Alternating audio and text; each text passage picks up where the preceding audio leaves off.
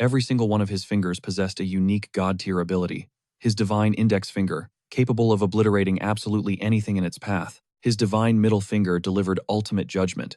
His divine ring finger radiated pure, miraculous healing. His title, the one true God. So how did he secure this ridiculously overpowered strength? By literally squashing bugs on a mobile game. It all kicked off on a perfectly normal day, when a seriously sketchy app randomly spawned on his phone screen. The second his thumb tapped the glowing treasure chest icon, it burst open with an epic flash. A system notification locked onto the screen. Welcome to the evil god creator. A digital ant casually crawled across the display, trailing a string of totally unreadable alien text. Instead of questioning his sanity like any normal dude, he just aggressively tap-spammed the screen to see what would happen. To his absolute shock, the tiny bug got instantly pulverized beneath his fingertip. A golden coin literally popped out of his screen, and the system coldly announced, "Target number 1 eliminated. You have acquired 1 divine coin. Congratulations. You are now 1 step closer to becoming the supreme evil god of absolute destruction." He just stared at the device in pure disbelief, wondering if he had just miraculously awakened as a hunter. Now, if this kind of crazy stuff happened 20 years ago, he would have checked himself straight into a mental ward without a second thought. But lucky for his sanity, the rules of reality had completely shifted. 2 decades prior, massive spatial rifts ripped across the globe, vomiting out an endless swarm of interdimensional nightmares. Humanity was pushed to the absolute brink of extinction, but the tides turned when certain humans triggered supernatural awakenings. The mana harvested from slaughtering these beasts became humanity's ultimate lifeline for survival. These awakened warriors were ranked from the god-tier double S class all the way down to the utter trash tier of rank G. Once the system assigned, your rank leveling up was basically impossible. Desperate to confirm his new reality, he practically sprinted to the Hunter Evaluation Center. The staff member hit him with a polite corporate smile and announced, "Congratulations, Mr. One, True God. You have officially awakened a skill constitution." His heart practically exploded from his chest. Epic fantasies hijacked his brain. He pictured himself as a legendary ranker, completely surrounded by adoring fanboys, and gorgeous people who would definitely ignore his awkward personality just for a taste of his clout. He desperately prayed to the heavens, "Just give me rank D. Hell, even rank F would be a total win. Literally anything but the absolute bottom." The machine let out a sharp beep. The clerk glanced at the monitor and delivered the brutal verdict. "You are rank G." The words slammed into him like a 10-ton truck. Rank G, the absolute rock bottom of the food chain. His combat power was literally no better than an average civilian. The clerk confirmed his uselessness with cold professionalism, asking if he still wanted to drop 28,001 just to register. He hesitated for a split second, but realized that without dungeon access paying, that ridiculous fee was basically setting his own wallet on fire. So he gave a hard pass and walked out. That night, he crashed at his apartment, completely exhausted and emotionally wrecked. Just as his eyes fluttered shut, his smartphone violently vibrated on the nightstand, jolting him wide awake. Furious and glaring at the screen, he snatched it up and started ruthlessly crushing digital ants, unleashing his inner rage like a lunatic god. Before he even realized it, physical divine coins were literally spilling all over his floor like loose change from a chaotic jackpot. When morning finally broke, the scattered loot had magically fused into a glowing stack. The system counter rocketed from 1 all the way to 100. The system chimed again. "Congratulations, nameless god. You have officially met the conditions to unlock the divine shop. Do you wish to proceed?" Without a single ounce of hesitation, he smashed the yes button. The access fee demanded exactly 100 coins, and he blew his entire stash in a heartbeat. The physical coins resting on his mattress vanished into thin air, proving this insane system was 100% real. But as the mystical storefront materialized, every single item was glitching in some bizarre alien script he could not even begin to decode. To make matters way worse, the price tags demanded a mind-numbing 1 billion coins each. He had literally spent the entire night mashing his screen like a madman, and only managed to farm a pathetic 300 coins. These galactic prices felt like a massive slap to the face. Suddenly, the shop window glitched and refreshed. The top-tier item mysteriously dropped to a bargain price of just 100 coins. Shrugging off the weirdness, he casually tapped purchase. A glowing notification popped up. "You have acquired the exclusive skill, Eye of the Blind God." He stared at the screen, totally dumbfounded. Blind God. What kind of trash-tier ability was that? How on earth was a blind eye supposed to help him? Karma answered him instantly. His entire world violently plunged into pitch-black darkness. His vision was completely wiped out. Absolute panic gripped his chest as he desperately fumbled around for his phone, only to ruthlessly slam his pinky toe into the corner of his desk. The agonizing pain made him screech like the universe was personally bullying him. But then, just as suddenly as the nightmare started, his sight snapped back. Shaking with adrenaline, he grabbed his device, only to realize the unreadable alien text was now perfectly clear in his mind. The shop was loaded with an endless arsenal of god-tier items. After scrolling through the insane loot, his eyes locked onto a universal growth skill, the Divine Index, finger that obliterates everything. He tapped the screen, locking in the purchase. Staring at his own finger in total disbelief, he wondered what the heck this so-called divine finger actually did. Right on cue, the AC behind him blasted to life. Pointing straight at it, he commanded, "All-crushing divine index finger." The machine instantly powered down. He aimed at his PC, and it booted up. Ultimately, the crushing truth hit him like a truck. His legendary god-tier skill was basically just a glorified universal remote. Realizing his supreme power was a total flop, he fell back on the one grind that actually brought him some peace: squashing ants. The black grunts popped under his finger, like literal bubble wrap, showering him in a sweet, endless loop of divine coins. But then a crimson ant spawned on the screen. The aura was totally different. Tap A, clean miss. Tap again. Another brutal whiff. No matter how fiercely he spammed his attacks, this crimson menace dodged every single strike. With infuriating perfection, it glided around like it could read the future, flexing godlike reflexes and a massive ego. Realizing he had just triggered a boss encounter, he started sweating, mashing the screen like a totally unhinged gamer. His finger cramped up, his sanity snapped, and that smug little pest actually managed to escape. Boiling with absolute rage, he unleashed his fury by absolutely massacring the low-level black ants. Right then, the system coldly flashed a prompt. Calculating his kill count had just crossed 800. He was merely 200 strikes away from unlocking the title of Evil God, but his mana and stamina were completely drained. He crash-landed onto his bed, instantly blacking out. Deep in his slumber, the system secretly triggered the Eye of the Blind, God awakening an exclusive hidden trait.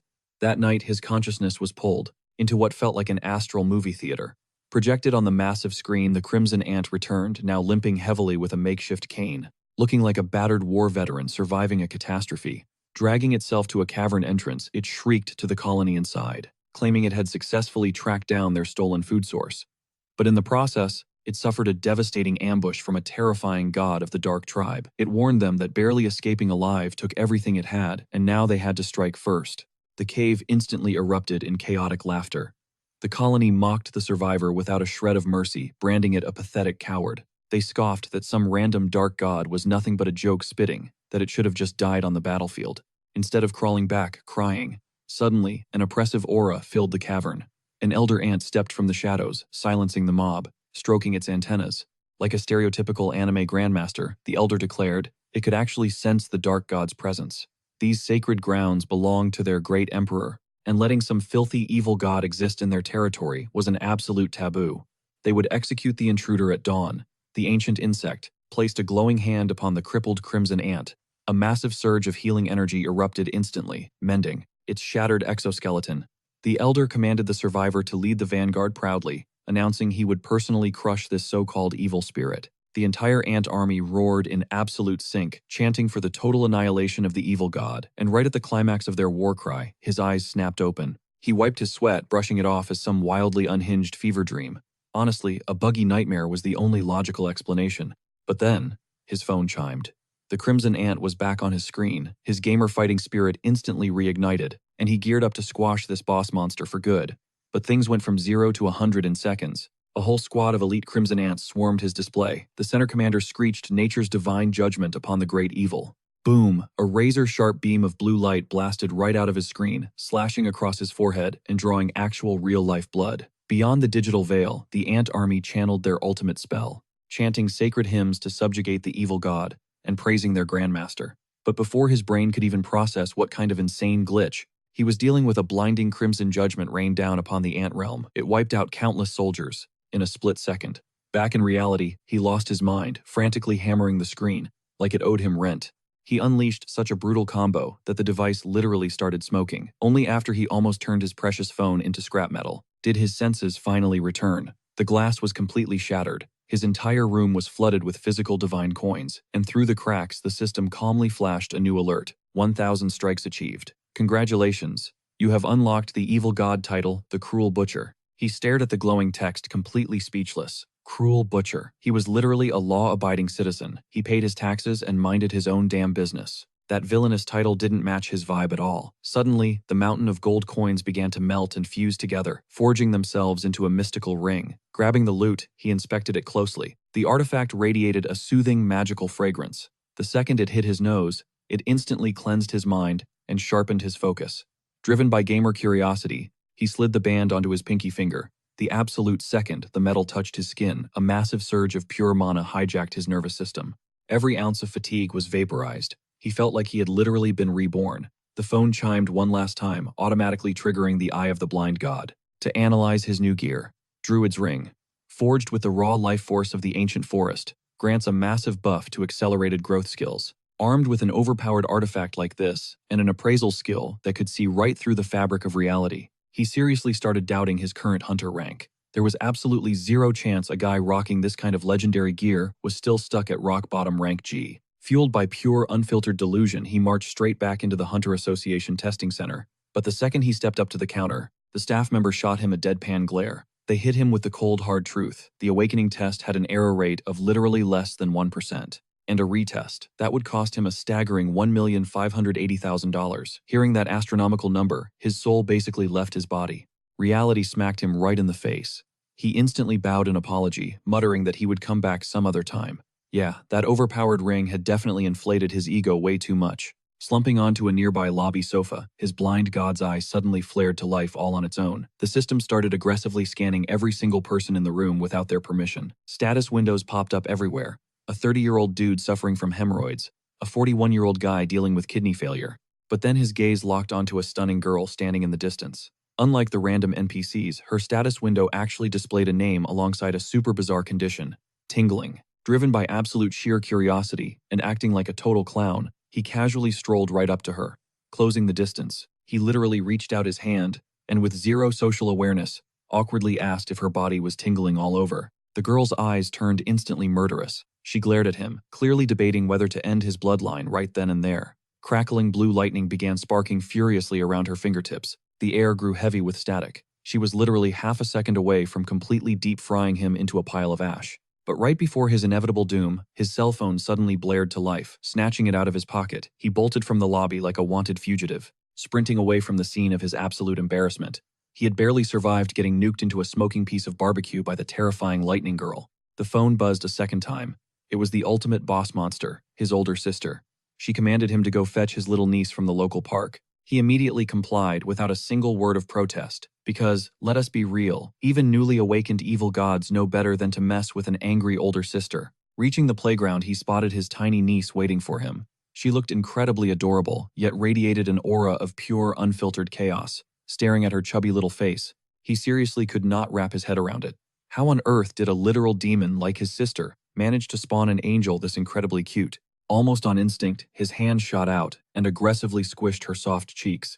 Big mistake. She instantly erupted like a tiny volcano, stomping her feet and screaming that she hated when he did that. He mentally braced himself. This apocalyptic tantrum was guaranteed to last for at least a solid hour. But right at that critical moment, the blind god's eye forced itself open once again. A glowing system screen materialized perfectly over the screaming toddler's head. Target Kai Shenyan. Current burning desire, a massive chocolate ice cream cone. Acting with military precision, he immediately offered to treat her to some sweet dessert. The deadly tantrum vanished into thin air, replaced instantly by a completely drooling mouth. World-ending crisis totally averted. The dynamic duo marched straight toward the nearest dessert shop. The shopkeeper welcomed them with a bright plastic smile.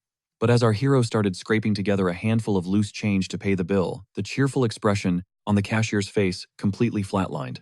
In absolute deafening silence, the worker began counting the pennies, with the heavy sigh of a man who severely regretted his entire life choices. Judging the poor guy fiercely, the clerk handed over a brutally pathetic, extremely undersized chocolate cone. Our main character glared at the tiny scoop, completely outraged by this blatant disrespect. And that is exactly when his newborn god complex decided to take over. Channeling aura into his divine index finger, he aimed directly at the soft-serve machine. The equipment absolutely glitched out, blasting an endless mountain of chocolate swirl. Spewing non-stop like a possessed magical artifact, his tiny niece immediately wrapped her arms around the towering cone, guarding it fiercely like a mythical dragon, hoarding legendary treasure, refusing to share even a single bite. He let out a deep sigh, completely accepting his tragic fate as the broke uncle.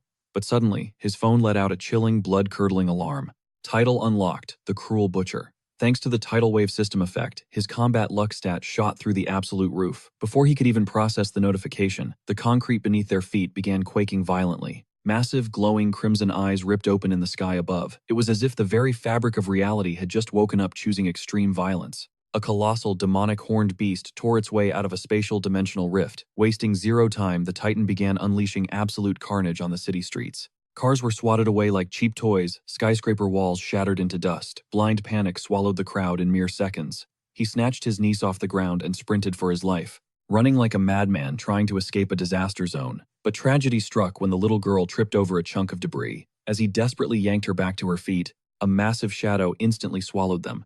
The beast was already towering right behind them. Unleashing a deafening roar, the monster lunged. Trapped with zero escape routes, he squeezed his eyes shut, bracing his fragile body for total merciless annihilation. But right then, a blinding flash of raw blue lightning sliced through the chaos. It was the same thunder-wielding girl from the testing center. She materialized out of thin air, smashing the Titan with a devastating high-voltage thunderstrike. Boom! But as the smoke cleared, the monster stood there, completely unfazed, without a single scratch. She unleashed another massive barrage of electricity, still absolute zero damage. She cursed fiercely under her breath, the horrible realization sinking in that she was completely outmatched. An A-rank dungeon break boss was simply on a whole different power scaling. Even as an elite B-rank hunter, her chances of survival were basically zero. Glancing back, she spotted him shielding the crying toddler. Without hesitating, she threw herself into the front line, screaming at them to run for their lives, while she acted as a human shield against the beast. But before the words even fully left her mouth, the abomination launched a lethal counterattack. Her monocore flickered wildly. She could not cast her defensive barrier in time. The Grim Reaper was literally staring her in the face. In that frozen fraction of a second, her mind shattered into pure chaos. Boiling rage, crushing regret, and an absolutely overpowering thirst for bloody vengeance flooded her entire consciousness. But right at that desperate, heart-stopping millisecond, a godly system voice echoed deep within his soul. Command, crush everything, divine index finger activate. An unfathomable, world-shaking power suddenly erupted through his very veins. Like a caged tempest finally breaking free, an overwhelming surge of pure energy unlike anything she had ever experienced coursed through her very veins. She unleashed a devastating electrical storm, violently tearing the battlefield to shreds. When the smoke finally cleared, the monstrous beast was completely crushed. The surviving crowd erupted into deafening cheers, crowning her the Empress of Thunder, but she just stared down at her trembling hands in absolute shock, completely unable to process her own sudden awakening. Still struggling to wrap his head around the sheer chaos our main character approached with his niece offering his deepest gratitude for the life-saving rescue. The newly awakened Empress simply waved it off, just incredibly relieved they survived. Later, that very night, he stood completely alone on an overpass, the traumatic memories replaying on an endless loop. That horrific beast did not just spawn out of thin air. It was hunting him down, hungering for his divine aura. A sudden glow from his smartphone confirmed his darkest suspicions. Trial successfully cleared. Cruel Butcher, rank leveled up. Reward unlocked. Evil God skills can now be acquired without spending a single coin. This apocalyptic nightmare all linked back to one literal thing, this cursed phone. He honestly wanted to chuck the device straight into the roaring ocean. But before he could yeet it, a fresh notification flashed across the screen, glowing with otherworldly runes.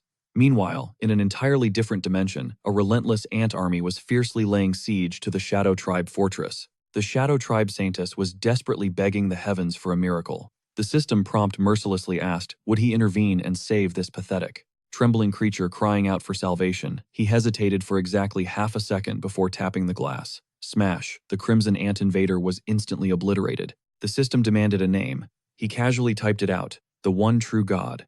Overwhelmed by absolute awe, the Saintess swore eternal loyalty on the spot. A golden title suddenly materialized. Good God title unlocked, benevolent savior. Now holding both the ultimate holy and demonic titles, his moral alignment instantly shifted from evil to perfectly neutral. As a completion reward, a massive bounty of 100,000 divine coins dropped into his inventory. Grinning like a total madman, he practically sprinted into the divine shop interface and immediately purchased a bottle of the Growth God Protection Elixir. After running a quick scan and realizing its horribly suspicious origins, he just shrugged and chugged the whole thing anyway. Then he downed another. At first silence, but then his vision completely blacked out and he hit the floor hard. When his senses finally booted back up, he found himself crashed on his own bed, his entire body buzzing with insanely revitalized energy. Despite completely passing out like a drunken deity, the smartphone lit up the darkness aggressively, pinging with an update. Thanks to a massive spike in his synchronization rate with the evil god creator, multiple core systems had just been massively upgraded. But before his brain could even process those patch notes, something small brushed against his hand. He glanced down, and his blood ran ice cold. His entire bed was completely swarming with ants. Not digital bugs, not an illusion, but literal physical insects swarming all over his perfectly clean sheets. Acting as if he had personally declared war on the entire insect kingdom. Full on panicking, he bolted from the mattress and yanked at the bedroom door. Locked tight. The terrifying swarm snapped their jaws wide open and launched an all-out biting assault, sharp stinging waves of agony, stacked up rapidly, making him hop around the room like an absolute clown performing some cursed demonic dance. He frantically sprinted toward the window, completely forgetting he lived on the 3rd floor. He tried to violently tackle the glass only to bounce off and crash right back onto the floor. Pure, suffocating dread. Set in quickly replaced by blazing fury. He instantly activated his divine index finger skill, viciously crushing dozens of the tiny attackers into dust. But then the surviving ants calmly drew actual miniature bows and arrows. Are you kidding me? A literal medieval siege in his bedroom. The tiny arrows rained down like a deadly storm. His body was ruthlessly punctured over and over again until just breathing felt like inhaling pure fire. As his vision started fading to black, his eyes locked onto his ultimate trump card, a casual can of bug spray sitting on the desk. Pushing past his limits, he grabbed a cheap lighter and ignited the toxic spray. A massive fireball erupted instantly, incinerating the entire miniature army into crispy ash. This, he proudly realized, was the true devastating power of a god. Unfortunately, it was also the supreme power of an idiot. His entire room caught on fire instantly, and his battered body completely refused to move an inch. As suffocating black smoke filled the air, the cursed system popped up with one more flashing notification. Alert, a high-tier evil god is generously offering you a mysterious gift. Warning, accepting this may permanently lock your moral alignment to evil. Desperate, he slammed the accept button without a single second of hesitation. At first, dead silence. Then the system coldly announced that shattered fragments of power from the silent crawling nightmares were aggressively overwriting his current skill tree. Absolute panic gripped his soul. His divine index finger skill was completely jammed. Right as he was about to get roasted alive like a total noob, the glass window violently exploded inward. A blinding bolt of lightning tore through the inferno. The Lightning Empress dramatically reappeared, snatching him from the jaws of death just seconds before the raging flames swallowed the entire apartment whole. He eventually jolted awake in a sterile hospital bed. His sassy niece immediately demanded solid proof of his identity, forcing him to painfully utter an incredibly humiliating secret password. But before he could even process that critical emotional damage, his terrifying older sister violently breached the room, absolutely screaming at him for calling her a chubby auntie in his sleep. Before he could even formulate a proper apology, an extravagant flower basket mysteriously spawned right at his hospital door. Meanwhile, heavily cloaked in shadows on a nearby rooftop, the Lightning Empress was intensely stalking his window, still struggling to accept the insane reality of their fates. Fast forward to his full recovery, he quickly realized the surviving ants were still trolling him in the most deeply disrespectful ways imaginable. Suddenly, a golden notification popped up. The Ant Saintess and her fanatical followers were desperately offering up a divine tribute. He hit accept, and a blindingly radiant gemstone materialized in his palm, the legendary fruit of the world tree. He choked down the item, and instant regret hit him like a literal truck. It tasted exactly like toxic sludge, left marinating in a public restroom for 80 years. But then a blazing warmth surged through his veins, wiping away every single injury. System alert. A brand new divine function had just unlocked. Divine grace. Wondering what his tiny subjects might actually crave, his gaze locked onto a massive bag of sugar nearby. He ripped it open, letting the sweet crystals cascade down. To the microscopic ant realm below, it was a literal miracle falling from the heavens. The results were absolute madness. Severed limbs regenerated in real time, and their battle morale instantly skyrocketed through the roof. Ping. His phone screen lit up.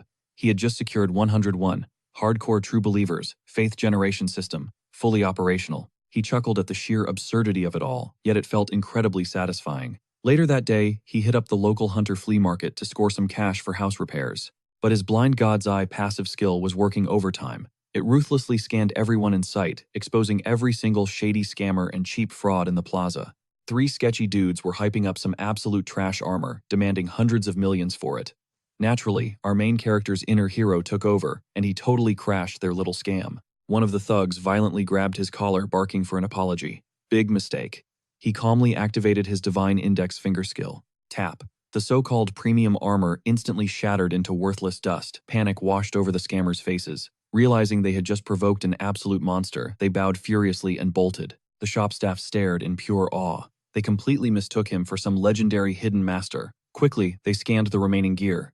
The magical energy reading capped out at D rank. He casually snatched the item back. Suddenly, the blind god's eye whispered a prompt. Hand this over to Spark nearby. And no, not Spark from the game, Clash Royale. The real Spark was actually lurking nearby in the shadows. He caught himself slipping. Wait, am I giving off major stalker vibes right now? Blushing like an absolute amateur, he awkwardly marched right up to her. He shoved the ring into her palm and blurted out, "Just take it, it will definitely help you." And then he literally sprinted away. Spark just stood there completely and utterly bewildered. Fast forward to the Hunter Testing Center, where researchers were staring at their monitors in pure disbelief. Her mana output just hit 7,000. That was top tier even for A-rank awakeners. Spark stared at her trembling hands. That random ring had effortlessly skyrocketed her entire power level. Elite S-rank hunters in the room actually started clapping, but her older sister Shang Yang just sneered. "Do not get cocky, Xiaomi. You barely moved up one pathetic tier. If you are chasing some foolish revenge, I will never forgive you." Spark's eyes darkened as she thought to herself, "Sorry, sister, but that is one rule I am going to break. As long as that mysterious guy helps me shatter my limits, vengeance is absolutely mine." Cut back to our main character, who was dead asleep, trapped in a bizarre dream facing the terrifying Ant Emperor. The monstrous ruler issued a chilling command. General Kamakura was to lead 5 million insect soldiers to crush the protagonist. The giant general bowed low. "Your will is my command." He jolted awake, drenched in a cold sweat. Oh crap, that was definitely a prophetic vision. Last time he faced 100,000 bugs. Now the horde was 50 times more massive. His system interface flashed ominously. 3 days until total invasion. And because his luck was absolute trash, the silent nightmare entity reached out again, demanding fresh human sacrifices. He slammed the block button without a second thought. But then, his blind god's eye forcefully projected a hologram of General Kamakura. The colossal insect coldly promised to sever his head from his shoulders. Desperate, he tried using his appraisal skill on his own body. After nearly blinding himself from the strain, the brutal status window popped up, fragile and severely timid. He cursed his pathetic stats. Slumping onto his bed, he reviewed his arsenal. He had traded for some essential survival gear, hoping his great fire skill would combo perfectly with the divine index finger. Reality check. The combo produced a spark weaker than a cheap gas station lighter. He groaned in frustration. What a massive fail. He really should have trashed that skill. But then a literal light bulb went off. He remembered his God of Growth protection buff. Without hesitation, he chugged down 200 potion vials back to back. System notification. His synchronization rate with the evil creator spiked to 10%. Riding the massive power rush, he relentlessly upgraded his blade 20 times over. Completely drained of mana, he instantly passed out hard on his desk. Meanwhile, Spark had picked up some thoughtful little gifts, hoping to ignite a real connection with her mysterious savior. She nervously stood at his front door and rang the bell. Dead silence. Then she noticed the lock was completely busted, and the door was slightly ajar. Pushing it open with extreme caution, she called his name. But the entire apartment was totally deserted, because right at that very moment, our hero was tied up as a hostage in some sketchy, abandoned warehouse. But thanks to his insane potion binge the night before, he was literally still snoring. The dude was completely checked out, floating peacefully in an ocean of sweet dreams while actively being kidnapped. His 3 brutal abductors just stared at him in pure confusion.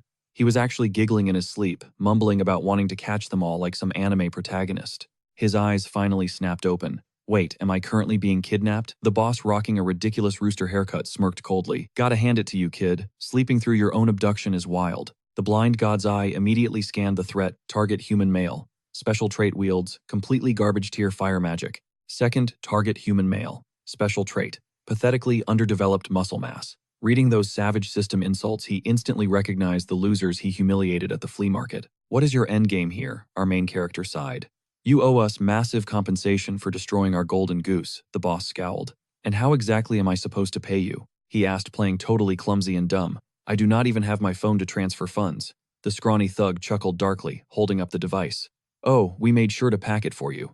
Red alert. His eye skill screamed a warning. The terrifying insect horde was exactly 20 meters away. Panic seized his heart. He shrieked desperately. It wants to catch me. Drop the phone right now. But time had already run out. A terrifying black tide of monsters erupted straight from the screen. They completely swarmed the scrawny thug in a millisecond. In one single horrifying second, the man was erased from existence. The boss and his remaining lackey froze in absolute terror. Trembling with rage, the leader turned his murderous glare toward our hero. You freak! You are a bug tamer! He roared. The surviving lackey desperately summoned a blazing fireball. He hurled it directly into the churning insect swarm, scorching the front line to ash. Our main character watched the flames intently. Wait, the system said his magic was garbage tier, but the boss joined in, unleashing a firestorm that actually incinerated the deadly wave. Panting heavily, the leader locked eyes with our captive protagonist. You are going to pay in blood for my fallen crew member. Pure bloodlust radiated from the boss. The protagonist's muscles coiled tight. The real survival game had just begun. It was game over. But out of nowhere, the boss straight up faceplants. A stray rock smashes his skull, sending crimson splashing everywhere.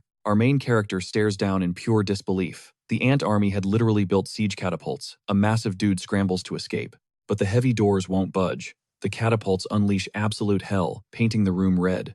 Panic completely takes over our guy's mind. Not even. Those massive flames could wipe out this swarm. Is he actually going to make it out alive? If he knew they were this overpowered, he would have trashed that cursed phone on day one. The ant general sneers with pure malice. Evil god, your pathetic minions are wiped out. I will slaughter you right here and feed your corpse to Her Majesty. Suddenly, his phone buzzes. The glowing screen flashes, activating minor miracle. Boom, lightning strikes from the heavens, vaporizing countless ants into literal ash. Spark descends from the sky like an absolute boss, and relief washes over him. But the ant general seethes with pure rage, completely disgusted by this disrespect toward the Emperor's army. To think this guy won't even lift a finger yet commands a subordinate. With this much insane power, this so-called evil god is truly a supreme being, possessing enough raw strength to crush the entire empire. Ripping off his heavy armor, the general roars out, I, Kamakuri, may meet my end today, but I'm dragging your elite minion down to hell with me. Spark unleashes a massive wave of high-voltage electricity. Meanwhile, our clueless main character just stands in the back, flashing a goofy grin, totally blind to the massive death flag waving above them. The ant general starts chanting, 1,000 blades that sever reality itself. I am your humble servant, grant me your destructive. Might I sacrifice my entire squad to you? His loyal troops scream out in sheer terror, begging their commander to spare them. But without a second thought, the ant general ruthlessly decapitates his remaining soldiers in one brutal sweep. Spark and our guy are left completely speechless. Having absorbed his own crew, the ant general radiates a suffocating boss-level aura. The blind God's Eye system instantly triggers Kamakuri female ant special warning. The Imperial General is plotting to slice off Spark's head with 1,000 cursed blades. But before our hero can even process the warning, the general launches herself through the air, zeroing in. On Spark, she instantly fires up her lightning aura. But the general literally slices the lightning bolt in half, charging at Spark with unstoppable momentum. The lethal blade flashes. Spark collapses into a terrifying pool of crimson. Pure, unfiltered rage takes over the main character's mind. These absolutely trash-tier ants. She saved my life. 3 separate times. Suddenly, a glowing system prompt pops up. You can use divine power to rewrite a mortal's destiny. This action requires 100 divine coins. He smashes the confirm button without a second thought. A brilliant golden light erupts from his eyes, channeling divine energy. To shatter the flow of time and alter fate, he rewinds reality back to the exact split second before the general slices the lightning. The general charges forward with terrifying, crushing force. Spark freezes, totally unable to react, bracing herself for the end. But suddenly, the chains binding our hero shatter completely. He violently steps forward and yanks Spark out of harm's way. He glares at the ant general with bone-chilling killer intent. Watching this savage display of power, Spark is convinced he's an absolute legendary master. Our guy screams out, "You're nothing but a worthless bug." He throws up a single finger, ultimate judgment. Divine middle finger, boom. The ant general is completely wiped from existence by the blast. Our guy just stands there looking cold and collected. While Spark stares at him in pure awe, he casually picks up a tiny blade, wondering out loud what kind of loot this is. But a split second later, he drops it like a hot potato, because it's literally burning his hand. She rips off her helmet, eyes sparkling with absolute hype, and asks if he's the legendary hermit. Without warning, she drops to her knees and desperately begs him to take her as his ultimate disciple. Looking totally dumbfounded, he stammers that he's just a bottom-tier trash-rank hunter. He basically admits the system hard-carried him against the boss, meaning he has 0 actual skills to teach her. But Spark simply refuses to take no for an answer, even as he watches. His show's in complete silence. Spark just sits right beside him, locked onto the screen. Completely speechless, he asks how long she plans on crashing at his place. Spark stubbornly declares she isn't leaving until he officially makes her his student. Totally sweating bullets, he tries explaining again that he's literally an E-rank scrub. Spark fires back, claiming that just equipping the ring he gifted her boosted her stats through the roof, since he blessed her with such an overpowered item. She's determined to pay off her massive life debt. Right after that, Spark starts hauling heavy bags of cement, kicking off a massive DIY home renovation. In record time, his rundown, trashy bedroom is transformed into a literal luxury suite, thanks to her crazy grind. Right after enjoying the upgrade, he figures it's time to grab some grub with his new roommate. But suddenly, an urgent emergency alert blares from her comms. Spark sighs, saying dinner will have to wait. She locks her helmet into place and gears up for battle. Before she takes off, he tosses her a rare consumable, the Growth God's protection bottle, for an extra stat buff. Bowing in deep gratitude, Spark launches herself into the sky. Just a little while later, he rolls up to a local diner to grab a bite. Breaking news flashes across the screen. The panicked anchor confirms that an S-rank Calamity-class monster, the troll, has breached the perimeter. Thank God a solo hunter arrived just in time to hold the line while civilians evacuate. But just surviving against this beast is pushing her absolute limits. The absolute madman holding off the Drake alone is none other than the B-rank powerhouse Thunder Empress. Meanwhile, on the battlefield, after tossing a civilian to safety, Spark holds her ground to cover the mass retreat. Staring down an apocalyptic S-rank threat, even our Lightning Queen is sweating bullets. But there's zero time to hesitate. The monster's lethal strike is already tearing through the air. Spark leaps up, pushing her lightning core to maximum overdrive. She knows this clash might actually kill her. The massive Drake suddenly stops moving. The field reporter screams into the mic, the B-rank hunter Thunder Empress just totally soloed the boss. The crowd erupted into deafening cheers. Spark let out a victorious breath, fully believing she had just crushed that S-rank monstrosity. But victory was an illusion. A massive tentacle whipped out of nowhere, slamming into her and sending her flying like a ragdoll. The devastating impact instantly shattered her combat aura. As her vision blurred, her desperate eyes locked onto the God of Growth's protection potion, resting right beside her. While the horrific beast rampaged straight toward the defenseless crowd, Spark didn't hesitate. She chugged the mysterious elixir down to the last drop. Boom! Her vitality skyrocketed back to absolute peak condition. Crackling blue lightning surged through her veins, radiating a destructive energy that could vaporize mountains. With a fierce battle cry, she unleashed 1 billion volts of pure, unadulterated fury. The catastrophic blast completely obliterated the S-rank nightmare into cosmic dust. Soon after, the dust settled, news crews swarmed her. Flashing a radiant smile at the cameras, she proudly credited her epic victory to the miraculous potion gifted by her mysterious master. That viral clip smashed 2 million views in record time. Yet this newly crowned superstar was currently slurping cheap instant noodles right inside our main character's humble living room. He gently suggested she head back before her family started panicking. The room grew heavy as Spark's vibrant smile vanished bitterly, whispering that she had absolutely no one left to wait for her. Trying to lighten the mood, he reassured her that any parent would be losing their minds over such a gorgeous daughter. But her eyes darkened with sorrow as she revealed the tragic truth. Her parents perished in the catastrophic incident, caused by the abyss-fallen dragon. That legendary apocalyptic beast was a nightmare made of scales and hellfire. Humanity had to sacrifice millions of brave souls just to finally bring it down. Realization struck him like a physical blow, and he awkwardly covered his mouth in deep regret. To make up for prying into her painful past, he quickly slid his own bowl of black bean noodles over to her. Her sorrow melted away into a heartwarming sunlit smile. Right on cue, a glowing system prompt flashed across his phone screen. Ding Target's affection and absolute trust metrics have reached the maximum threshold. The system notification continued, with a game-changing twist. If the target verbally confirms the sacred keyword, the divine faith sequence will officially awaken. The required activation phrase was incredibly cringe. Believe in the one true God. Our guy cringed hard internally, screaming that this was a hardcore survival system, not some cheesy dating sim. But then his gamer instincts kicked in. Unlocking this faith system would literally print divine coins for him exactly like it did with that overpowering saint from before. With the terrifying Ant Legion plotting their next invasion in the shadows, he desperately needed every single upgrade he could get.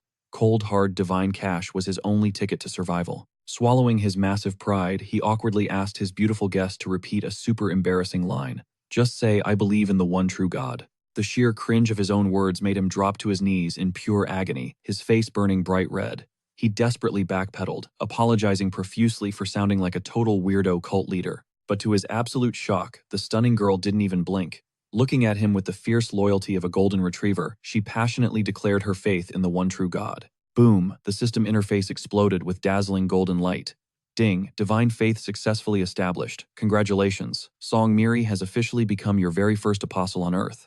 A legendary new feature unlocked, the skill-sharing authority. He now had direct access to his followers' insane abilities, but instead of cheering, he threw a massive fit, screaming that this trash-tier game scammed him out of his precious divine coins, threatening to rage, quit, and delete the app on the spot. As Spark tilted her head in pure confusion, an ominous spatial rift violently ripped open right behind her back. A bizarre delegation of mutated ants marched out of the void, nervously lugging heavy treasure chests.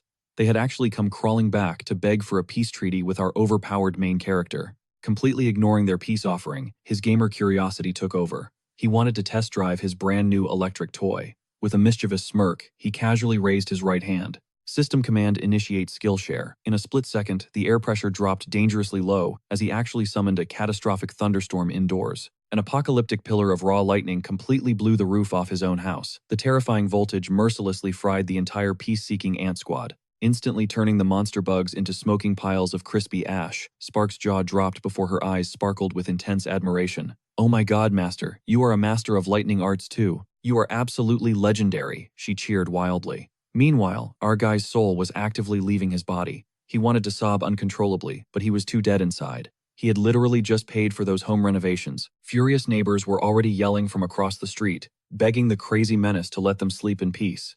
Meanwhile, deep within the nightmarish abyss of the monster realm, the monstrous ant emperor received the devastating news. His peaceful diplomats were brutally roasted, consumed by absolute fury. The monstrous tyrant immediately deployed his deadliest elite vanguard for all-out war. The monstrous king swore a blood oath to erase our main character from existence. Back in the human world, our guy was casually supervising Spark's brutal training routine.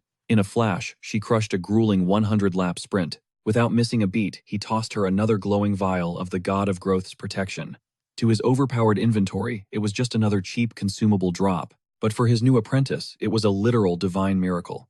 Since he officially claimed her as his disciple, he felt obligated to buff her stats, even if spamming cheat potions was his only real mentoring strategy. Panting heavily, she fiercely demanded her next impossible task. He lazily told her to hit the squats. While she suffered, a genius idea struck him. It was time to scan her hidden potential using the mythical Eye of the Blind God. He figured scanning her stats would give him a solid cheat sheet for her leveling path. Activating the ancient ocular skill, his vision pierced straight through her physical form. Ding, warning, consciousness has breached the target's deepest spiritual domain. In a blink, his soul was aggressively pulled into an unimaginably vast, desolate mindscape.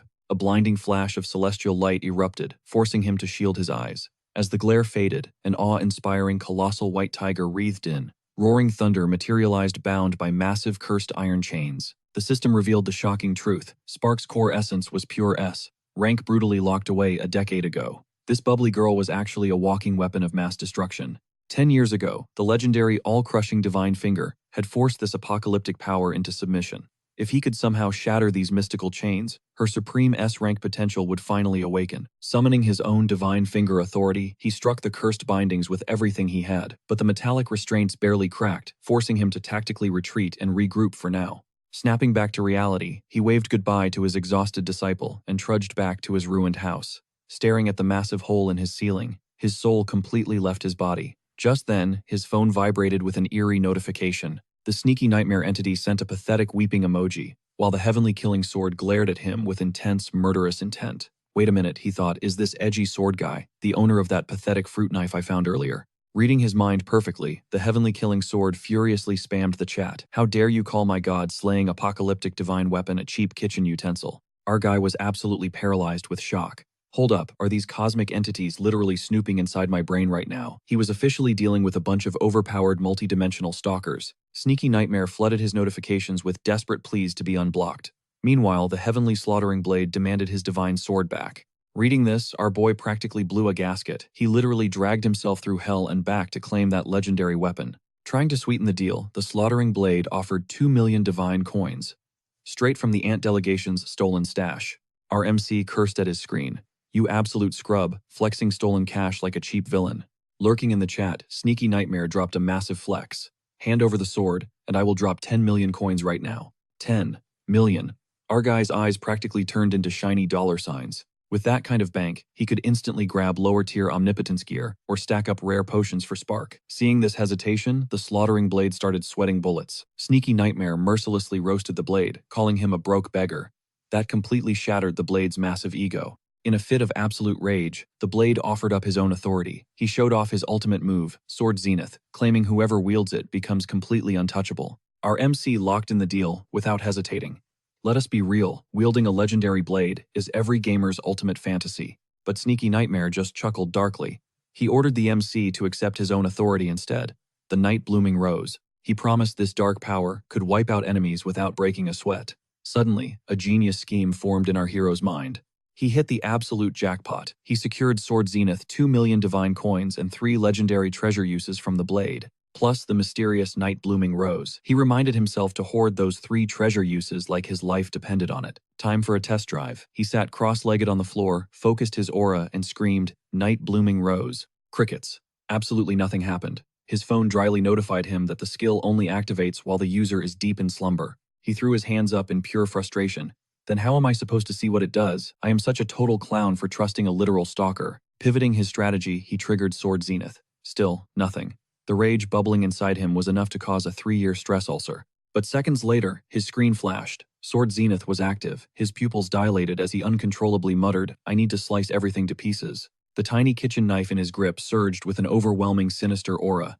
He compulsively licked the blade and bolted toward the restaurant next door. Like a man possessed by a culinary demon, he spent the entire night frantically chopping 100,000 green onions with terrifying precision. He dragged himself home the next morning, totally wiped out. What kind of garbage ability hijacks my body like that? At least nobody got hurt. He crashed onto his bed and blacked out. But under the moonlight, an insect army swarmed his roof. Spotting their sleeping target, they closed in for the kill. Suddenly, a spectral rose burst from his chest. Its petals peeled back to reveal a monstrous maw swallowing the entire front line in one sickening crunch. The mosquito mother gasped in pure terror. "The nightmare flower," she shrieked. The ancient horror from 3,000 years ago. It was the very entity that wiped out 90% of the continent. Known as the god of sinful calamity, the ultimate enforcer of sneaky nightmare.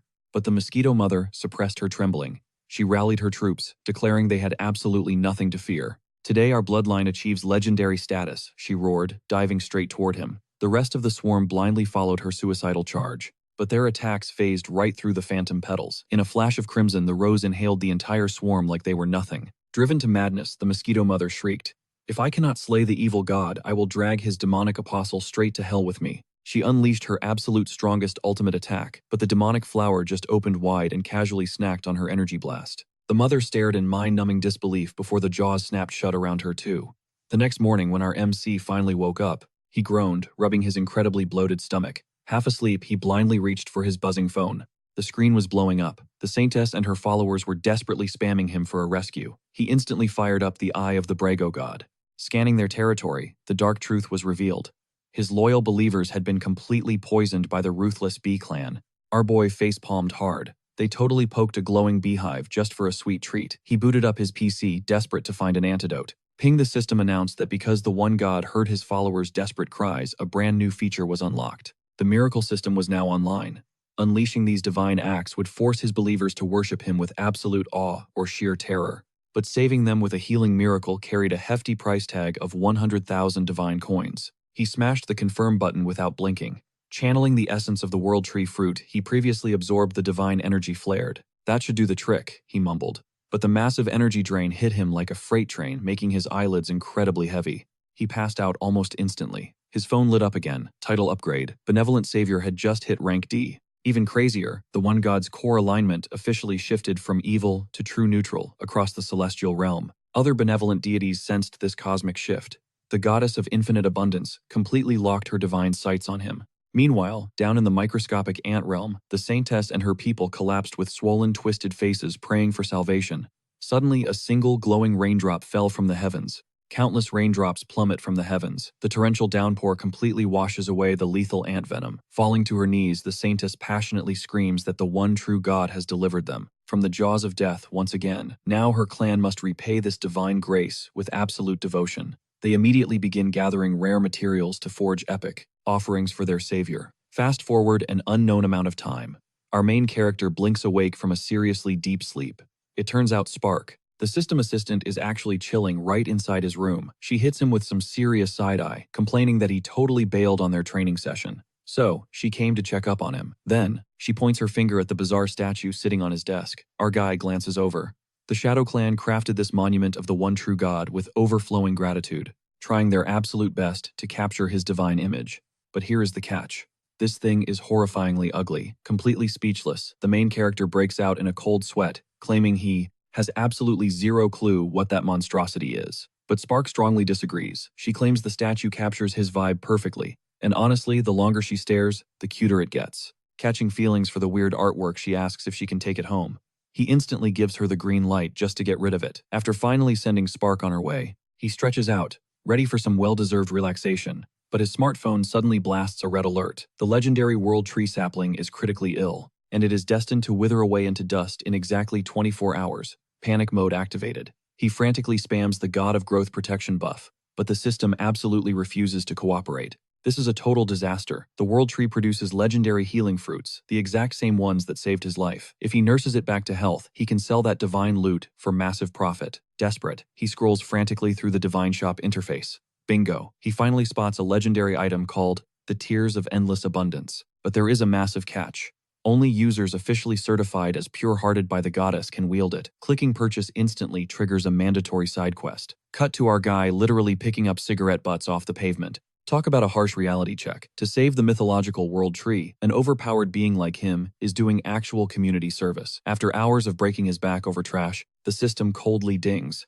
His goodwill meter only crept up by a pathetic 10%. He still needs a grinding 90% to clear this nightmare quest. Out of nowhere, a gruff voice demands to know what he is doing on their turf. The main character spins around. He locks eyes with an absolute unit of a homeless man bulging with intimidating muscles. Survival instincts kick in. He remembers hearing about intense territorial wars on these streets. Moving at the speed of light, he pulls out a crisp $1 bill and offers it up as tribute. But the muscle-bound man absolutely loses his mind. He furiously roars, asking how a brat dares to throw pity money at the great Choi Gon-san. Wait, did he just say Choi Gon-san? The gears turn in our guy's head. That is the legendary S-rank hunter, who literally started from the bottom as a street sweeper. He swiftly snatches the dollar back, deadpanning that he will gladly keep it. Glancing at his system screen, he feels incredibly robbed.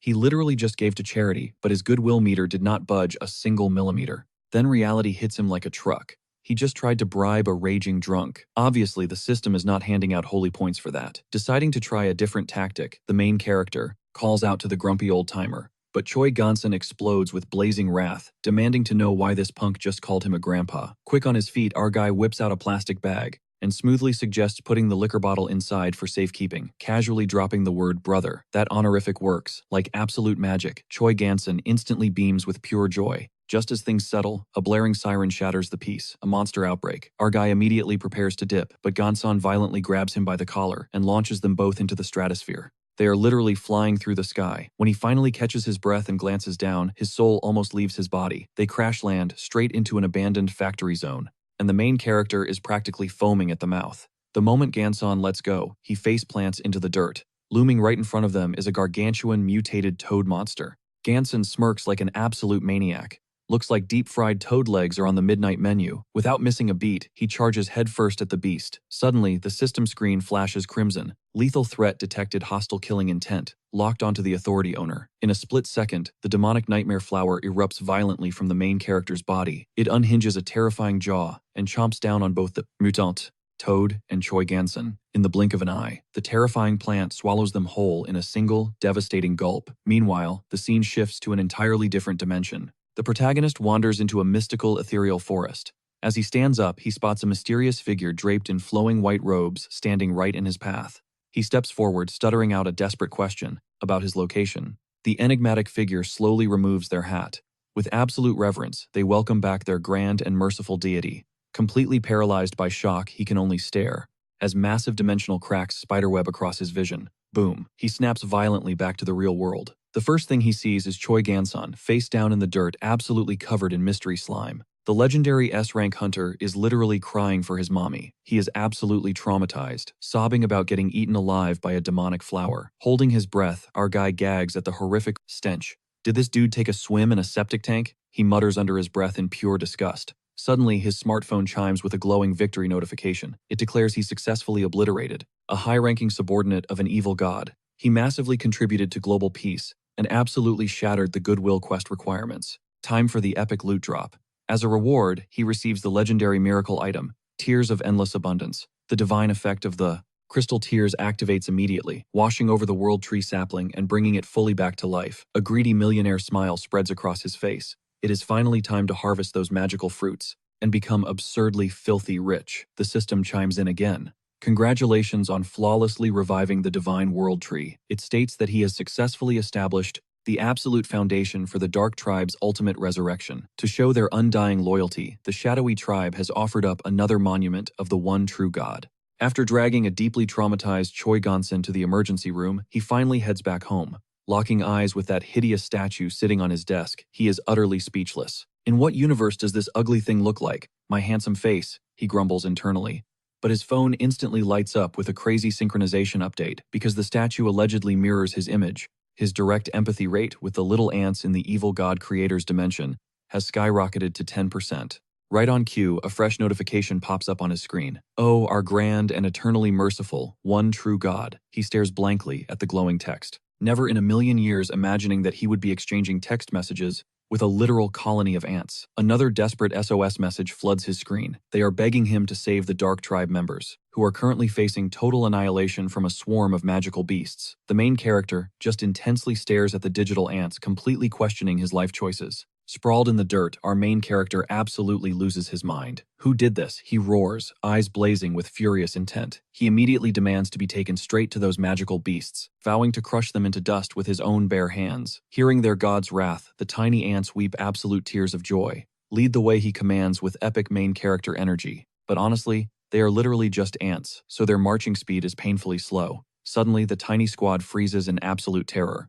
He zooms in with his smartphone camera, squinting to see the legendary threat looming up ahead. But the truth hits him like a freight train. It is not a magical beast at all. It is a massive, skin-crawling swarm of mutant cockroaches. All that fake bravery instantly vanishes. Our fearless god violently spins on his heel and sprints away at lightning speed. Watching their supreme deity dip out the guide, ants spiral into total panic, desperately scrambling to outrun the giant roach army. But amidst the chaos, the holy ant stands her ground. Do not falter, she preaches to her trembling followers.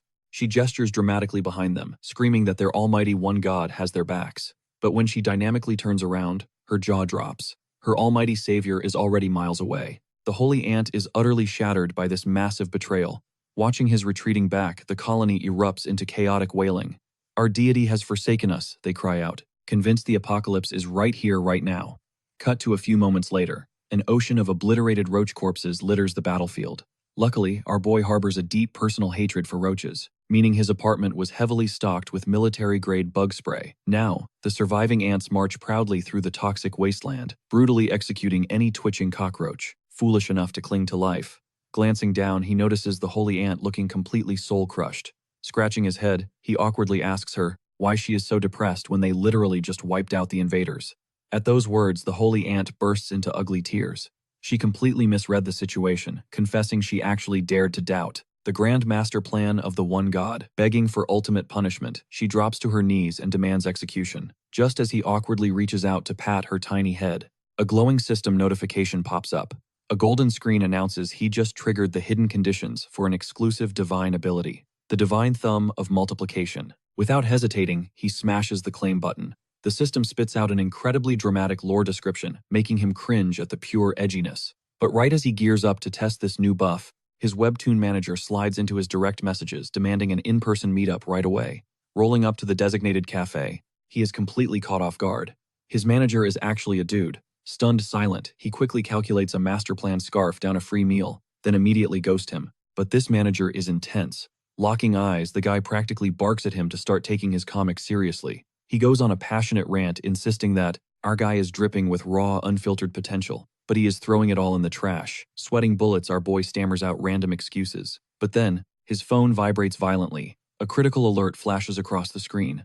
The Shadow Tribe is under attack by another wave of vicious beasts. The system prompts him, asking if he wants to multiply his ant army to obliterate the threat. Duh. He instantly taps the multiply button, but catching him glued to his screen, the manager snaps. Are you seriously gaming right now? Pushed to the limit, the manager jumps up and delivers a soul-shaking slap right to his face. Meanwhile, back in the microscopic realm, the Ant Legion locks into a deadly battle formation. Perched atop a towering monument, the holy ant raises her arms to the heavens. Witness the glory, she screeches. The supreme, one god, shall rain down absolute destruction upon our enemies. And just like that, another victory alert pops up on his cracked screen. He successfully annihilated the god of destruction's beast, bagging a jaw-dropping 300 million divine coins. Fast forward to the present, he is painfully dragging his feet down a deserted alleyway. He barely survived that awkward cafe brawl with his dignity intact. Suddenly, a golden VIP notification shines. The celestial entity, Endless Abundance, has offered full sponsorship. Thanks to achieving the legendary Benevolent Savior rank, he is granted VIP access to pick literally any overpowered skill in the entire system catalog,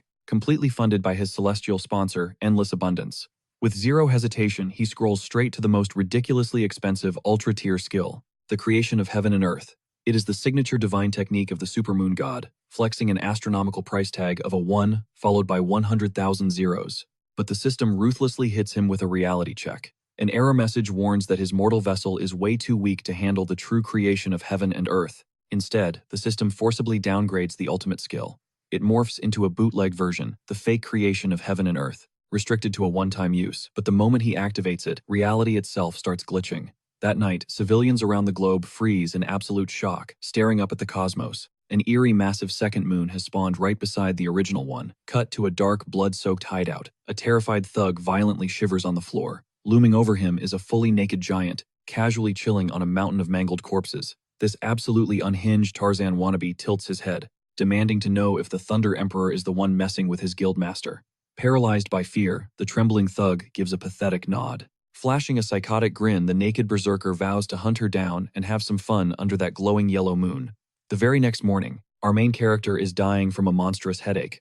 Slumping on the concrete stairs, he supervises Spark's brutal training arc. Pushing past her limits, Spark easily crushes 500 laps. In a mind-blowing 5 minutes flat, barely letting her breathe, he barks an order to hold a plank position so he can safely dive back into her spiritual mindscape. Do not move a single muscle, he warns her with a dead serious gaze. Then he fires up the legendary Eye of the Blind God. In a flash of blinding light, his consciousness is violently pulled back into Spark's soul realm. But this time, the atmosphere is totally different. The colossal Thunder Tiger is no longer leaking murderous intent. Channeling his aura into the divine index finger, our boy goes to work shattering the mystical chains binding the beast. Even though several heavy shackles remain, the magical restrictions are already crumbling away. Overjoyed, the massive Thunder Tiger leans in and affectionately licks his face like a giant golden retriever. Popping back into the physical world, he immediately commands Spark to unleash her aura, testing if their spiritual grinding actually paid off. Boom, the destructive energy output completely shatters his expectations. Spark's eyes shine with absolute hype. This insane training is actually making me a monster, she cheers. Riding that adrenaline rush, she blasts off like a rocket to crush 200 more laps. Meanwhile, our boy's smartphone vibrates again, dropping yet another game-changing system alert. Saintess Tess begs for a proper title. He thinks it over for a second, calling her Saintess Tess forever. Yeah, that just would not vibe right for a supreme being. From that exact moment on, she is reborn as Little White. The second the name drops, her eyes well up with absolute devotion, sobbing tears of pure, unadulterated joy. Instantly, the rest of the swarm swarms him, begging the heavens for their own epic titles, but manually naming hundreds of bugs one by one. Bro, nobody has time for that grind. So he hits them with the most basic labels possible. Number 1, number 2, number 3, and so on.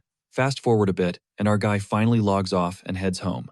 His phone suddenly lights up with a massive system notification. The ant swarm just evolved into the mighty Formica tribe, all thanks to the divine blessing of the one god's naming, and the hardcore experience points they grinded from hunting savage beasts.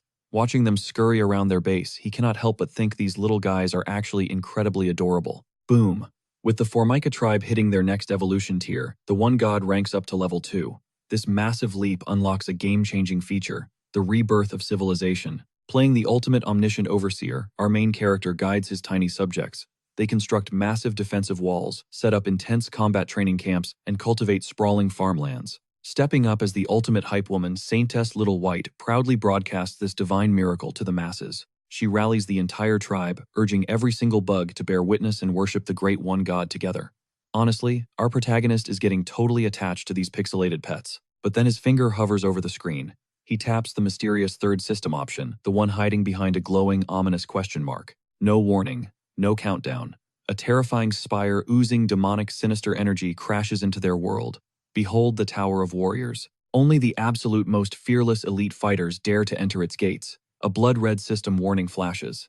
The survival rate for challengers, a brutal 1 in 10,000. Just feeling the crushing aura of the warrior tower sends the entire ant tribe spiraling into absolute chaotic panic. Reacting in a flash, our main character smashes the surrounding walls to completely seal off the tower's entrance. He issues a strict divine command. Stay the heck away from that cursed place. Yet burning with sheer curiosity among the terrified crowd, one lone ant stares down at his own trembling hands. Flashbacks of his tribe being slaughtered and pushed to the brink of extinction flood his mind. A desperate hunger for power ignites within him. He just wishes he had the raw strength to protect everyone. Locking his gaze on that looming tower, the ant makes a silent, unbreakable vow to get stronger. Meanwhile, far away in the dark depths of the Shadow Realm, the Ant Emperor is absolutely losing his mind. He explodes in blinding rage at a trembling cockroach minion. Even his elite roach army completely failed to assassinate our protagonist, the so-called Dark God of the Shadow faction. Boiling over with pure, unstoppable fury, the Emperor casually raises his left hand. Bam! He obliterates the cockroach into a messy splatter with a single devastating strike. He roars, cursing his insect troops as absolute trash, questioning if he seriously has to descend and crush this pest himself. But before he can move, a chillingly calm voice cuts through the tension. "Please quell your wrath, your majesty." A seductive but deadly spider spirit glides out from the shadows, bowing with perfect respect before the raging monarch. She smooth-talks him, begging the Emperor to leave these pathetic mortal matters in her capable hands. His only focus should be preparing for his legendary ascension to the divine realm. With a deadly glint in her eyes, the spider spirit swears to completely wipe out the dark faction bugs and the fake god they foolishly worship. She is willing to stake her very life on this assassination. To do the dirty work, she enlists an absolute apex predator, a mutant mosquito who rules over his kind like a true tyrant. Just one single bite from this freak, it sucks a victim entirely dry in seconds. Right now, he is literally wiping his mouth after draining a zombie into dust. In the eerie distance, the spider spirit slowly materializes from the mist. Resting in her palm is an artifact practically dripping with malice. The infamous cursed needle. She tosses the wicked weapon to the Mosquito King. The mission is crystal clear. Assassinate the main character and wipe the dark god off the map permanently. The mosquito lets out a spine-chilling raspy laugh. Oh, he is practically drooling at the thought of tasting a supreme evil god's divine blood. The spider spirit just shoots him a freezing glare. "Do whatever you want," she snaps coldly. But as the mosquito fuses the cursed needle into his own flesh, a treacherous plot brews in his mind. The second he drains that god-tier blood and absorbs that boundless power, he is going to rip the Ant Emperor straight off his throne. He will crown himself the ultimate unstoppable ruler of the swarm. Meanwhile, back in the human world, our main character is busy engaging in absolute peak toxicity. Our boy taps into the forbidden power of 20 years of being single, unleashing Godspeed typing skills. He is flaming his teammates with absolute fury, defending his gamer honor like his life depends on it. He does not stop trashing them until his keyboard is literally smoking. Once he finally claims his toxic victory, he grabs his phone to check in on his ant empire. The colony is dead silent, sleeping heavily for the night. But wait, out of nowhere he spots a massive rock violently shaking. Wait, not just shaking. In the next split second, a single tiny ant completely hoists the boulder over its head, and that rock is easily 10 times its own size. It is none other than Number 1. The fierce warrior of the Gami tribe is grinding his stats in secret, pushing past his limits to protect his people. Our main character scratches his head, debating if he should toss the little guy a buff. Deciding to play the benevolent deity, he drops a legendary god of growth protection potion straight into the tank. Holding the divine drop, Number 1 is trembling so hard with emotion he cannot even voice his overwhelming gratitude. Feeling pretty good about himself, our boy swivels back to his glowing monitor, immediately jumping back into the digital trenches to flame more noobs. He is totally dangerously oblivious to the lethal shadow lurking outside his window. The mutant mosquito locks onto its target. After a tense standoff, the assassin finally makes its deadly move. It dive bombs straight at his face, sinking its stinger dead center into his forehead. Smack. Pure instinct kicks in, and he violently slaps the bug away. Seriously, why are there still mosquitoes when it is practically freaking winter? But the annoyance instantly vanishes. In the very next heartbeat, a bone-shattering supernatural frost violently courses through his veins. It feels like his soul just nosedived into an endless glacier. He lets out a massive sneeze, and to his absolute horror, a projectile of snot violently launches exactly 26 feet across the room. Freaking out, our main character bolts to the bathroom to splash some water on his face. But the second he locks eyes with his reflection in the mirror, a terrifying demonic brand is searing itself directly into his forehead. His passive skill, the Blind God's Eye, instantly triggers a bright red system alert. It identifies the horrifying tattoo as the mark of the ugly plague knight. A spine-chilling deathly curse has just been activated. What the heck is happening right now? His parents' legacy in the game still rested on his shoulders. He couldn't afford a single second of doubt. System alert. A brutal chain of debuffs crashed into him. First came the curse of sorrow, followed by bone-crushing muscle agony and severe anemia. Panic set in. He desperately scrolled through the divine shop and locked onto the Rota pill. But right as his finger smashed the purchase button, a glaring quest notification hijacked his screen. Left completely out of options, he dragged his broken body toward the hospital all alone. Meanwhile, inside the clinical white walls of the hospital, a shady figure scanned the room with paranoid eyes. This guy was a hardcore fanatic of a sinister, evil god. Completely brainwashed by dark dogma, his twisted mission was crystal clear. Trigger a suicide bombing and serve everyone inside as human sacrifices to his dark lord. Back to our main character, he finally breached the hospital doors. But his stamina was so utterly drained he was literally crawling across the cold floor tiles. It was painfully obvious this insane system quest was a rigged death trap. The objective: rescue exactly 100 human lives, and do it with absolute pure devotion. Failing meant instantly bleeding out right there in the lobby. Up ahead, the crazy cultist had a terrified nurse in a brutal chokehold, clutching a detonator and screaming for the crowd to freeze. Across the tense room, Spark glared daggers at the psycho, his aura flaring and ready to strike at a microsecond's notice. Our guy watched this chaotic standoff in pure confusion until the deranged cultist locked eyes on the demonic seal, glowing on our main character's forehead. Assuming they were brothers in arms, the madman instantly screamed for backup. Let us slaughter these sheep together and summon the god of destruction. Hearing this twisted garbage, Spark's fury completely boiled over. He aggressively demanded to know what kind of absolute delusion the terrorist was spitting loudly, declaring that the psycho was dead wrong, because that injured man on the floor was actually his mentor. The bald fanatic just sneered with pure arrogance and pointed out that the dark skull mark on our hero's forehead was their holy crest. An incredibly sinister aura leaked from the fanatic. There was absolutely zero doubt left. This lunatic was a high-ranking pawn sent directly by Lord John. Ignoring the pain, our boy locked his intense, piercing gaze onto the target and triggered the eye of the blind god. He instantly hacked straight into the enemy's corrupted memories. The vision revealed a menacing, purple-haired villain, barking a cold-blooded order: make them drown in absolute terror before you slaughter them.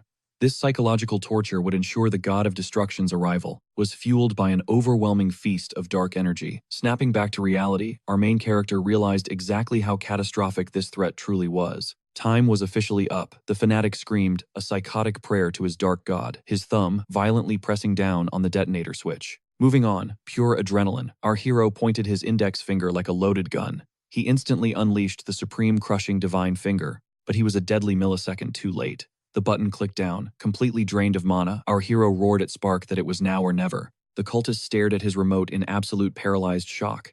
Silence. No explosion happened. Total panic washed over his ugly face, wasting zero time. Spark called down a merciless, heaven-shattering bolt of lightning. The cultist got deep-fried instantly, violently losing every ounce of motor control. His job done, our exhausted hero collapsed hard onto the tiles, his vision fading to black. But right before his mind slipped into the abyss, an incredibly eerie voice echoed through his brain. The curse of necrosis had activated. Suddenly his soul was dragged into a massive, endless void. He wandered through this terrifying, infinite nothingness for what felt like agonizing hours. Finally, a booming voice shattered the silence. Newborn God, you actually forced my divine hand. I will personally guarantee that you drown in infinite terror, endless death, and unimaginable agony in the blink of an eye. An army of colossal demons towering hundreds of meters into the dark sky manifested right in front of him. Our hero was completely frozen in absolute terror. But then the legendary nightmare flower bloomed out of nowhere behind the titans, chomping down with one monstrous bite. It instantly swallowed those arrogant monsters completely whole. System alert, quest completed. Congratulations on utterly shattering the survival requirements. You successfully rescued the hostages and defied death itself. The master of the medical tome is incredibly pleased with your righteous spirit. Reward granted, the legendary Rhoda pill. Flash forward 24 hours. Our guy jolted awake with something strange on his tongue and instinctively chewed it down. A massive wave of healing energy exploded through his veins. Every single broken bone, gaping wound, and cursed sickness vanished into pure thin air. Hidden bonus unlocked. A dazzling shard of pure divine power melted seamlessly right into his core. Meanwhile, just down the hall, Spark was getting totally mobbed by crazy fans screaming for his autograph. Using the chaotic crowd as a perfect smokescreen, our hero slipped away into the shadows. Safe back at his apartment, he crashed hard onto his mattress, totally blown away by the Rhoda pill's god-tier healing effects. Out of nowhere, his phone violently buzzed. It was a desperate SOS from number 1, begging the one true God for salvation. The text flashed on the screen: "O Supreme God, please forgive my intrusion. But is there any possible way I can acquire more of your divine medicine?" Just minutes earlier, our main character bolts upright. Panic sets in. What on earth just happened? Number 1 lies sprawled on the cold ground, his tiny frame violently twitching. He had risked it all, diving into the brutal warrior tower just to protect his beloved tribe. The moment he pushed open that massive first door, an eerie mechanical voice echoed through the halls. Candidate number 1 has officially initiated the trial. The dreaded first-floor boulder trial kicks off instantly. His only way out, scaling a massive, treacherous staircase all the way up to the second level. Number 1 charges forward, absolute focus burning in his eyes. He remembers the sacred elixir his great god bestowed upon him surging through his veins and skyrocketing his stats. It even forced a sudden class change, just so he could equip that heavy-duty armor. But distracted by his own sheer power, he completely misses the colossal shadow materializing right above his head. Bam! A devastating impact sends him tumbling violently down the stone steps, pinning his crushed body against the rugged wall. The giant boulder vanishes into thin air, but the bone-shattering agony, yeah, that stays. The tiny ant screeches in pure pain, crying out for his divine savior. Back in reality, our main character synchronizes with his followers' memories, forced to watch number 1's broken form in high definition. A heavy wave of guilt crashes over him. He suddenly wonders, did all those random ants he squashed for fun back in the day suffer this exact same nightmare? A glowing crimson system window flashes. Warning: subject number 1 will expire in exactly 10 seconds. Pure panic takes over. He desperately spams the blessing of the growth god, but absolutely nothing happens. 8 seconds left on the clock. Then 7. He rips at his own hair, his mind spiraling into absolute suffocating despair. Suddenly, his eyes lock onto his glowing hand. A forgotten quest reward flashes through his memory. Only 5 agonizing seconds remaining. He instantly sacrifices 100 gold coins, unlocking the ultimate privilege to cast Divine Healing Medicine. Blinding holy light erupts from his palm as the skill activates. 3 seconds left on the death timer. He unleashes the golden energy straight into number 1's fading soul. A miracle unfolds. The ant's crushed limbs twitch, and he slowly pushes himself off the blood-stained floor. A massive sigh of relief escapes our hero's lips. He actually came back from the dead. Inside the system, number 1 bursts into heavy, ugly tears, bowing endlessly to his magnificent deity. But his god immediately drops the hammer, scolding him intensely. Didn't I specifically order you to stay far away from that cursed tower? The tiny warrior hangs his head in deep shame, softly mumbling that he only wanted the power to protect his family. Heart softened, the main character tries to force an emergency exit, but the massive stone doors refuse to budge an inch. The ruthless system drops a bombshell. Exit denied. The candidate must completely clear the grueling 5th floor. Trapped and utterly terrified, the poor ant begs for guidance. Suddenly, a rare sponsor gift drops from the Seeker of Eternity. Our guy grumbles about this insane rigged difficulty level, as he furiously pops the corks off several glowing potion bottles. Just then, a sharp knock echoes through his real-world apartment. He downs 1 potion himself, transferring the remaining buffs directly into number 1's inventory. Chug these right now, he commands. Meanwhile, waiting outside his front door, a towering guy in sleek glasses drops a heavy question. Are you the legendary hunter? He smoothly introduces himself as Tim, a top-tier elite scout for the prestigious Magnificent Guild. He bows slightly. It is an absolute honor to finally cross paths with you. Our hero frantically waves his hands. Whoa, hold on, I am definitely not an awakened hunter. But Tim just flashes a knowing smirk. You will be very soon. Mind if we have a little chat? While that tense negotiation kicks off in the real world, number 1 marches right back to the base of the death stairs. A pile of empty buff potions litters the floor behind him. Quick heads up, guys. Moving into part 2 of this epic saga, some character names are getting a revamp. The studio totally lost the original translation notes from part 1, so bear with the new naming system. The Seeker of Eternity gazes down with pure admiration at Ilho, acknowledging his walk on the treacherous path of a true warrior, buffed out of his mind. The ant prepares for round 2. The ominous crystal at the summit pulses with sinister light once again. A colossal boulder thunders out of the dark tunnel. Ilho's face darkens into a mask of pure, unyielding resolve. Gravity pulls the monstrous rock down with an earth-shattering roar. But this time, the ant doesn't freeze. He pulls back a glowing fist, unleashing a primal battle cry. Boom! The absolute force of his punch completely obliterates the massive boulder into millions of tiny fragments. The little guy stands there, staring at his own trembling hands in absolute awe of his newfound god-tier strength. The system chimes with a golden victory notification. Candidate Ilho has successfully conquered the boulder trial, issuing divine blessing as a clear reward. Without missing a beat, he steps right into the howling vortex of the wind trial.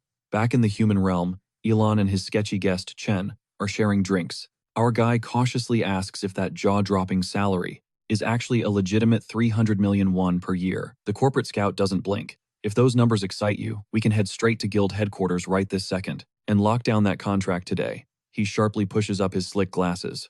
Is something holding you back, sir? Elon's mind instantly skyrockets into a glorious fantasy world. The sheer sound of 300 million echoes like a heavenly choir. A massive, greedy grin spreads across his face.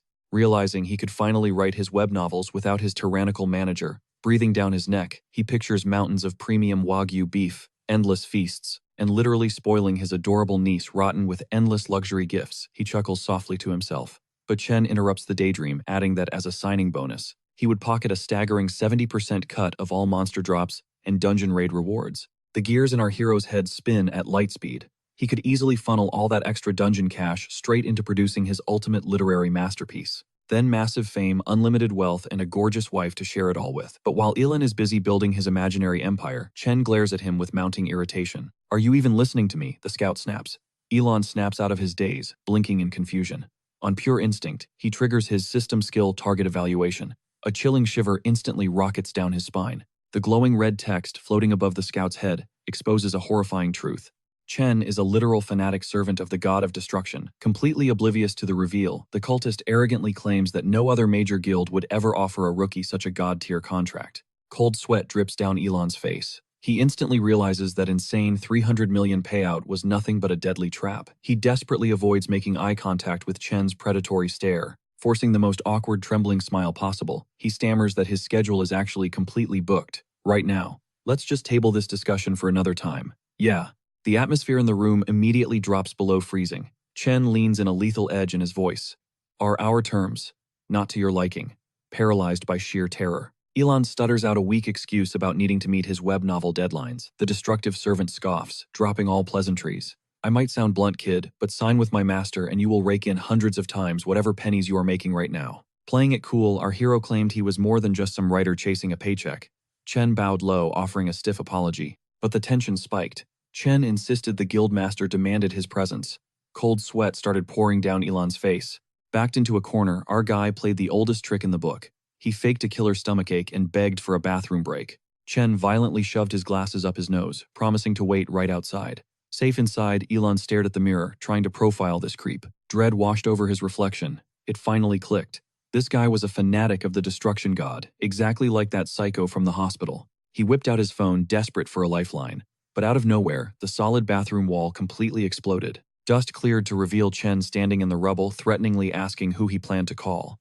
Elon's blood ran cold, realizing he was absolute dead meat. Chen's scowl deepened, demanding an answer. Panicking, Elon scrambled and spat out a lie, claiming he was just dialing his publisher. He babbled about an urgent deadline while trembling like a leaf inside.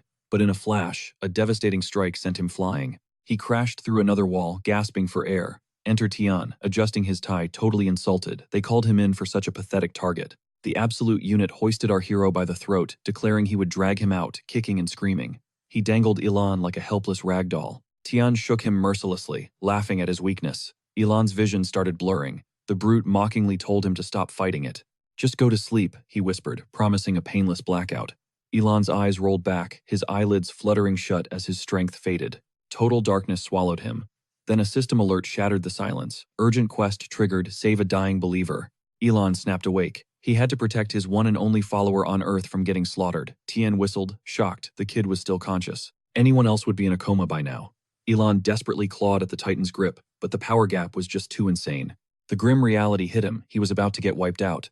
But suddenly his eyes burst open, radiating a blinding blue aura. A mystical staircase materialized in his mind. At the peak stood a mysterious shadow commanding him to inherit absolute power. Squinting against the brilliant light, Elon screamed for the supreme deity to keep pushing forward. Skill transfer activated, raw lightning crackled from his pupils as the divine energy violently surged into his mortal vessel. Our hero glanced at his hands, whispering a single word. Skiltion chuckled, intrigued as the scrawny kid suddenly bulked up with shredded muscle. The brute stepped back, dropping into a defensive stance. Elon's aura flared, reinforcing his body. Tian smirked, assuming the kid was just a standard creation-type hunter. Dripping with raw power, Elon struck a legendary pose. Now Tian finally understood why the guildmaster was so obsessed with capturing him. The kid had just unlocked a class-specific skill. The giant ripped off his trench coat, admitting he was actually getting worried. He thought this bounty would be a total snooze fest. Guess he was wrong to envy the squad hunting down the Lightning Empress. He cracked his knuckles, wondering if his crew had already taken her out. But enough distractions, time to crush this kid and deliver him to the boss. Tian hit him with the classic, come-at-me gesture, daring our hero to make the first move. Elon exploded off the ground. Tian barely sidestepped the vicious lunging strike, acknowledging the heavy impact. He weaved through another attack mentally, noting that the rookie's reckless swings left way too many fatal blind spots. Coated in crackling red electricity, the veteran knew this kid was completely green. He threw a pitying counterpunch, expecting an easy knockout. But bam! Elon grabbed the giant's head with both hands and drove a brutal knee straight into his face. Teeth scattered like confetti. Blood erupted from Tian's nose as he shrieked and doubled over. Elon immediately locked his hands together and delivered a devastating hammer blow straight to the spine. Tian's face smashed into the concrete. Pure cinematic justice. Without wasting a second, Elon snatched his dead phone frantically, trying to reach Mary. Desperate, he begged the system interface to track her down. The Nameless Gods follower database initiated an emergency global scan. A holographic map of Earth flared to life in the air. Mary's exact coordinates locked in Elon's eyes glowed with digital blue targeting data, while a battered Tian watched from the floor in pure disbelief. Meanwhile, somewhere else, crimson drops fell from a cold steel blade. A menacing stranger slowly stepped away from Mary's collapsed body. He rested his sword on his shoulder. He mockingly told her to relax, promising the final strike would not hurt. It was the infamous sword demon. Bloody Mary weakly coughed out for her master. The demon raised his blade high. A gruesome splash of red painted the ground. The wind blew a wanted poster of the Lightning Empress into the blood-stained air. Back in reality, the master exhaled a heavy, trembling breath. A horrifying question hammered inside his skull. Could it be possible that some absolute psycho had actually managed to defeat Mary? A violent shiver wrecked his body. This vision was a dark omen of her impending doom. These tragic events had not actually happened yet, but the death demon's prophecy was mere moments away from becoming reality. Fueled by a blazing resolve, Elon made his choice. He would shatter his followers' tragic fate, invoking his divine authority. He narrowed his eyes, zeroing in on the fact that this sword demon was a complete fanatic for blades. He spun around to his laptop. He desperately needed a weapon. He whipped out a cheap little pocket knife. It was his only option. Clutching the phone and the tiny blade, the system chimed. Fate alteration cost magically deducted.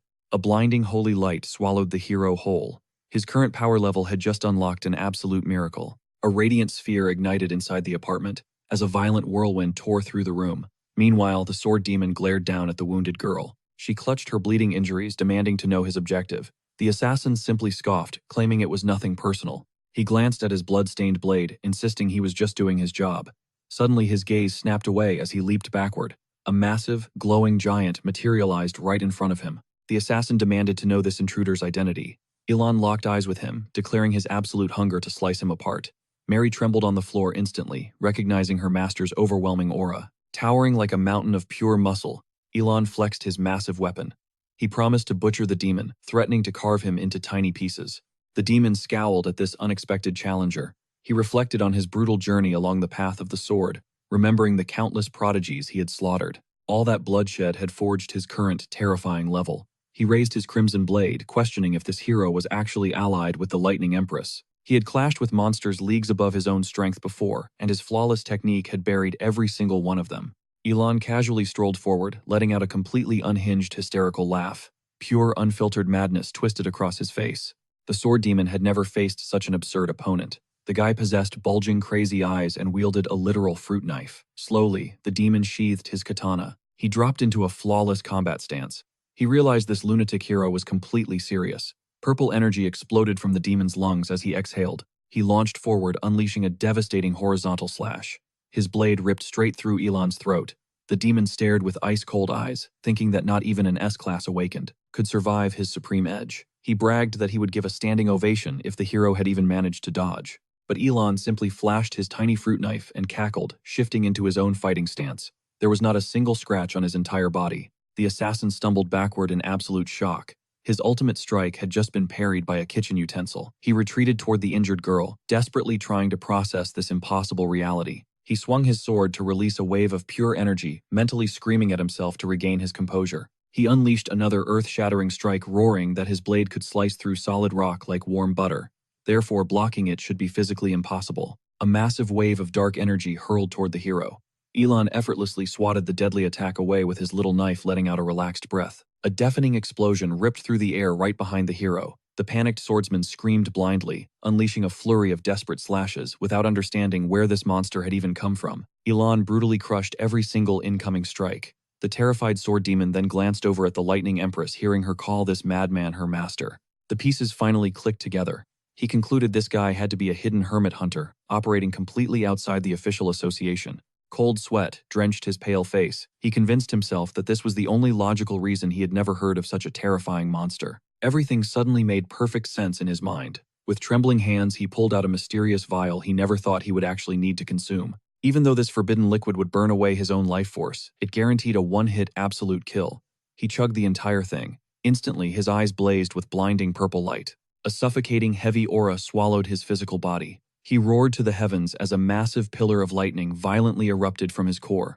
A cursed mark materialized across his face. The demon locked into his ultimate combat stance. He ordered the hero to prepare for his brutal end, offering him the highest honor by officially speaking his true name. Elon just offered a psychotic ear-to-ear grin, happily volunteering to carve the demon into ribbons. The hunter charged forward with an earth-shattering battle cry. The veins pulsing across his face turned pitch black. Elon struck the exact microsecond his enemy stepped into the ultimate kill zone. His tiny knife flawlessly pierced the sword demon's throat, but the assassin shattered the distance, teleporting right behind the hero using a shadow step technique. He lunged at Elon with a vicious downward swing. A deafening roar shook the battlefield. Thick clouds of debris swallowed the area as the sword demon slammed his deadly blade straight into the concrete. He glared through the smoke from beneath his heavy brow. He decided it had been an epic clash, but his victory was absolute.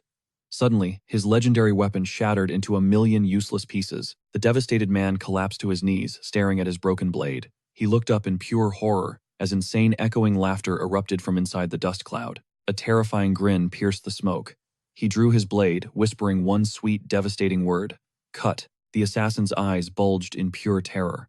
The brute's body was facing the opposite direction, but his head was twisted all the way around, staring a hole straight through his soul. The absolute madman snapped his head back, stumbled forward, and casually slashed at the empty air. The demon scrambled backward in total shock. Suddenly, a blinding blue flash ripped right through his chest. His pupils shrank to pinpricks. He closed his eyes, accepting that his miserable life was finally over. A fraction of a second later, a storm of invisible slashes rained down upon him. It turned out the actual slaughter had taken place right behind his back. The demon frantically checked his own hands, completely unable to comprehend how he was still breathing without a single scratch. He stared up at the human standing before him, begging to know why.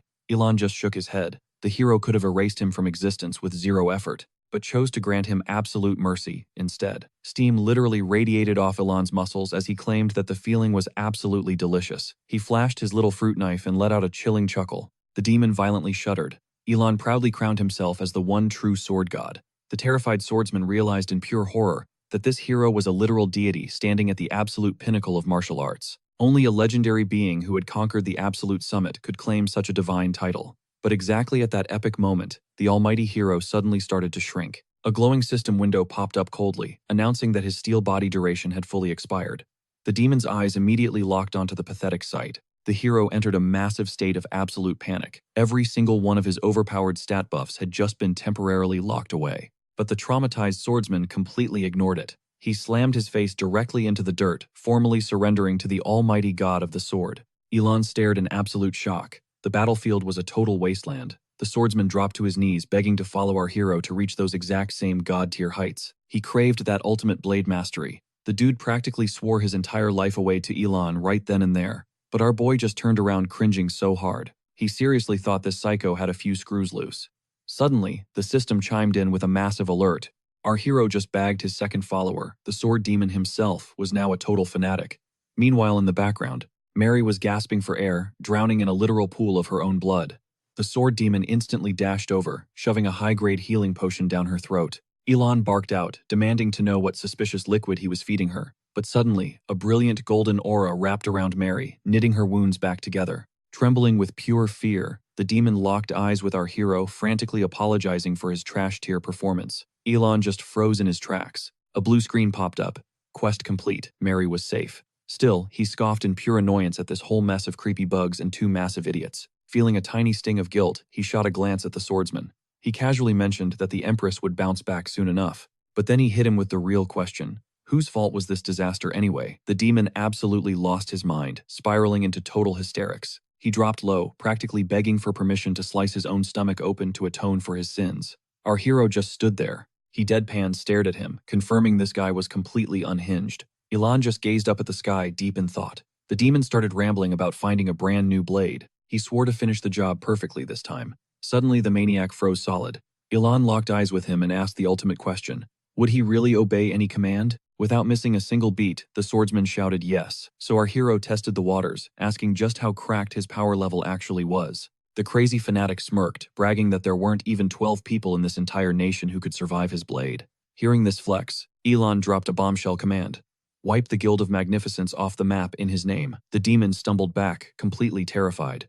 But our hero kept his cool. He smoothly reminded the guy about that absolute loyalty vow he just made. Caught in his own trap, the swordsman swallowed hard, dropping into a dead, nervous silence. Elon towered over him, his aura radiating pure intimidation. Breaking under the pressure, the demon slammed his knees to the dirt, declaring that if the sword god willed it, he would execute the bloodbath with absolute pleasure. A wicked, villainous smirk crept across Elon's face. He was literally just using an enemy hitman to take out the opposing side's trash.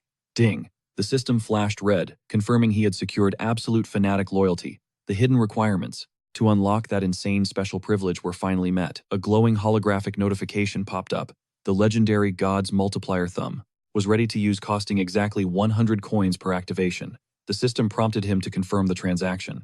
Our main character was already drooling, picturing himself doing backflips into an ocean of gold bars and pure cash. He stared down at his own thumb, grinning like a madman, wondering if this broken skill could actually dupe his wealth. It was time for a test run. Cut to the dead of night, where a blinding neon light spilled out of his apartment window. Inside, Elon was tearing his room apart, panting heavily as he ripped drawers open.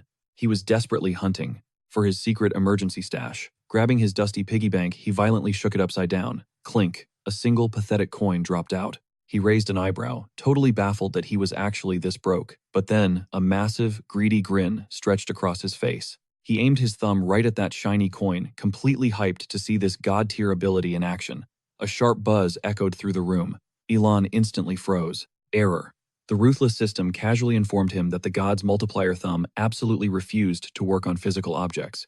Elon's jaw literally dropped to the floor, his eyes bulging out of his skull. His face contorted into pure rage as he chucked the useless coin against the ground. He screamed at the ceiling, demanding to know what kind of sick scam the system was running. For 1 second, he genuinely thought he had secured the ultimate easy mode. Ding, his chat window exploded with a fresh direct message from a user called Silent Nightmare. The message told him to stop crying like a noob and demanded to know where his divine majesty was hiding. This creepy viewer, sporting a genuinely terrifying profile pic, casually suggested our hero go slice somebody up just to blow off some steam. Honestly, Elon smirked, thinking that wasn't a half-bad idea. He was sick and tired of constantly playing defense against these mobs.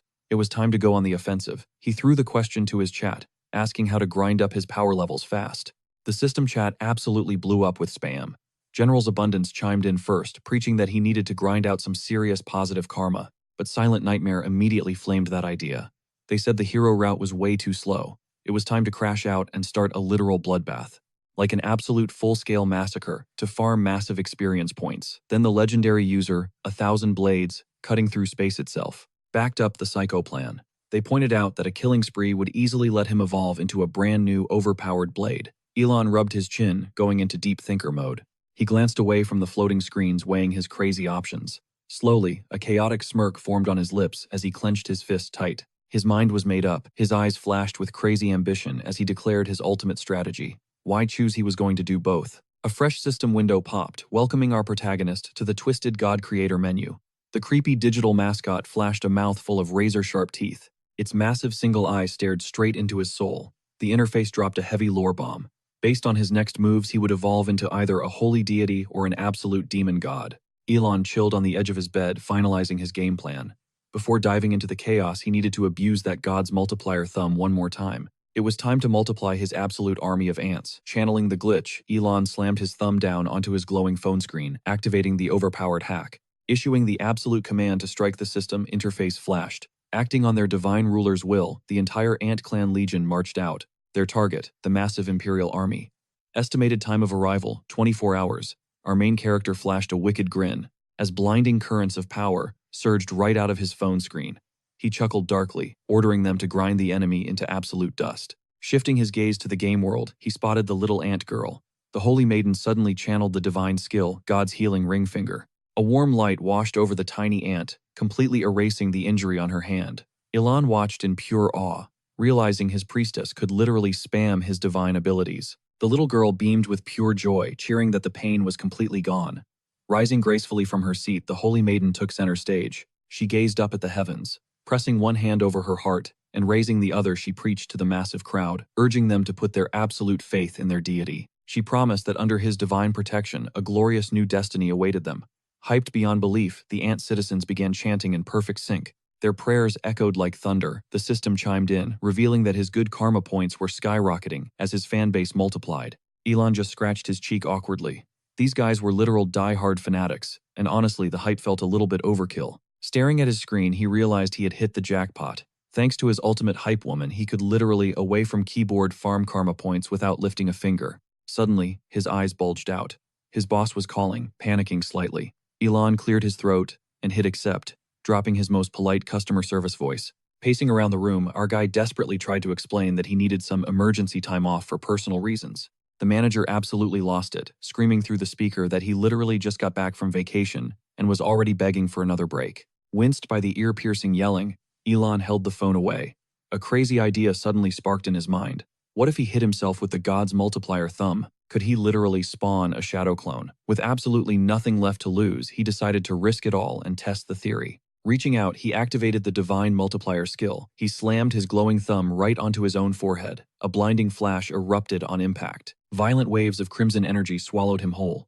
Squinting through the chaotic aura, he slowly looked up. Standing right there was a dark-haired clone glaring back at him with pure, unfiltered disgust.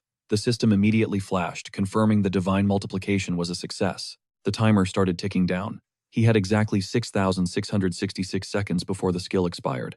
Hyped beyond belief, Elon pointed right at his doppelganger, cheering that the glitch actually worked. He immediately started bossing the clone around, ordering him to babysit the in-game soldiers, while the real Elon focused on writing new chapters. But the clone just stared at him with lethal intent.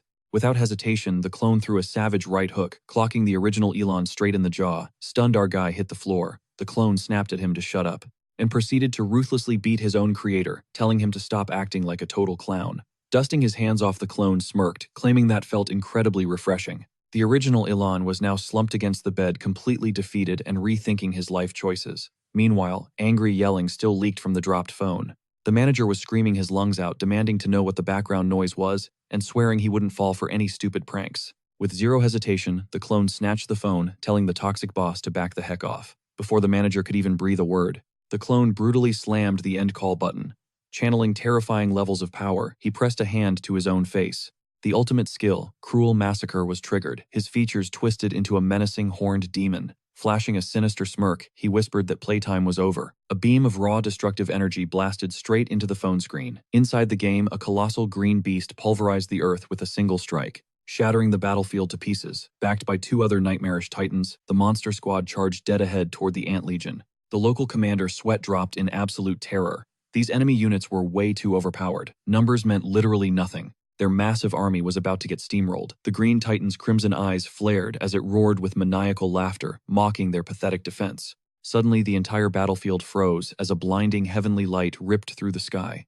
Violent streams of blood-red aura crashed down, completely wrapping the enemy titans in a death grip. The terrified commander looked up in pure awe. The system chimed with a god-tier notification. Thanks to an absolute massacre streak, the Cruel Massacre skill just leveled up to rank C. A purple monster's eyes blew wide open in horror, trembling as he realized they had just provoked the mythical evil god. Cut to the enemy base, where Lady Ara shattered her desk with a furious punch, demanding answers. A surviving beast groveled before her, begging for mercy, as he clutched his brutally severed limb. Pressing his face against the cold floor, he delivered the crushing reality: the entire strike force they just deployed, completely and utterly wiped off the map. Lady Ara bolted up from her throne, her face twisting in pure rage. She demanded to know if this catastrophic loss was really the work of one single evil god.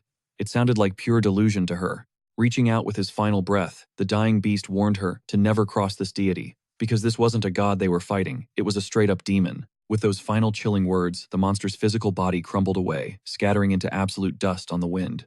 A red-suited minion watched the scene in pure terror, realizing this entity's power even erased their corpses from existence. Sweating bullets, Lady Ara locked eyes with her top lieutenant. This wasn't a normal war anymore. They needed to warn His Majesty immediately. The situation was incredibly urgent, especially since the Emperor had locked himself away in absolute seclusion. The unknown hero chilled just around the corner, arms crossed confidently over his chest. Lady Ara's face twisted into a deep scowl as she folded her arms, barking orders to immediately summon the remaining 10 swords and the great general. Her terrified subordinate pointed out a massive flaw, warning that such a reckless move would leave them wide open to brutal demon beast attacks from neighboring territories. but the girl totally snapped, screaming that the black flame was their absolute top priority right now. They desperately needed to claim the evil god's head before his majesty finally returned. The unknown hero simply arched an eyebrow and casually looked away. Deep down, he threw a mental apology to Lady Ara for dipping out without a proper goodbye. Meanwhile, our main character was slumped on the floor, head hanging low. His face was absolutely wrecked with fresh, painful bruises. The boy's head snapped up in pure confusion, wondering what on earth just went down. He scowled hard as the humiliating memory hit him, realizing he had just caught an epic beatdown from his very own clone. Elon fiercely gritted his teeth. He muttered that he never expected to be this ridiculously lonely in the entire universe, to the pathetic point where his own exact copy was throwing hands at him. Suddenly, a massive pink heart popped up on his glowing system window. The constellation Generous Abundance eagerly asked where the ridiculously handsome clone ran off to, practically begging for a meet and greet. Our protagonist just stared blankly at his glowing phone screen. Elon's brow violently twitched when he spotted 21 missed calls. He was completely clueless about who was trying to reach him, especially since he definitely wasn't expecting anyone to care. Then, the horrifying realization hit him. His inbox was flooded with unread messages. The protagonist's eyes nearly bugged out of his skull. His manager had spammed him brutally, announcing that his contract was entirely shredded, and he was officially cancelled. Right on cue, the system happily chimed in, announcing that the Holy Maiden was successfully reclassified as a missionary for the Ant Kingdom. Enemy prisoners from the Grass Kingdom had been completely secured, and several key stats skyrocketed across the board. Mountains of light and dark coins poured into his inventory, followed by a satisfying level-up notification. But Elon just threw his hands up in absolute despair, screaming about how none of this virtual success even mattered. The system casually ignored his breakdown, stating that, thanks to the Ant Kingdom nomads' aggressive expansion, the Believer's holy territory had vastly expanded by exactly 131.50. The protagonist's jaw literally dropped to the floor as he screamed at the top of his lungs. Why should he give a single thought to this stupid game right now? Even though his virtual empire was absolutely thriving, the hero could only picture his furious red-eyed manager threatening to sue him into oblivion, demanding massive financial compensation for breach of contract. Panic mode activated. The boy's fingers flew across his keyboard like absolute lightning, desperately muttering that he needed to code this insanely fast and deploy a brand new building just to save one single believer. A glowing system alert flashed warning that a fanatically devout follower was in critical danger and desperately needed saving. The boy's eyes widened in pure shock as a massive holographic window completely blocked his view, directly asking if he wanted to save his fanatically loyal believer. The exclusive Sword Demon questline popped up, promising that saving this crazed fanatic would force the hero's hidden talents to violently bloom like a rare flower. Elon threw his head back and screamed at the ceiling, crying out that he seriously needed to focus on his real-life job. The protagonist aggressively rubbed his temples, desperately trying to mentally block out this annoying follower. But when he glanced up, shimmering streams of intense energy spiraled through the air. A blindingly bright electric blue pillar of light erupted right in front of him. The boy threw his arms up to shield his eyes, yelling into the void to ask what this crazy phenomenon was. The system kindly offered a sneak peek into the believer's twisted mind, forcefully initiating a first-person mental link straight from the Sword Demon's point of view. The hero desperately yelled that he absolutely did not care. Elon's eyes stretched wide with terror as a deep frown took over his face. Swirling, glitchy pixels materialized all around him. Suddenly, he saw the Sword Demon heavily chained up right beside him. A menacing girl stood over the captive tauntingly, calling him extremely stubborn.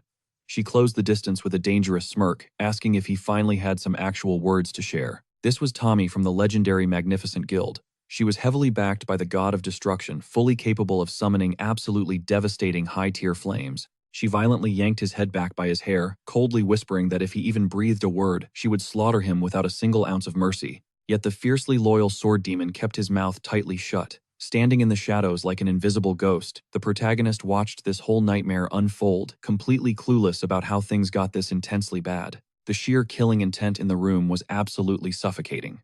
Elon nervously furrowed his brow, piecing together that this elite guild had obviously ambushed and captured the Sword Demon, right when he made a reckless move against Tommy.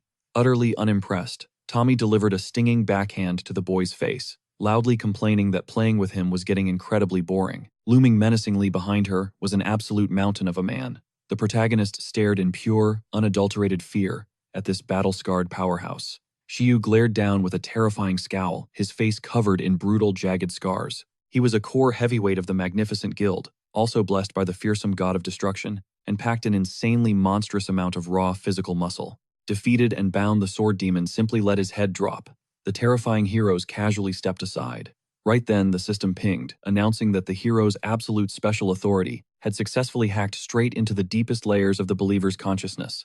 Ilan's jaw completely unhinged, his eyes practically popping out in pure disbelief at the revelation. It turned out the boy was sold off to a brutal underground dark syndicate as a mere infant, ruthlessly raised from the shadows as a cold-blooded assassin the second his legendary Tai Chi skills awakened. He had spent his whole life executing high-stakes assassination hits. And through that blood-soaked underworld, he crossed paths with the lethal duo, Tommy and Shu, of the Magnificent Guild. Shockingly, they shared the exact same tragic, messed-up origin story as him. Suddenly, an icy voice completely shattered the silence, irritably, asking if this annoying disrespect was seriously happening again. The captive boy raised a battered eyebrow in total surprise, slowly turning his head toward the sound. Tommy mirrored his expression, crossing her arms and demanding to know if they were actually being totally ignored, right to their faces. The hero was basically begging for a real fight.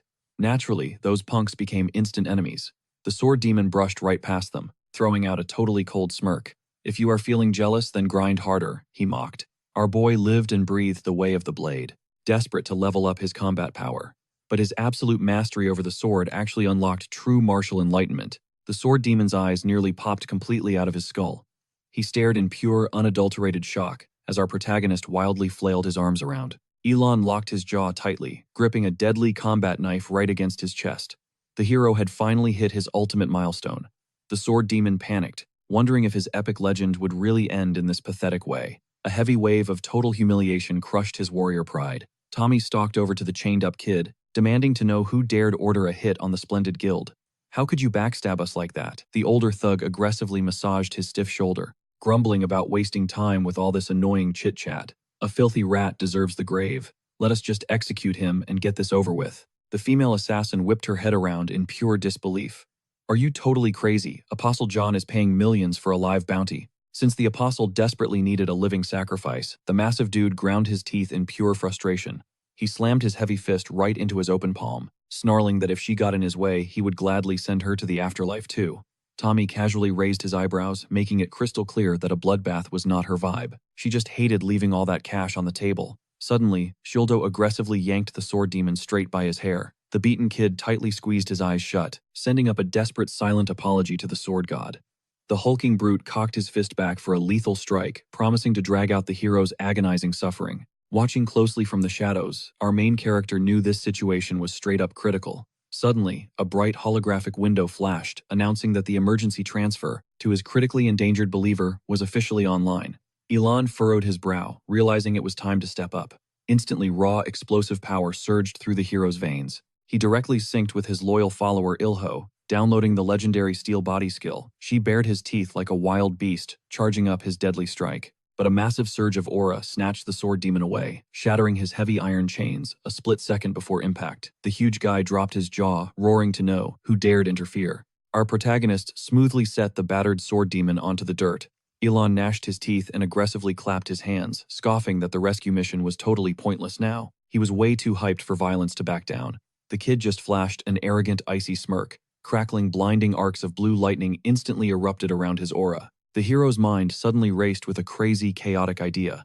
What if he stacked Samir's epic lightning storm right on top of Ilho's impenetrable steel body armor? Without hesitating, he triggered the devastating skill transfer, pulling Samir's raging thunderstorm into reality.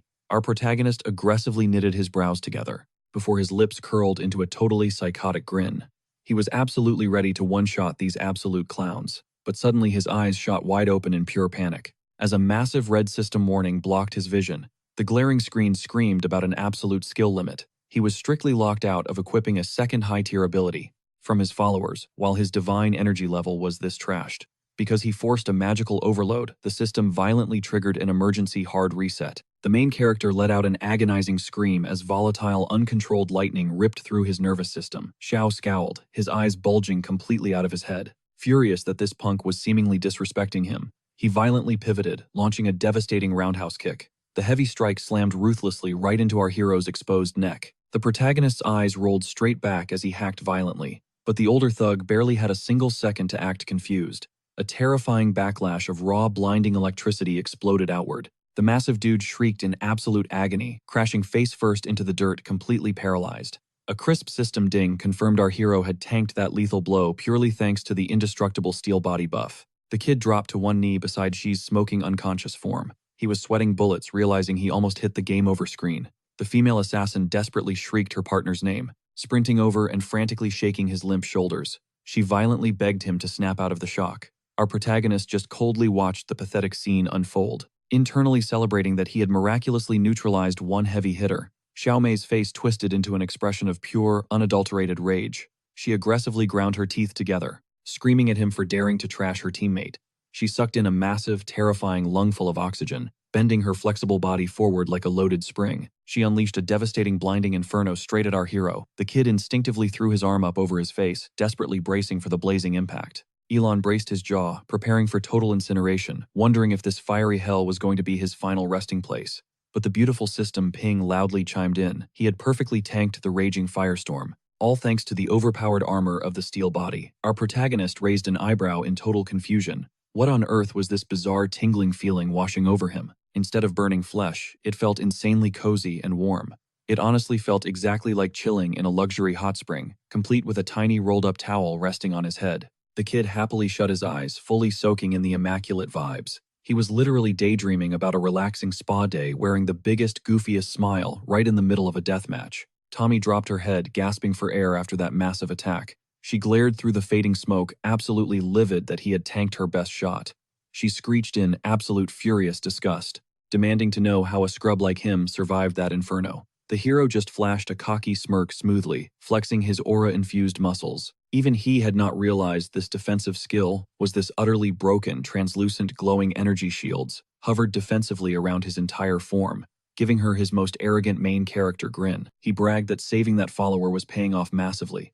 The fire user glared at him like he was absolute trash. She aggressively brought her hand back up to her mouth, violently erupting another massive pillar of scorching flames. "I am going to reduce you to nothing but ash," she roared. Our boy just casually raised an eyebrow at the incoming heat, letting out a dramatically bored sigh as he extended one hand. The fiery attacker's eyes widened in sheer frozen panic. In a flash, Ilan ruthlessly palm-struck the back of her neck. Right on cue, the system mercilessly announced a timeout.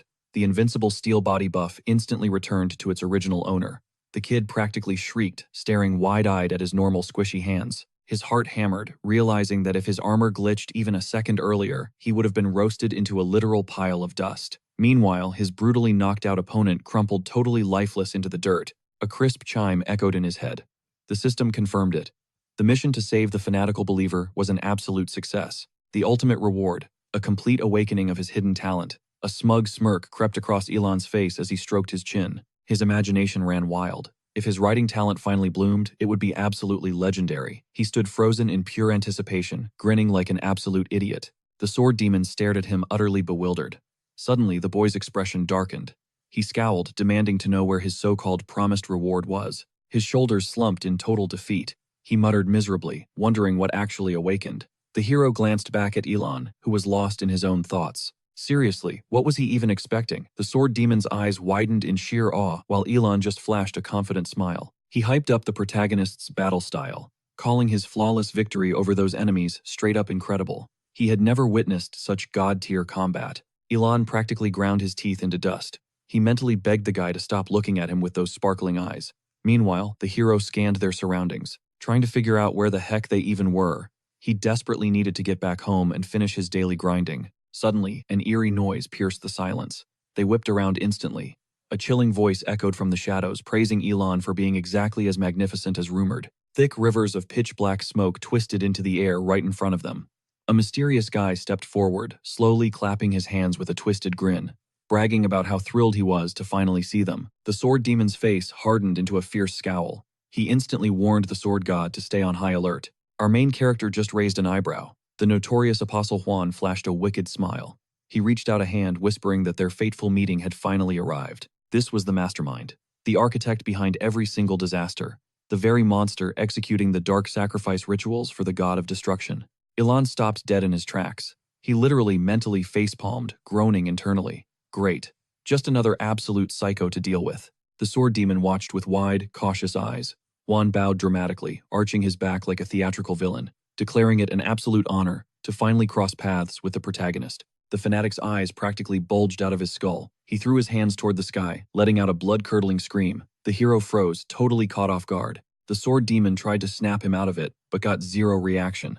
Honestly, he decided this so-called hero was the real certified lunatic here. Elon cocked an eyebrow. Finding the notorious Count of Sacrifices right here was a massive shock. He immediately dropped into a low combat stance, locking eyes with the Apostle. His system panel was glitching out. The stats were completely hidden behind a wall of question marks. He definitely needed to play this super carefully. Juan's creepy smile deepened as he pressed a hand to his own heart. He actually had the nerve to call him brother. Our main character's brain practically blue-screened at the sheer audacity. He snapped an order for the freak to back the heck up, but Juan just threw his arms wide open, claiming the adrenaline rushing through his veins had him literally shaking with excitement. All because he was finally standing before his supposed destiny. The protagonist blinked in pure confusion. Juan just raised his eyebrows, soaking in the dramatic tension. Without warning, a hand slammed firmly against Juan's chest. Elon's eyes widened in shock as he realized who just stepped up. It was the sword demon. The fierce warrior glared daggers at the Apostle. He barked a lethal warning, forbidding him from taking even one step closer to his god. Juan hissed, his polite facade instantly crumbling into pure disgust. With a blinding flash of motion, he backhanded the warrior, calling him nothing but a pathetic insect. Then, with terrifying strength, the Apostle hoisted the sword demon right off the ground. Dread instantly washed over the protagonist's face. Juan casually tossed the sword demon aside like a rag doll. His body rocketed through the air, leaving a streak of kinetic energy in his wake. Elon was absolutely paralyzed by the shock. His mind could not even process what just happened. How the heck was the legendary sword demon defeated that easily? This was the same powerhouse who effortlessly crushed the Lightning Empress, and he just got swatted away with a single kick. Juan smirked down at them, demanding to know who the protagonist really was. Stalking closer, the lunatic pointed a threatening finger. He demanded to know exactly which divine being the hero worshipped. The hero's brow furrowed into a deep, intense glare. He muttered a dark response under his breath.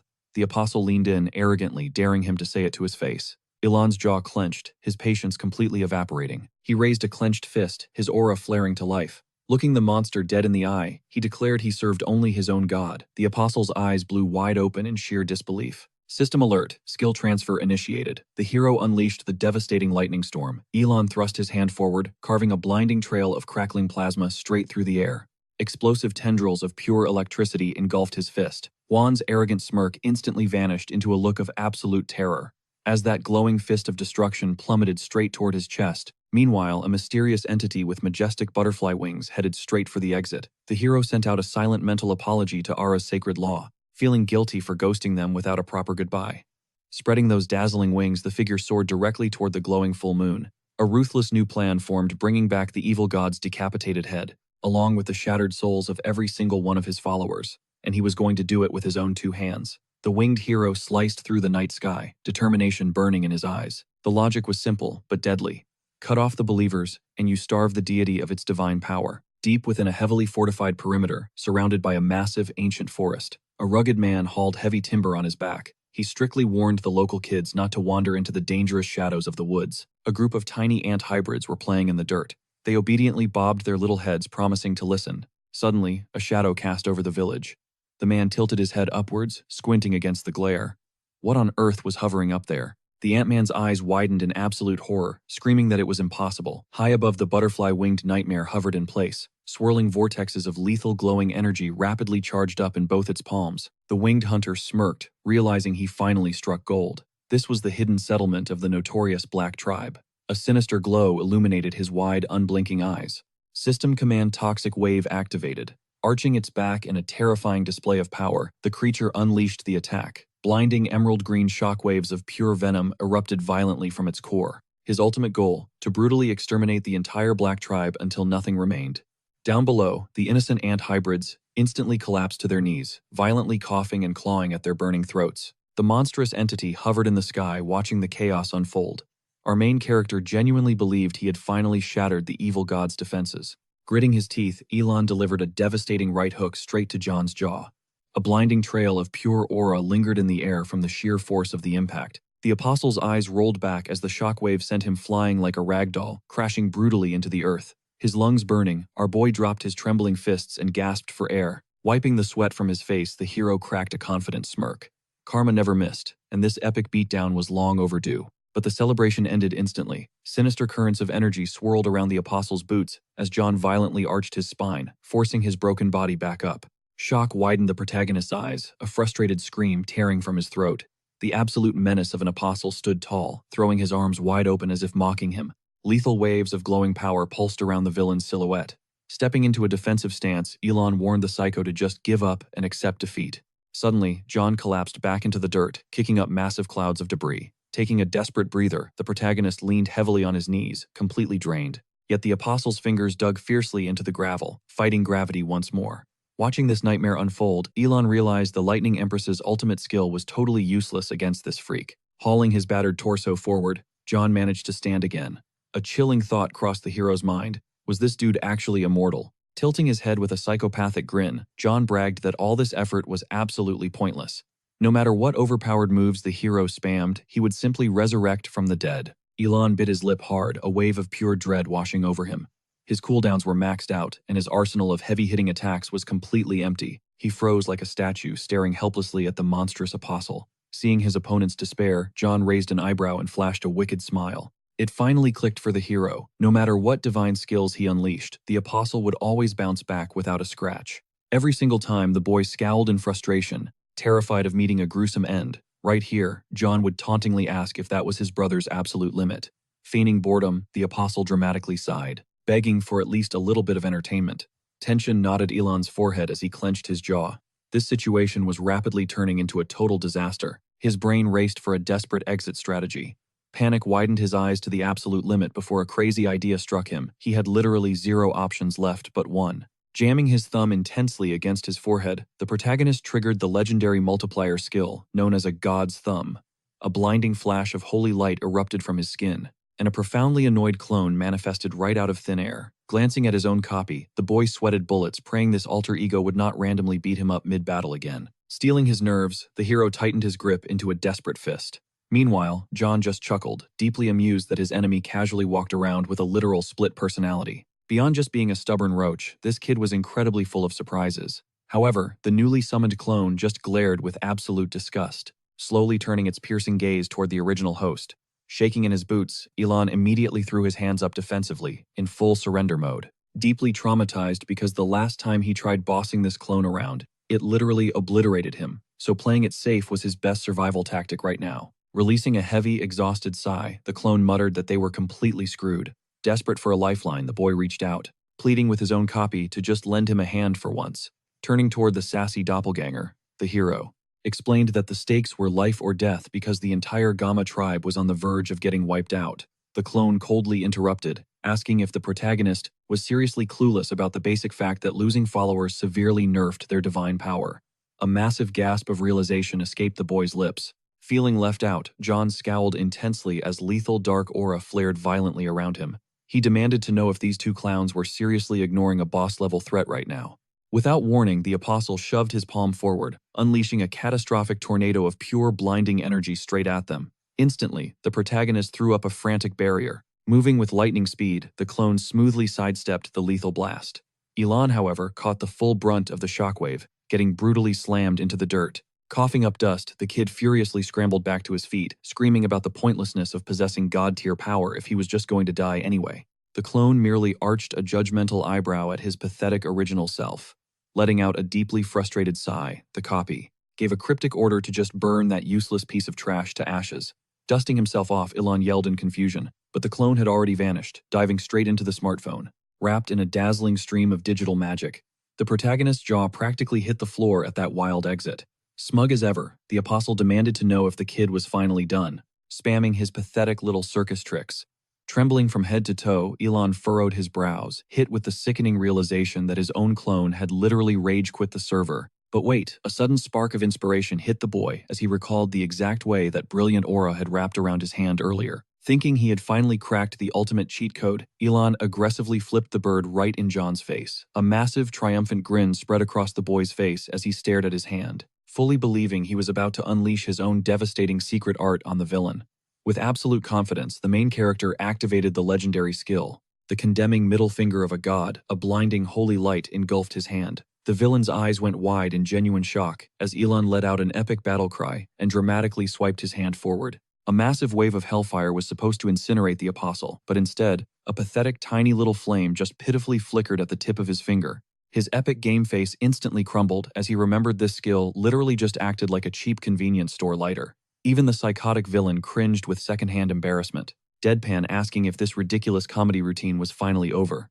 Sinister shockwaves of pitch-black aura began violently swirling around the apostle's threatening figure. Holding up his ridiculously tiny flaming finger, the boy desperately racked his brain for a way out of this absolute nightmare. In a flash of panic, our young author curled his fingers and rapidly combined it with the god's multiplier thumb. He aggressively snapped his fingers, sending a barrage of miniature harmless fireballs aggressively floating through the air. John just stared, raising a baffled eyebrow at the sheer audacity. The tiny sparks gently booped against him and fizzled out without doing a single point of damage, making the whole situation 10 times more awkward. "Playtime is officially over," the man growled. His time limit was rapidly ticking down to 0. The apostle shut his eyes as crackling clusters of pure violent purple energy erupted from his palms.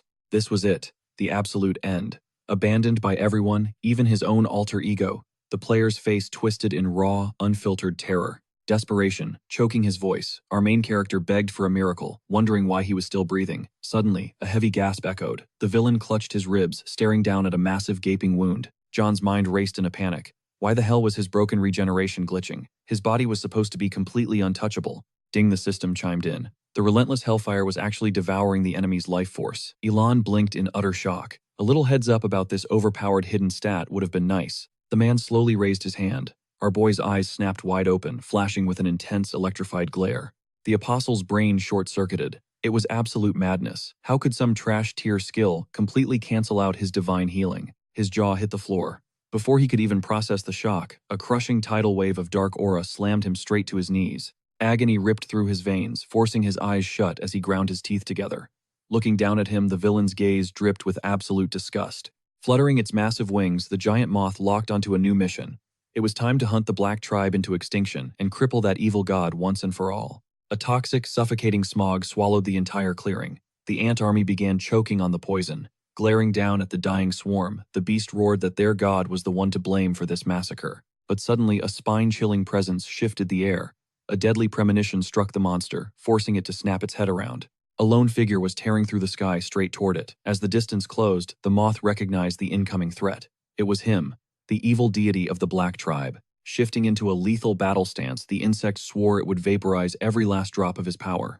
In response, our main character's clone just locked eyes with the beast and aimed a devastating punch. The monster's eyes bulged in pure panic. Boom! The doppelganger's fist connected with god-tier force. Instantly, the beast was erased into nothing but a pathetic puff of smoke. Staring at the sea of lifeless ants scattered across the dirt, our hero's heart sank. Were his loyal followers actually wiped out?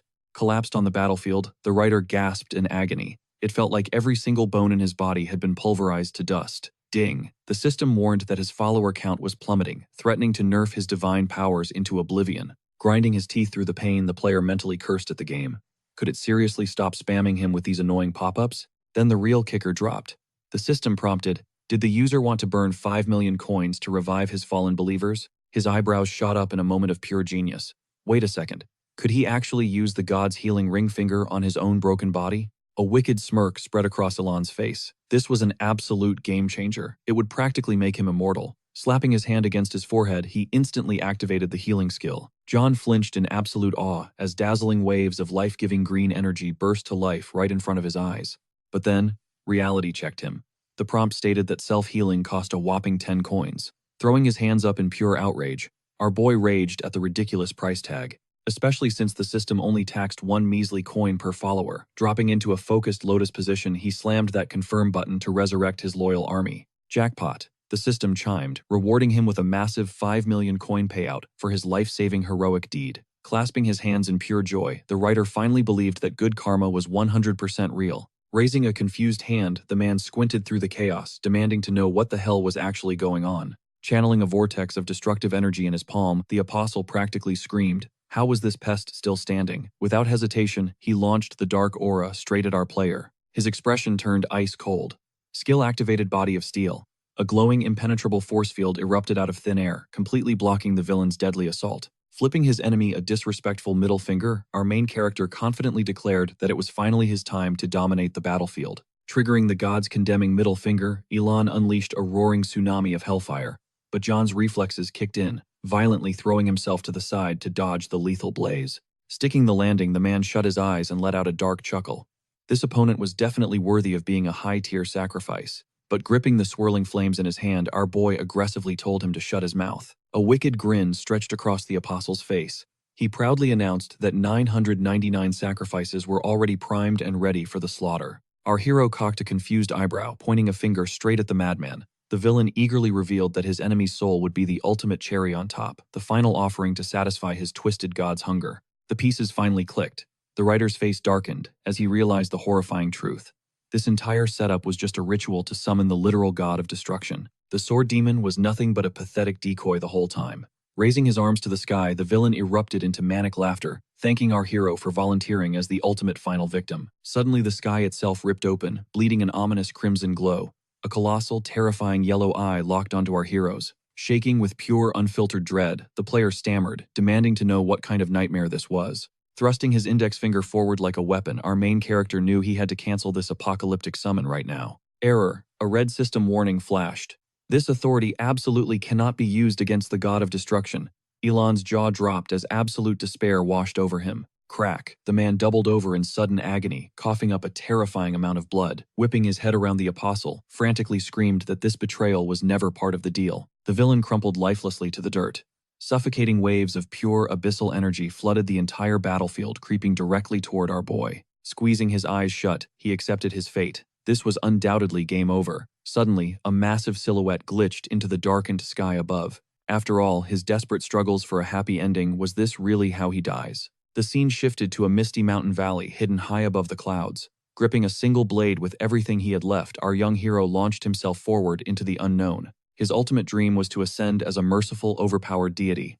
But right now, that ambition was completely shattered into pieces, because the legendary mountain-swallowing deity was actually the dreaded god of destruction himself. And with a sickening rumble, the true monster finally began to rise from the shattered earth. The colossal demon unhinged its nightmare-fueled jaws. Crimson stained every inch of the battlefield. The word abyss pulsed ominously beneath their feet. A battered girl lay motionless in the wreckage.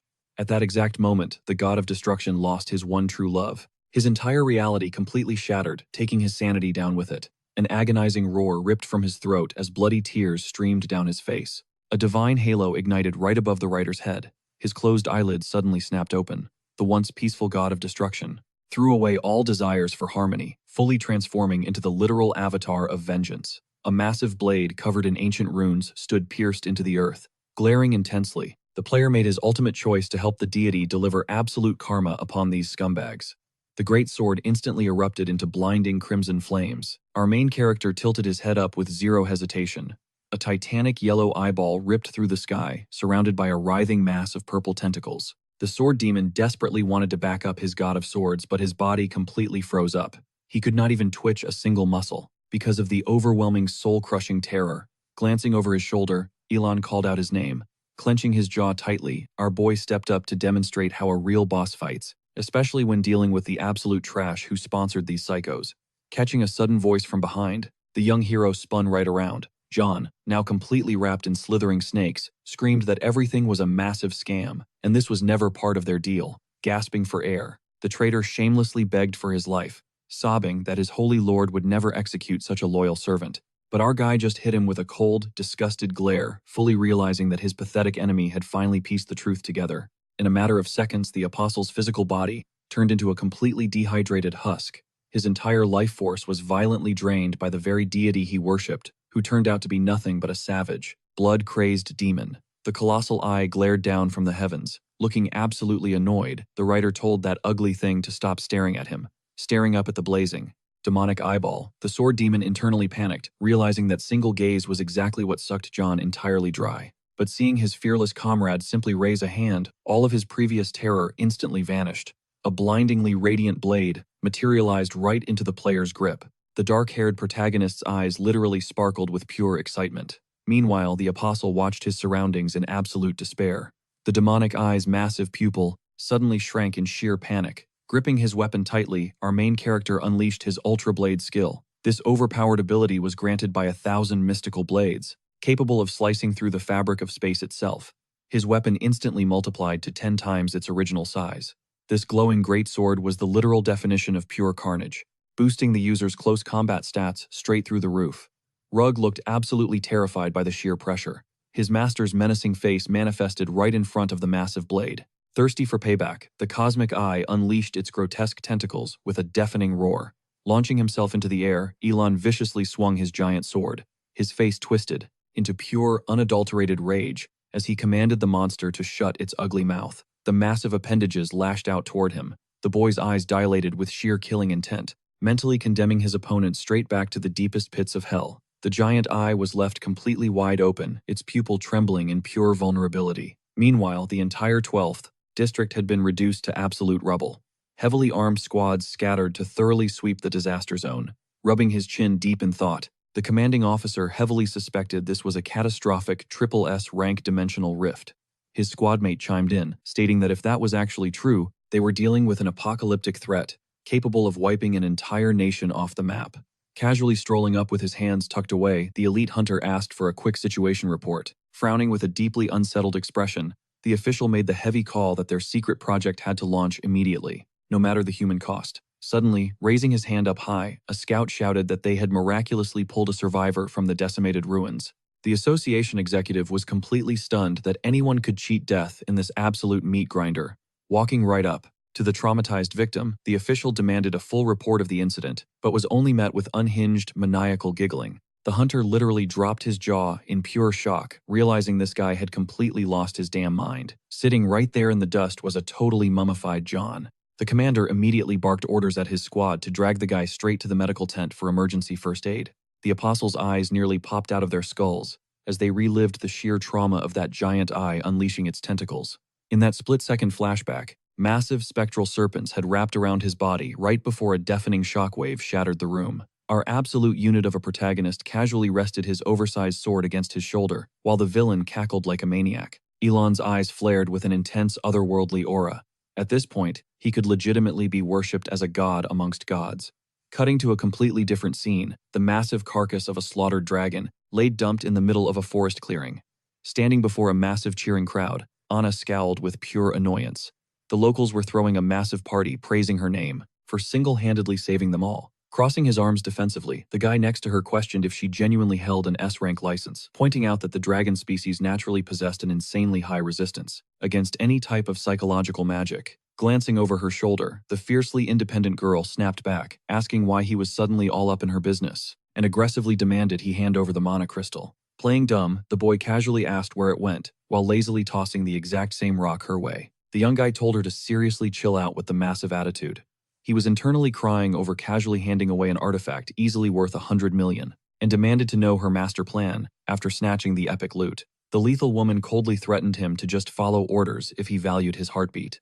Grinding her teeth in total frustration, the elite huntress complained that the supposedly legendary dragon fought more like an overweight iguana, heavily regretting the absolute waste of her time. Taking that oversized lizard down, with a sharp pop, she literally vanished into thin air. The swordsman just sighed, calling her an eternally grumpy perfectionist, and declared they should totally hit the town to celebrate crushing this S-rank dungeon, especially since they miraculously pulled it off with 0 casualties. Exactly 2 days later, vibrant blue clouds drifted lazily over the city skyline. Our guy casually tossed a damp towel over his shoulder. Perched securely on her uncle's back, the little girl playfully called him an old man. A warm, fuzzy feeling washed over our overpowered prodigy as he glanced over his shoulder.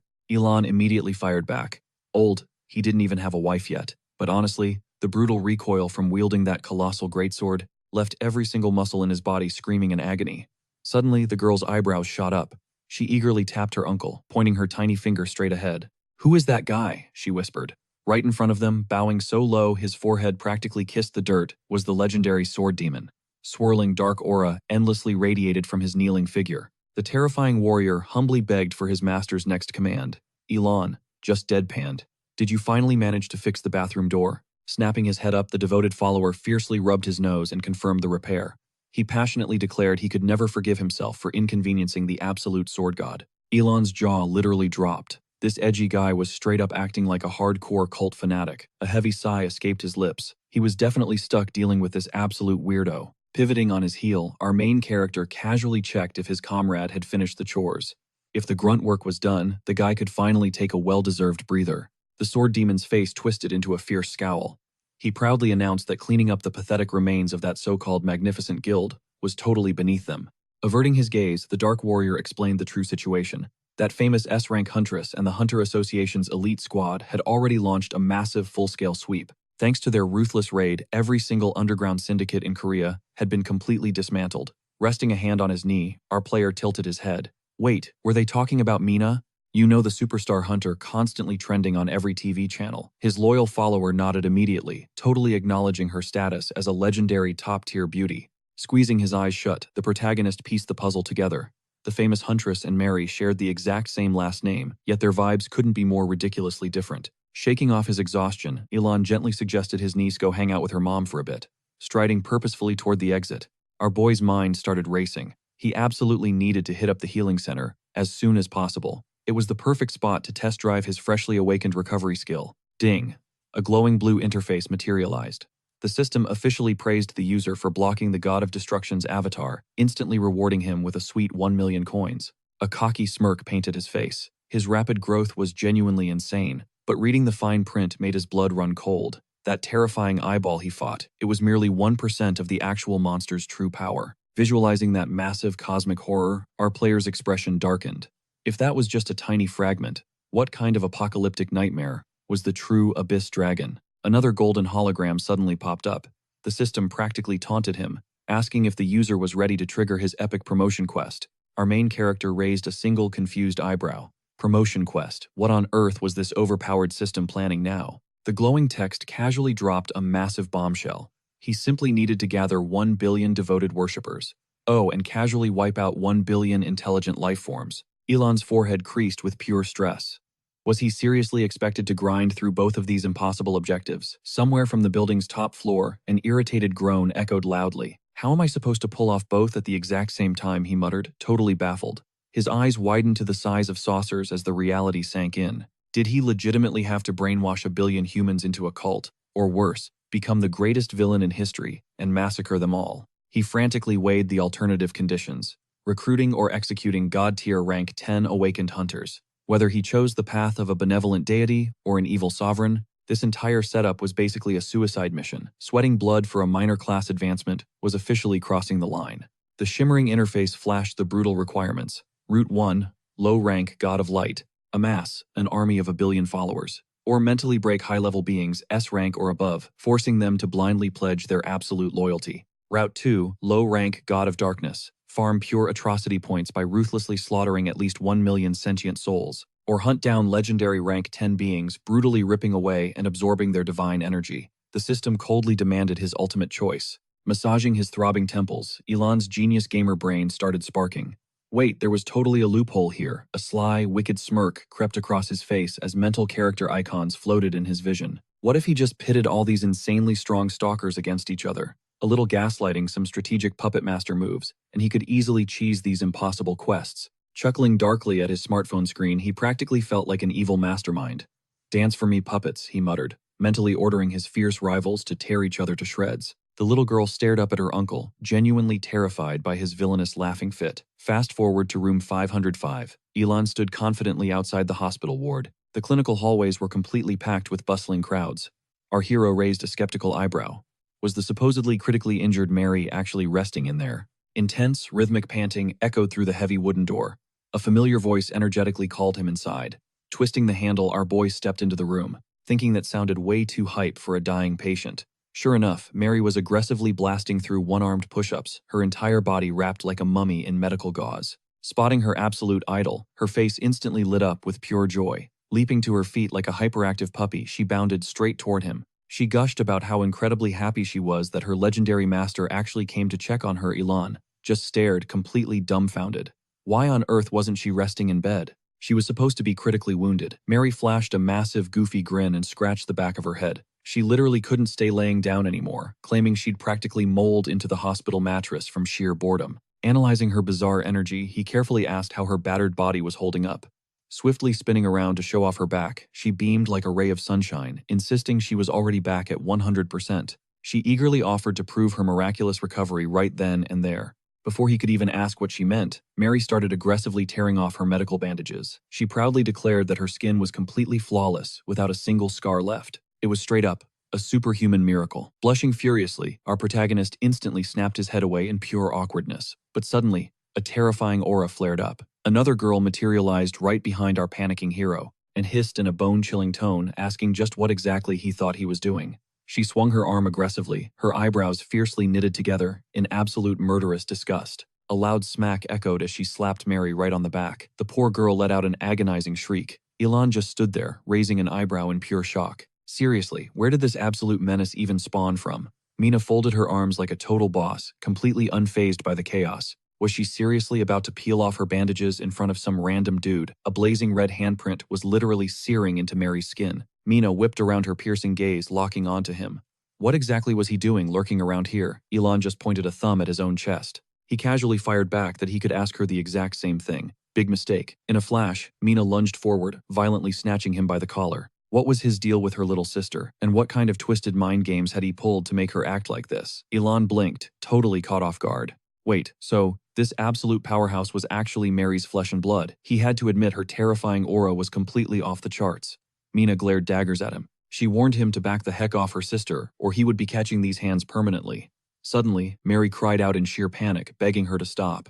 Mary clenched her trembling fists, desperately pleading with her not to lay a single finger on her master. Mina whipped back around, grinding her teeth in raw rage. Wait, did she just call this absolute loser her master? Wait, he is actually your teacher. The girl raised an eyebrow and whipped off her shades. She asked if hiring weaklings was some kind of bizarre new trend at the Hunter Academy. All the while, her grip on his collar did not loosen one bit. The main character tried to defend himself, pointing at his own chest. But right behind the aggressive sister, Mary was desperately flashing an X sign with her hands. It was a frantic warning to keep his mouth shut. Nina narrowed her eyes into a deadly glare, demanding an immediate answer. Ilan flashed an awkward smile and patted his chest. He swore up and down that he was simply the physical education instructor at the academy. Mary let out a massive sigh of relief. But Nina just crossed her arms fiercely, questioning how a new teacher could possibly fly completely under her radar. If he was working there, he had to be a high-level hunter at the absolute bare minimum, the girl deduced. Pointing a sharp finger right at him, she demanded to know his rank, because to her elite eyes, he looked like absolute trash. Our protagonist just blinked in surprise. Begging her older sister to drop the savage attitude, Mary stepped up to defend the protagonist. She proudly declared that her master was actually insanely cool. Nina scoffed at the word master, practically spitting it out with pure disgust, as she claimed Mary belonged to her alone. Ilan just stood there, completely frozen, in absolute second-hand embarrassment. Mary quickly explained that her teacher simply did not care about flashy appearances, as he was a lone wolf who preferred the quiet life. Clenching her fists with burning determination, Mary shot back that her master might actually be way stronger than her legendary sister. So there was absolutely no reason for this toxic disrespect. Hearing this, Nina slowly took off her cap and shades, stating that she finally understood the situation. The boy raised a curious eyebrow. A terrifying, arrogant smirk crept across the girl's face. In that split second, the truth hit our hero like a freight train. She was a famous rank S hunter, renowned globally for her deadly beauty. He could not believe this absolute powerhouse was actually Mary's older sibling. The fierce S-rank hunter crossed her arms, radiating pure authority. She glared down at her little sister, asking if she had completely lost her mind. Did Mary seriously think leveling up a bit gave her the right to look down on her own blood? Mary stubbornly held her ground. Nina just smiled, a villainous smile. Her eyes began to glow with terrifying psychic energy as she dared her sister to repeat who the strongest one in the room really was. Boom! She unleashed her devastating mind control skill. Mary instantly froze like a statue, her eyes blown wide in pure panic as her sister's hypnotic command hijacked her brain. Fighting the psychic pressure, Mary grabbed her head in agony, crying out that this was a huge mistake. Nina just scoffed, pressing 2 fingers to her temple to amplify the mental attack. She mercilessly mocked Mary for even daring to call herself a real hunter. The protagonist watched this chaotic family drama unfold in sheer disbelief. Suddenly, Nina flared her glowing eyes to the absolute max. Submit and kneel, the command echoed in the room. Gritting her teeth against the invisible weight, Mary was forced down onto her knees. The older sibling tightly clenched her fist to seal the mental lock. She ruthlessly commanded her little sister to stay down and never talk back again. Enough was enough. Our guy stepped right in front of the helpless girl, telling Mina to chill out before she permanently damaged her own sister's mind. The fierce psychic scowled, screaming at the supposed weakling to get out of her way. The sheer volume of her screech forced our hero to turn away and cover his ringing ears. Ilan gave her a totally unimpressed look. He casually asked why she was shrieking like a banshee, complaining that she was about to blow out his eardrums. Mina glared daggers at him, absolutely baffled that this trash-tier hunter was still standing. Her expression darkened, and that terrifying psychic glow returned to her eyes. She unleashed her absolute authority directly into his brain, deciding this fake teacher needed to take a nap. But the protagonist just stared right back at her, raising a single, unbothered eyebrow. Mina's jaw practically hit the floor. Absolute shock rocked her entire body. Why in the world was her invincible mind control having zero effect on this nobody? Brushing off the psychic attack like it was a light breeze, the boy casually raised his hand. He politely apologized for crashing their family therapy session, but suggested using actual words instead of brainwashing. The psychic pressure vanished. Mary leaped up with a massive, triumphant grin. She proudly announced that her master just completely tanked her sister's ultimate unbeatable skill without breaking a sweat. Elon connected the dots, finally realizing this unhinged woman was a high-class telepath. Humiliated and furious, the girl ground her teeth together, fiercely demanding to know his true rank. A massive sweat drop slid down our protagonist's cheek. He mentally panicked, realizing how incredibly humiliating it would be to admit he was technically just a lowly rank G trash. He honestly had no clue why she was so intensely obsessed with his power level. Meanwhile, Mina took a deep breath, desperately trying to reboot her scrambled brain. Her entire demeanor completely flipped. She respectfully bowed her head, admitting her own arrogance. She had been totally blind to the towering mountain of power standing right in front of her face. Swallowing her immense pride, the S-class beauty officially entrusted Mary to master Elon's care. Caught completely off guard by this sudden respect, the boy waved his hands and casually promised he would handle it. Talk about emotional whiplash. While he was still processing her crazy mood swing, Mina pulled her cap back down. She coolly jerked her thumb toward a care package sitting on the nearby desk. She ordered her sister to stop complaining. She noted that Mary was clearly not eating properly at this raggedy academy, claiming this was the absolute last time she would hand-deliver survival porridge. After all, an elite hunter's time equals millions of dollars. Despite the tough love, the younger sister softly smiled and whispered a genuine thank you. Our hero watched the exchange, realizing this terrifying telepath actually had a massive soft spot for her little sister. Suddenly, an information window popped up in his vision. Mina, age 24. Status update. She was literally the chosen messiah of the god of destruction, and was currently suffering from the deadly curse of the abyss. Completely oblivious to his system view, the girl casually slipped her dark shades back on. A serious moral dilemma hit him. Should he warn her about this apocalyptic curse eating away at her soul? Well, she was his student's family, and she did bring free food. Deciding to be a good guy, Elon awkwardly raised his hand. He casually asked how her dungeon raids were going before dropping the absolute bomb. Was there any chance she had been hit by a catastrophic curse? The girl froze dead in her tracks, sharply demanding what he meant by that. The hero internally panicked, realizing his overpowered eyes were seeing a supernatural dark mark that was completely invisible to everyone else. The atmosphere in the room instantly plummeted below freezing. Mina slowly lowered her head, turning back to face the boy. Our protagonist's eyes widened as her face contorted into pure, unadulterated hostility. She locked onto him with a blood-curdling, murderous glare that could shatter steel. Her voice dropped to a demonic whisper, as she demanded to know exactly how he found out about her darkest secret. The poor guy flinched, absolutely terrified of the monster he just woke up. She casually brushed it off, claiming her sensory skills had just picked up on his vibe. If her read was wrong, she offered a quick, unapologetic shrug. Elon immediately caught onto her chaotic energy. Her mood flipped like an unpredictable switch. Flashing a sickeningly sweet smile, Mary promised it was absolutely nothing. A cold drop of sweat slid down Elon's cheek. There it was again. Another massive whiplash-inducing mood swing out of nowhere. The guy couldn't help but compare her to a total two-faced wildcard. Turning on her heel, the girl tossed a casual goodbye over her shoulder, promising they would cross paths soon. Elon raised his eyebrows, wishing her the absolute best. His mind raced with one chilling fact. She was an S-rank hunter after all, and that legendary title was no joke. Even if you completely ignored her creepy telepathic tricks, her raw combat power was probably off the charts. The sheer pressure radiating from her was suffocating. He racked his brain trying to figure out how to recruit a powerhouse like her to his side without getting killed. Earning her absolute trust felt like an impossible mission. Suddenly, Mary flashed that eerie smile again, playfully asking what was running through her master's head. Caught completely off guard, Elon stared at her with wide eyes. He was stressing over his literal survival, but he definitely couldn't drop that truth bomb on her. So, he pivoted back to the main mission. Raising an eyebrow, he smoothly suggested they hit the rooftop for some hardcore training if she was up for it. A bright grin spread across her face as she agreed. Closing her eyes in pure delight, Mary purred that she would be absolutely thrilled to tag along. Crackling electricity shattered the pitch-black darkness. Elon tilted his head back, staring down a massive spectral tiger. It was bound by heavy, glowing chains, leaking wild yellow lightning into the air. He furrowed his brow in heavy frustration. He honestly thought breaking this seal would be a breeze, especially after his recent insane power awakening. But reality hit him hard. It wasn't that simple. If he could just shatter those chains, Mary's true S-rank power would awaken, gifting him his very first elite disciple. Slamming his gear onto the nearby bench, he let out a defeated breath.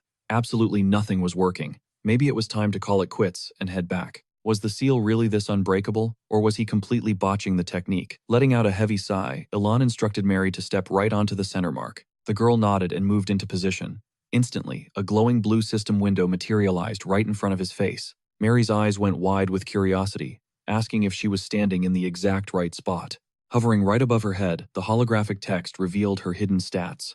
19 years old, and officially, Elon's very first believer on planet Earth. Her Class A fully sealed S rank. The system blared a warning that her devastating lightning abilities were still heavily locked away. The main character narrowed his eyes and took a deep, grounding breath. He pushed his mental limits to the absolute brink, zeroing all his focus directly onto the stubborn seal. A bizarre, almost playful smirk crept onto Mary's face. Arching an eyebrow, she teased him about why her master was staring at her with such intense, burning eyes. Elon completely ignored the bait, his mind locked on her ridiculous rank and chained potential. His face tightened in supreme concentration, carefully weaving his aura like threading a microscopic needle. Suddenly, his eyes darted up in pure shock. A brand new system alert violently popped up right in his vision. He shot a deadly serious glare at the girl.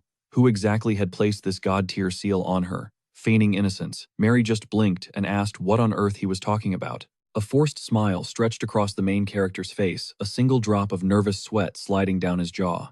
He casually pivoted, asking if she had any clue where her sister might have vanished to. Mary cocked her head playfully, poking her own cheek with a slender finger. Why was he so suddenly interested in that little detail? His smile deepened. There was absolutely no escaping a heavy heart-to-heart talk now. Lifting his gaze, he stared off into the distant horizon with a knowing smirk. Meanwhile, violent ocean waves smashed brutally against jagged cliffs. Icy rain poured from the pitch-black heavens. An otherworldly voice echoed out, commanding the trembling apostle to cast aside all his fears. The prophecy was absolute. The exact moment he descended upon the mortal realm, every single soul in this doomed world would be granted eternal salvation. A massive, heavily fortified concrete fortress stood dead center in the raging storm. Heavily armed guards in dark uniforms relentlessly patrolled the grim prison corridors. Deep inside, John stared down at his violently shaking hands. The desperate craving for divine salvation was the only fuel keeping his broken mind and body moving. He was a true believer, down to his very core. But an intrusive thought violently crashed into his brain. His face twisted in pure, unadulterated disgust as he ground his teeth together. Hot tears of betrayal spilled down his battered face. How sick was he? Why did he ever believe that becoming literal livestock for a god was some kind of holy honor? Suddenly, a massive, unholy eye snapped open in the darkness. Its crimson pupil locked onto him. John froze in pure paralyzing terror, staring back at the gigantic cosmic horror looming over him. He collapsed to his knees on the freezing cell floor. He screamed out in pure agony. This twisted fate was absolutely disgusting, and it was nothing like the salvation he begged for. Throwing his head back toward the ceiling, a new hope sparked in his chest. Elon was built different. He was the one true, legitimate god in this messed-up universe. An absolute god standing miles above the rest. John visualized the main character's cold, commanding gaze, his eyes flaring with untamed power, his entire body cloaked in an aura of blazing golden fire. The broken apostle dragged himself to the tiny barred window. He desperately begged for the true savior to cleanse this rotten world, bowing his head deep in absolute submission to beg for forgiveness. Squeezing his eyes shut, John prayed with every fiber of his being. He begged the merciful Elon to scoop up this pathetic fallen soul and grant him ultimate salvation in his divine shadow. Miles away, the hero's eyes snapped completely open. A massive system alert echoed in his mind. A new fanatic had officially converted to the Holy Church of Elon. Back in the cell, the apostle threw his hands toward the heavens. A violent electric shiver racked his entire body. Overwhelmed by raw emotion, John buried his weeping face directly into his trembling palms. He violently sobbed out his gratitude, thanking his new god for accepting such a filthy, sinful soul. But suddenly, a terrifying figure draped in pitch-black combat gear materialized right behind him. The shadowy intruder casually dropped the main character's name. Their face was completely hidden behind a haunting plague doctor mask, with glowing predatory eyes piercing straight through the darkness. The mysterious stranger tilted her head, asking if the fanatic was actually running his mouth about Elon. The masked girl in black stalked closer, oozing lethal intent. Paralyzed by fear, John snapped his head up, demanding to know who the hell she was and how she bypassed the absolute lockdown. His brow furrowed in sheer, unadulterated panic. Convinced that no one below Class S could even breach this place, our hero glared at her. He figured the association had sent a hitman straight for his soul. The fallen apostle couldn't wrap his head around her identity. John squeezed his eyes shut, scoffing that they were just insanely jealous of his god-tier skills. He slammed his hand against his chest, dropping to one knee, while openly bragging about his massive kill count. Our guy just stared, asking if this was seriously their pathetic way of bribing public opinion. The mysterious girl just watched him completely unfazed. John's glowing eyes snapped wide open. He growled that even stripped of his evil apostle title, he could still easily crush her. But the girl just chuckled. She completely humiliated him, revealing he had never even set foot in the abyss. The protagonist echoed her words, completely stunned. She raised a single finger toward John, and a terrifyingly pure, glowing energy swirled around it. She coldly stated that nobody gave a damn about his excuses, but he was going to pay in blood for trying to murder her sister Mary. John's heart completely flatlined. He ground his teeth together, violently clutching his chest as absolute agony ripped through him. He collapsed forward, unleashing a blood-curdling scream. Vicious, shadowy currents of dark energy violently erupted all around his trembling body. His deafening shriek echoed through the entire prison block. Meanwhile, our main character kicked back in his chair, crossing his legs like an absolute boss. He clicked his tongue, clearly annoyed that tracking down Mina was becoming such a massive headache. He seriously couldn't understand why she was always so swamped. Ilan's gaze drifted down to the strange object resting on his desk. He shrugged, figuring this was totally normal for a rising celebrity, so he instantly brushed it off. Instead, a massive grin spread across his face. The legendary sword demon had finally gotten off his back. In his head, he pictured the terrifying demon awkwardly sitting down to write a goodbye letter. In this imaginary note, the demon confessed that wild, unforeseen circumstances were forcing him to bounce. He dramatically wrote that even if his body was gone, his soul would forever linger, hyping up his master's radiant glow every single time that blade swung. Imagining this, Ilan pressed his lips together in fake sadness, dramatic, imaginary tears streaming down his face. Then, a genuine smirk broke out as he stared at the actual crumpled piece of trash paper on his desk. He was hyped, convinced the sword demon was gone for good. He casually tossed the wrinkled garbage away. Glancing down at his glowing phone screen, he wondered what exactly had happened to the creator of the gods. Suddenly, the system completely blew up. A notification pinged, "New follower acquired." John, a human, had just pledged absolute loyalty to the god of destruction. This guy was now fanatically devoted to our hero, who honestly soaked up the massive faith boost. But then it hit him. He yelled out loud, completely baffled by how this was even possible. A blue screen popped up, displaying the promotion progress for a low-ranking god of good. The stats were insane. 5,212,326 normal followers, out of a staggering 1 billion total believers. But the kicker, only 1 in 10 had Class S potential or higher. Our boy rubbed his chin deep in thought, realizing that John's power level absolutely had to be beyond Class S. He admitted out loud that he had zero clue how the mechanics were working right now, but catching 2 massive birds with 1 stone was an absolute win. He glanced away, totally pumped that the sword demon was history, while he simultaneously bagged a brand new Class S pawn. He honestly couldn't help but wonder what pushed John over the edge to worship him. Suddenly, his phone aggressively buzzed again. He snatched it up, expecting another epic milestone, but the system brutally announced fanatic follower John is dead. Elon's jaw practically hit the floor. His eyes bugged out, desperately wondering who the heck managed to completely wipe out his guy, especially since he literally just unlocked this top-tier minion. Before he could process it, the system dropped another bomb. Everything the dead fanatic owned, which now officially belonged to his god, would be forcefully absorbed by the host. Panic set in. He frantically asked the empty room what was going on. One after another, blaring red system warning panels practically shattered his screen, demanding his attention. Our guy scowled, letting out a sharp gasp of pure shock. The system coldly warned that absorbing the victim's power would trigger mind-shattering absolute agony. Instantly, a blinding beam of wild energy exploded from his phone screen. He threw his hand up, desperately trying to shield his face. But it was too late. Ilan threw his head back, his jaw unhinged, and he screamed absolutely hysterically. A blindingly intense pillar of light literally blasted out of his apartment window, lighting up the night sky. Our hero gritted his teeth, clenching his fists so hard they shook, as brilliant glowing chains of pure energy violently wrapped around his arms. Sweating bullets, Ilan violently gasped for air, struggling to process the raw, explosive power he had just ripped from John's soul. He scowled heavily, staring down at his trembling, glowing palms, desperately wondering if there was some secret hack to make this brutal leveling process hurt less. Fighting through the lingering pain, he ground his teeth, realizing the massive loophole he could siphon his followers' skills. even after they completely kicked the bucket. He snatched up his smoldering phone, frantically searching for how his apostle actually bit the dust. Was it a straight-up assassination? A breaking news headline flashed across his screen. The notorious boss of an underground hunter syndicate was just found dead inside his maximum security cell. The official cause of death, a sudden, totally random heart attack.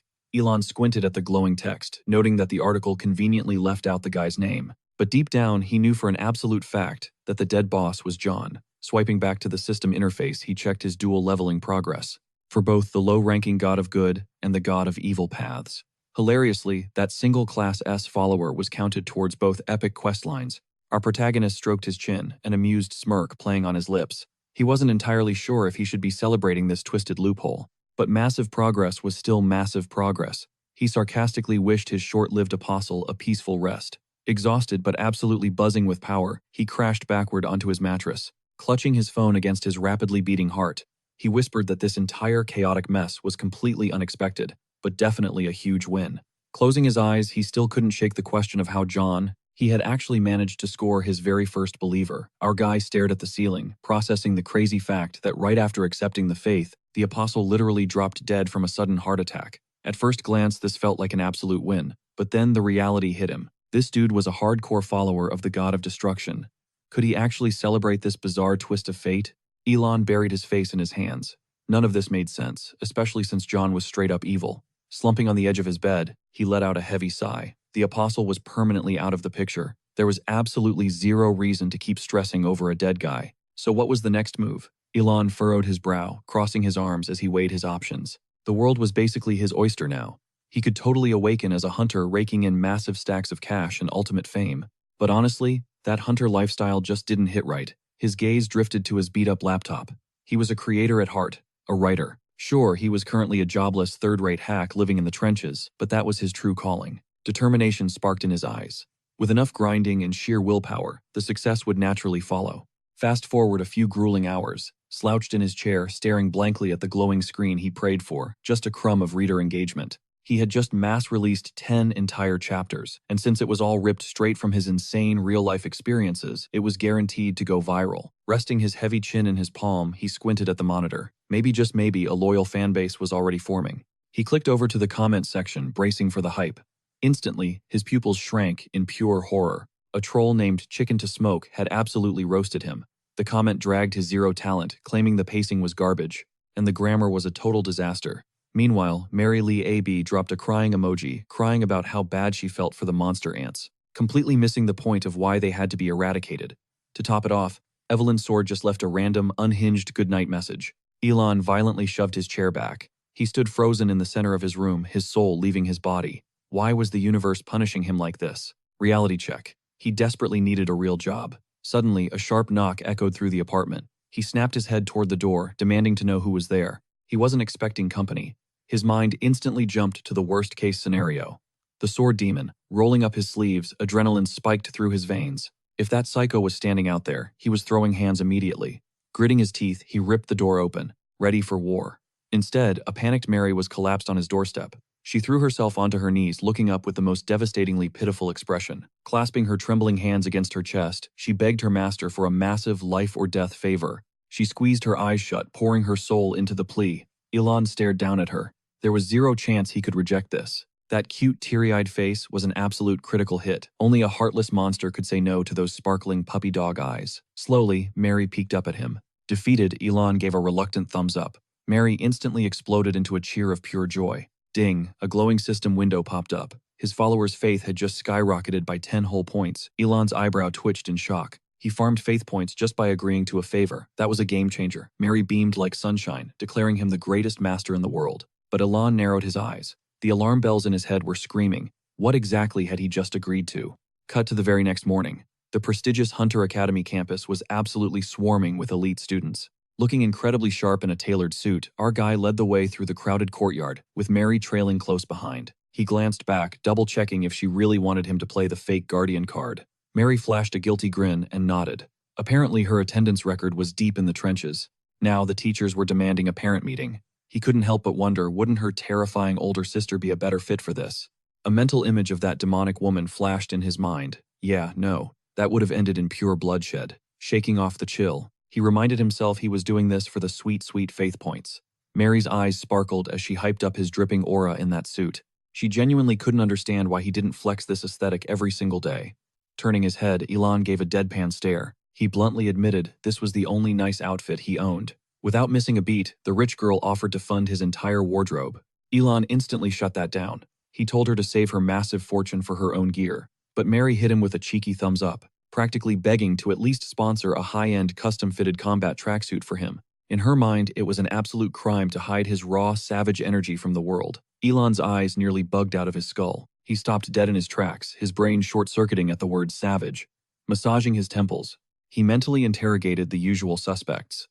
Was it the Holy Virgin, the dark-haired edgelord, or did the sword demon actually corrupt her innocent mind?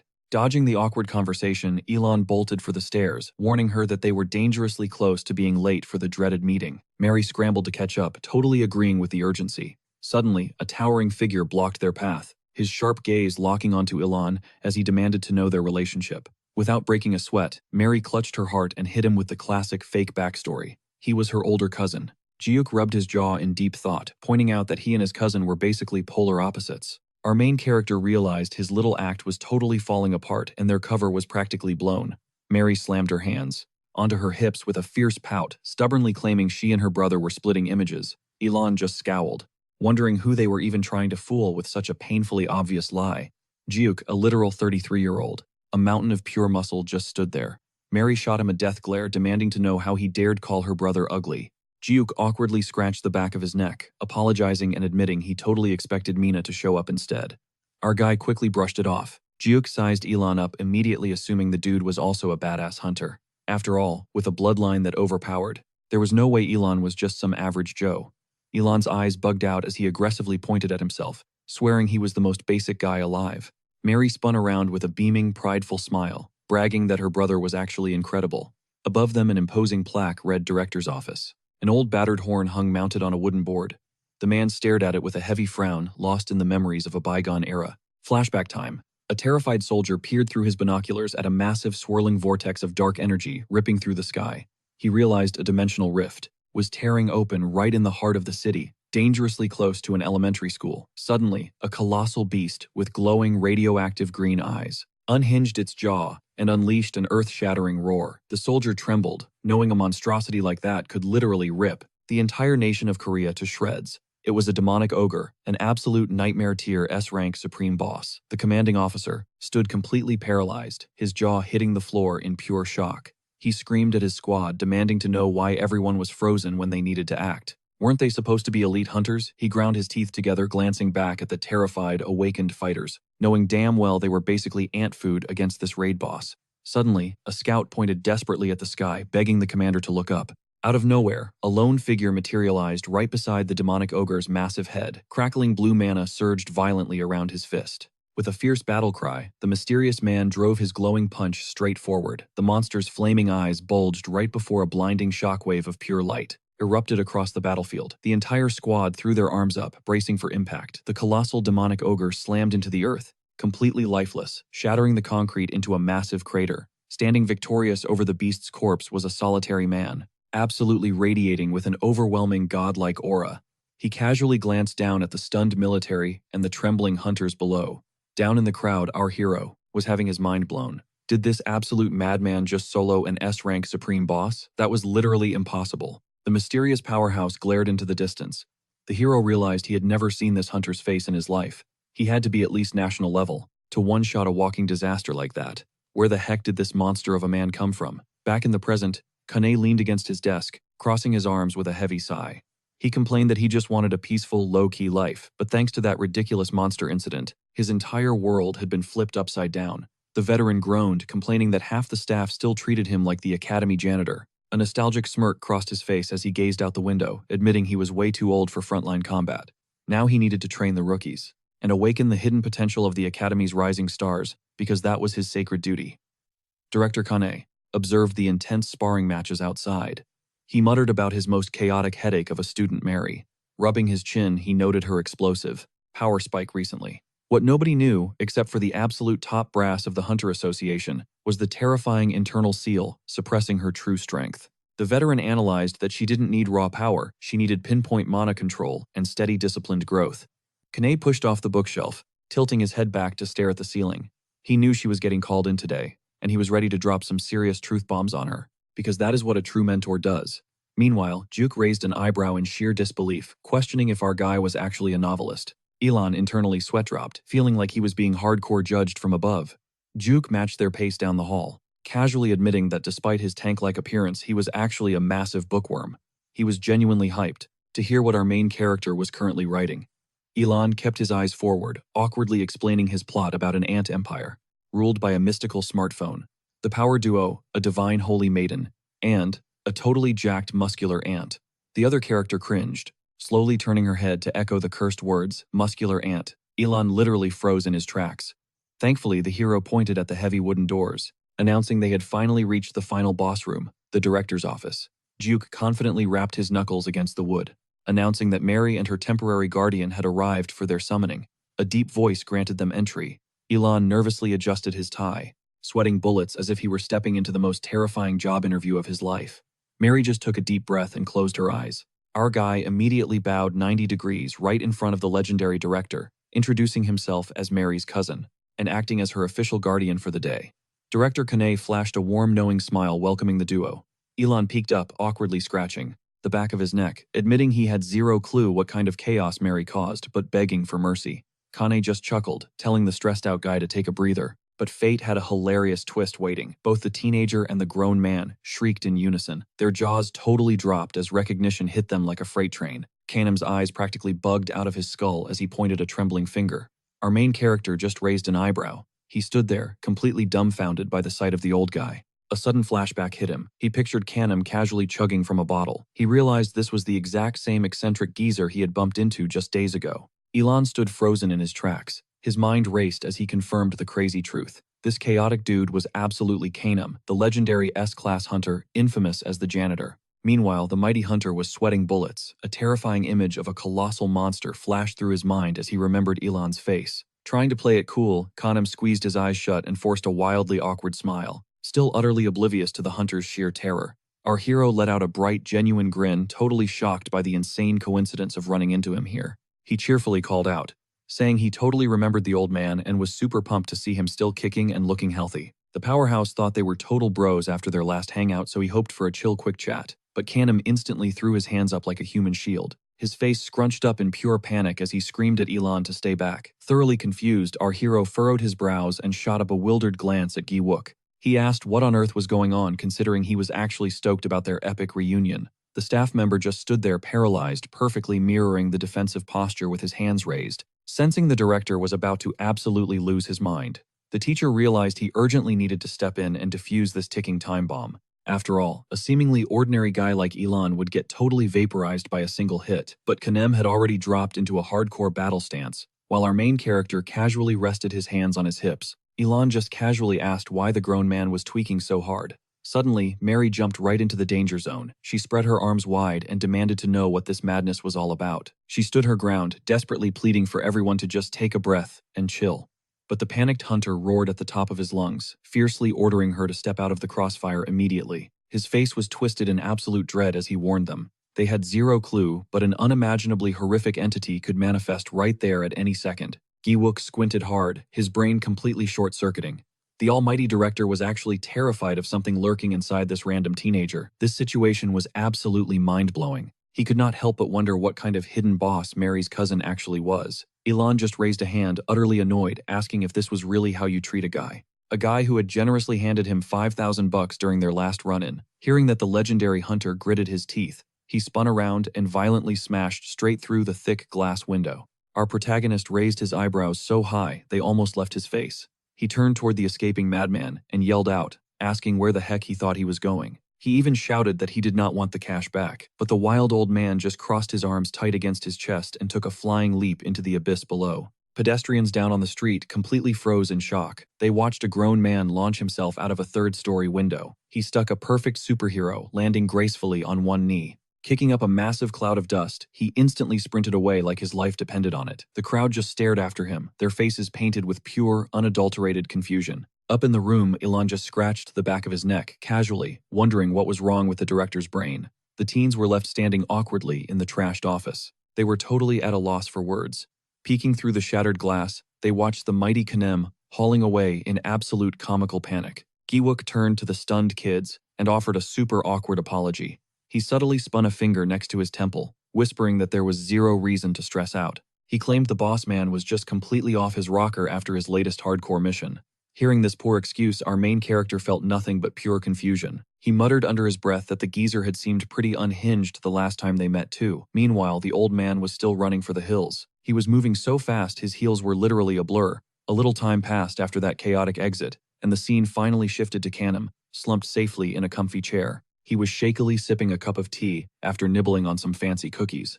Suddenly, the young girl stopped dead in her tracks. She excitedly shoved a sweet pastry toward our main character. She hyped it up, saying admiringly that he simply had to taste it, but Elon firmly shook his head no. While she kept trying to coax her stubborn tutor into tasting the treat, the old director locked his eyes intensely onto the boy holding the cookie. Our hero immediately felt the heavy burning gaze of the boss. He mentally sweat dropped, wondering why the dude was staring a hole right through him. When he finally looked away, a glowing system window suddenly popped up in thin air. The text announced that Mary had just presented an offering. It turned out to be Kanem's absolute favorite elite snack. The moment our protagonist processed the notification, his eyes darted back to the pastry in pure shock as he wondered. He wondered if this was supposed to be some weird sacrificial tribute. He caught the old man's sparkling, desperate eyes glued to him again. Was all this intense aura really just for a cookie? The teenager sighed internally at the ridiculousness.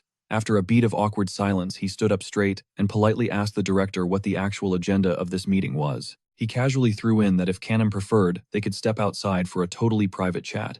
Hearing this bold offer, the boss man nearly jumped out of his skin with fear. He frantically yelled out a massive nope, swearing there was absolutely no need for that. Waving his hands like crazy, he begged Elon to just stay seated. He nervously stammered that keeping the conversation right there in the open was perfectly fine. Our protagonist was beyond lost at this point, desperately trying to figure out a quick escape route. He wanted out of this absolute madness. Trying to regain control, Giwook cleared his throat into his fist, officially stating they needed to contact the tutor. It turned out Mary had been ditching her classes on the regular. The teacher quickly added that they truly believed the girl was a straight-up prodigy, but she desperately needed some heavy supervision to actually succeed.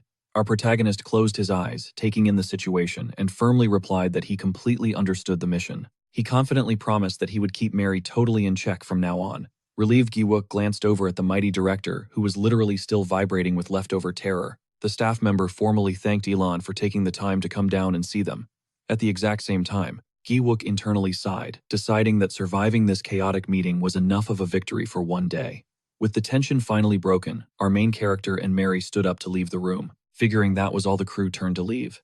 But suddenly the old man's voice boomed through the room, freezing them in their tracks. Everyone whipped around, their eyes wide with shock. Keenan's face had gone dead serious, making it crystal clear that he wasn't just letting them walk away. Hearing this, our main character pointed at his own chest. Panic crept into his voice as he stuttered out a simple why. The old man's eyes locked onto him. Did he have any idea how long he had been searching for him? He leaped up from his chair, thrusting a finger straight at Elon. "This is pure destiny," he roared. Elon just stood there completely clueless. Smoothly slicking back his hair, the director regained his elegant composure. He flashed a knowing look, asking if our boy knew that their Hunter Academy boasted the absolute best facilities in the world. Raising a single finger, he dropped the bait. He said it was time they ran some tests and ordered them to follow him. Suddenly, the old man pumped his fists in the air. He screamed at the top of his lungs that he needed to measure the kid's true power. The crew exchanged entirely baffled looks. Why would he even need to do that? They asked.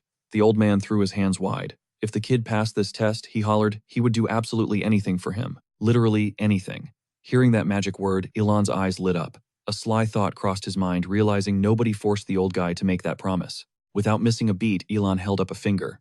How about wiping Mary's entire disciplinary record clean? Oh, and ignoring any of her future mess-ups too. Keenan shot him a massive thumbs up. "Deal, let's get moving," he cheered like an absolute maniac. Elon opened his arms to say something else, but the old man brutally cut him off. He bellowed out that he was not letting this golden opportunity slip away. "Step right up," Keenan's hyped-up voice echoed through the entire building. Smash, cut to the next second inside the high-tech laboratory. Our boy stepped into the sleek testing capsule. Working the control panel, the lab assistant looked seriously worried. "Wasn't this way too dangerous?" she asked. After all, throwing a total civilian into a sudden hunter qualification test could literally break them. Standing nearby, the director calmly brushed off her concerns. It would just be this one time, he insisted, claiming it was absolutely crucial. She pulled up Elon's past records, her eyebrows pulling together. His last exam proved he was a G-class at best. What exactly was the old man hoping to find here? The director slowly turned. I am not looking for his past, he muttered, his aura suddenly dark and threatening. Inside the capsule, Elon approached the resonance sphere. This glowing artifact was the ultimate tool for measuring a person's raw potential. But more insanely, it could track a god's exact number of believers and the blood sacrifices made in their name. Elon frowned hard. His spider sense was tingling like crazy. Through the thick glass, Keenan's voice crackled over the intercom. Place your hand on the sphere to begin, the director ordered. Swallowing his nerves, the kid obeyed instantly and pressed his palm against the cold surface. Bam! A massive shockwave of pure mana instantly blinded him. The sphere lit up like a supernova, screeching and humming as it analyzed every drop of his power. Testing complete, you can step out now, the director announced. Hearing those words, Elon let out a massive sigh of relief. The assistant stared down at her monitor. Well, this is certainly interesting, she mumbled thoughtfully. Elon's cheeks flushed a deep, embarrassed red. Oh man, this was it. His absolute greatness was finally about to be exposed to the world. Clasping his hands together, he asked with sparkling eyes what class he got. It had to be S-class, right? I mean, he was literally a deity. The girl did not even blink coldly, stating he was G-class. She yanked the printed results, adding that every single one of his stats was rock-bottom G-class. There was absolutely nothing special about him. Boom. Elon and Mary's excited faces instantly flatlined. The lab assistant looked at the kid in pure disbelief. Honestly, these were the most incredibly trash-tier results she had ever seen. Keenan's face completely twisted. Unai, he roared. Are you absolutely positive this machine is working right? The girl snapped right back. The data had a margin of error of exactly 0.1%. Peeking over at them, Mickey squinted. Wait a second, were the director and this assistant so tight that he could just drop her first name like that? Right then, a glowing system window popped up in front of our main character. It clearly labeled Unai as Keenan's daughter. Guys, they are literally related, he pointed out. Unai glared daggers at her dad. Keep it professional in the lab, director. I am strictly your assistant here, she yelled. Mary's jaw dropped to the floor. No way. You two look absolutely nothing alike, Elon just scowled. This whole situation made zero sense to him. He was an actual, literal god. Did this stupid human tech even know how to measure divine power? Gripping his daughter's shoulders, Keenan looked desperate. Unai, please tell me you are completely certain about this printout. She shoved his hands right off her, screaming that she was 100% positive. The director stared at the paper, his mind completely blown. How did this kid pull off that miracle the other day, he wondered frantically. He knew for a fact that the boy unleashed his power right after he passed out. Suddenly, a crazy realization hit him.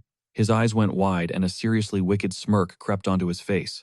What if falling unconscious was the secret trigger for his hidden awakening? If so, he would just have to push this kid to the absolute brink. His eyes gleamed with mad scientist energy. Completely clueless to the danger, Elon asked Mary if she wanted to grab some food on the way home. Heck yeah, she cheered, pumping her fists. But before they could escape, the old man lunged right behind them like a madman. Hold it right there. This is not over yet, he roared furiously. He asked what the deal was. In response, the director demanded a spar, wanting to see exactly what kind of monster Elon was hiding inside. He roared that the pathetic machine must be glitched. Hearing that trash talk, pure rage coursed through Unai's veins. Elon's expression turned ice cold. He completely rejected the fight bluntly, stating the director had absolutely nothing of value to offer him. The kid locked his gaze forward, the heavy realization hitting him that both the sword demon and John had placed their ultimate faith in him. His eyes shifted to Keenan. A wild thought crossed his mind. If he crushed this guy right here, would he score another Class S follower for his grand quest? A confident smirk played on our main character's lips as he clenched his fists and shouted his acceptance. Tunuk, Mary, and Unai just stared at him completely, mind-blown by his reckless choice. Keenan pumped his fist in absolute hype, barking the order to head straight to the training arena. Suddenly, the challenger materialized right behind our hero. His eyes burned with intense fury as he spat that Korea's living legend, stepping into the ring with a lowly Class E, was a total insult. The entire crew hit the training room. Stepping into the cage, our protagonist tapped the heavy iron mesh, looking up and silently judging if it could actually handle the absolute destruction about to go down. He seriously doubted this cage could contain awakened powers. Out of nowhere, his opponent sneered, asking if the rookie was really insane enough to fight without protective gear. Elon just turned around, casually pointing out that Jiuk was also flying solo without armor, scoffing the older hunter strapped on his combat guards and gloves. He locked eyes with our boy, dropping a massive threat about the lethal gap in their battle experience. Unfazed, our protagonist simply slid his own gloves on. With chilling calmness, he brushed it off, claiming he did not need a single extra piece of gear. That sheer disrespect made Jiuk's blood boil. He promised the kid would be crying in regret soon enough.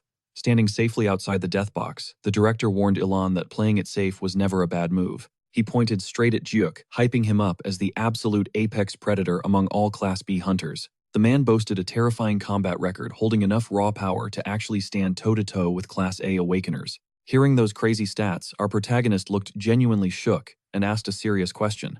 But Mary just leaped into the air, cheering at the top of her lungs that Ilan would effortlessly wipe the floor with him. She wildly demanded he crush the enemy in a single strike. That extreme hype only made our boy sweat drop in utter confusion. Meanwhile, the dark, oppressive aura exploding from his opponent grew infinitely more menacing by the second. Suddenly, a random trainee spotted the commotion, pointing at the cage and screaming to the whole gym that a brutal sparring match was about to drop. Seeing the massive crowd swarming like bees, panic finally hit our protagonist. Reading the room, Jiuk arrogantly suggested they wrap this beatdown up in record time. He wanted the kid crushed before an even bigger audience showed up to witness the massacre. Ilan caught that vibe and tilted his head, giving him a deeply questioning look. Snapping back to his chill self, he just scratched the back of his neck and agreed, straight up telling the veteran instructor to bring it on. Jiuk's face twisted into a demonic mask of pure wrath. He glared daggers at the rookie, utterly baffled that this kid was completely ignoring the lethal danger he was in. The absolute disregard for their massive power gap pushed the veteran over the edge. He dropped into a flawless, lethal combat stance. His inner voice roared. Whatever miracle the director expected from this trash tier, nobody he was about to brutally introduce him to the true terrifying might of a seasoned hunter. Breathing in heavy, murderous intent, he muttered a sharp command to advance. He exploded forward with a blindingly fast strike. Our protagonist yelped instantly, springing backward to dodge the lethal blow. Pure shock flashed across Jiuk's eyes. Did this nobody actually read his movement? The veteran quickly coped, convincing himself he had subconsciously held back before impact. It had to be a fluke, just pure dumb beginner's luck. He launched himself into a second assault, absolutely certain Elon's plot armor had just expired. In a flash, the instructor completely erased the distance between them. Channeling devastating kinetic force into his fist, Jiuk silently declared the kid was dead meat. A shadow of sheer terror seemed to swallow our protagonist whole. Then a blinding, unnatural light reflected off his face. In that exact split second, Jiuk unleashed a full power smash aimed right at his opponent's head. The crowd went absolutely feral, screaming that the instructor's speed was god tier. The attacker let out a disappointed sigh after the strike, thinking he had completely broken the kid. But then a soul-crushing wave of shock hit him. Ilan was still standing there flawlessly, one hand casually raised in the air. He extended a single finger that practically went supernova with golden aura. He was about to unleash the legendary god's crushing index. Finger Jiuk stared at that glowing digit, completely paralyzed by fear. With zero hesitation, our main character flicked his finger straight at his target. A catastrophic flash of divine energy slammed directly into the instructor's forehead. Teeth literally shattered and flew from his mouth as his consciousness was violently ripped away. His final fading thought was just pure, unadulterated terror at what kind of monster he had awakened. A nanosecond later, his body was blasted across the arena like a ragdoll. The director watched the total annihilation with dead eyes, not showing a single drop of surprise. With his arms casually crossed, he absorbed the chaos. Ilan just rubbed his nose honestly, wondering if that guy was seriously supposed to be Class B. He casually muttered that his own raw strength must be flirting with Class A territory now. Meanwhile, Mary was losing her mind, clapping and cheering like a superfan. She hyped up our boy's insane performance while the director just coolly whispered that he knew it all along. As for Jiuk, he was planted face first into the concrete, completely knocked out cold. The entire student body stared at the crater in the arena, their jaws hitting the floor as they questioned who this absolute powerhouse really was. A girl standing in the back pushed up her glasses, totally mind-blown. She stammered that Ilan looked like an everyday nobody, desperately trying to compute how this insane power level was even mathematically possible. Fast forward a few minutes, and Jiuk was being dragged off to the intensive care unit. Our protagonist peeked through the cage bars, looking surprisingly upbeat about the whole massacre. He innocently wondered if the poor instructor would survive the trip, but the peace did not last. Keenan menacingly stepped up from behind, roaring that it was finally his turn to throw hands. The director suddenly ripped off his shirt without warning. The main character froze in absolute shock. Kenny clenched his fists tightly. He cracked his knuckles with a menacing echo. Ilan stared in disbelief. The old man's ridiculous muscle mass completely defied human limits. His eyes narrowed as he scanned the stats. Seriously, why was every single opponent built like an absolute tank these days? He watched the massive guy step closer. With every second, he looked more like an old dude hopped up on magic steroids, and he was absolutely dying to crush him. But what other choice did he have? This was the only way to recruit top-tier believers. A spark of determination flashed in his eyes. This better be worth the trouble. Meanwhile, a heavy frown settled on Kenny's face. Sure, this kid had completely trashed Gil, He even managed to bypass their absolute rank measuring system. A shiver of pure dread crawled down his spine. But even those feats were nothing compared to the absolute monster he became that day. To play it safe, he just needed to knock this brat out cold. Sensing the killing intent, Elon let out a wicked little smirk. The director roared, his voice shaking the room. It had been way too long since his blood boiled like this. It was time to throw down. But our guy just flashed a confident grin. How about a little wager first? He held out his hand, declaring the stakes. Loser grants the winner one absolute wish. So do we have a deal or what? Kenny shrugged it off. Fine by me as long as it doesn't break the law. After all, he was still a government official. Elon raised a single finger with a sly look. Don't worry, my request will be perfectly reasonable. The massive man let out a heavy, irritated sigh. Was this punk really that blindly confident? But Elon already had his master plan. Even if this stubborn boomer didn't become a believer right away, he would definitely find a loophole to pull him in. Just like he successfully played Mary, the director's gaze turned dangerously sharp. The terms were sketchy, but he accepted. A terrifying grin stretched across his face. But if I crush you, you owe me a wish too, kid. Our boy didn't even flinch. He just smiled back, his confidence unshakable. Deal. He was going to wipe the floor with him anyway. The director's savage smile widened. Let the games begin. Pure, unadulterated fury flared in his eyes as explosive mana erupted around him. Caught off guard, Elon instantly leaped backward. He narrowed his eyes against the overwhelming pressure. Okay, this boomer was actually a complete monster. But our main character knew he had to be even crazier. Suddenly his own shirt shredded apart, revealing an absolute physique of steel. The director's cocky expression completely vanished. Shock hit him like a truck. The two powerhouses locked eyes, killing intent clashing in the air. The bystanders were absolutely losing their minds. Who on earth was this mysterious guy? How many insane abilities was he hiding? Standing on the sidelines, Marius just puffed out his chest with absolute pride. Henry, meanwhile, just smirked knowingly. That kid down there, he is the literal child of destiny. Catching bits of the conversation, Elon blinked in confusion. Wait, are you talking about the S-Class prophecy? The legendary S-Class prophecy, spot on, the director rumbled. Legend spoke of an anomaly entering this world, a being woven from both absolute cruelty and divine nobility.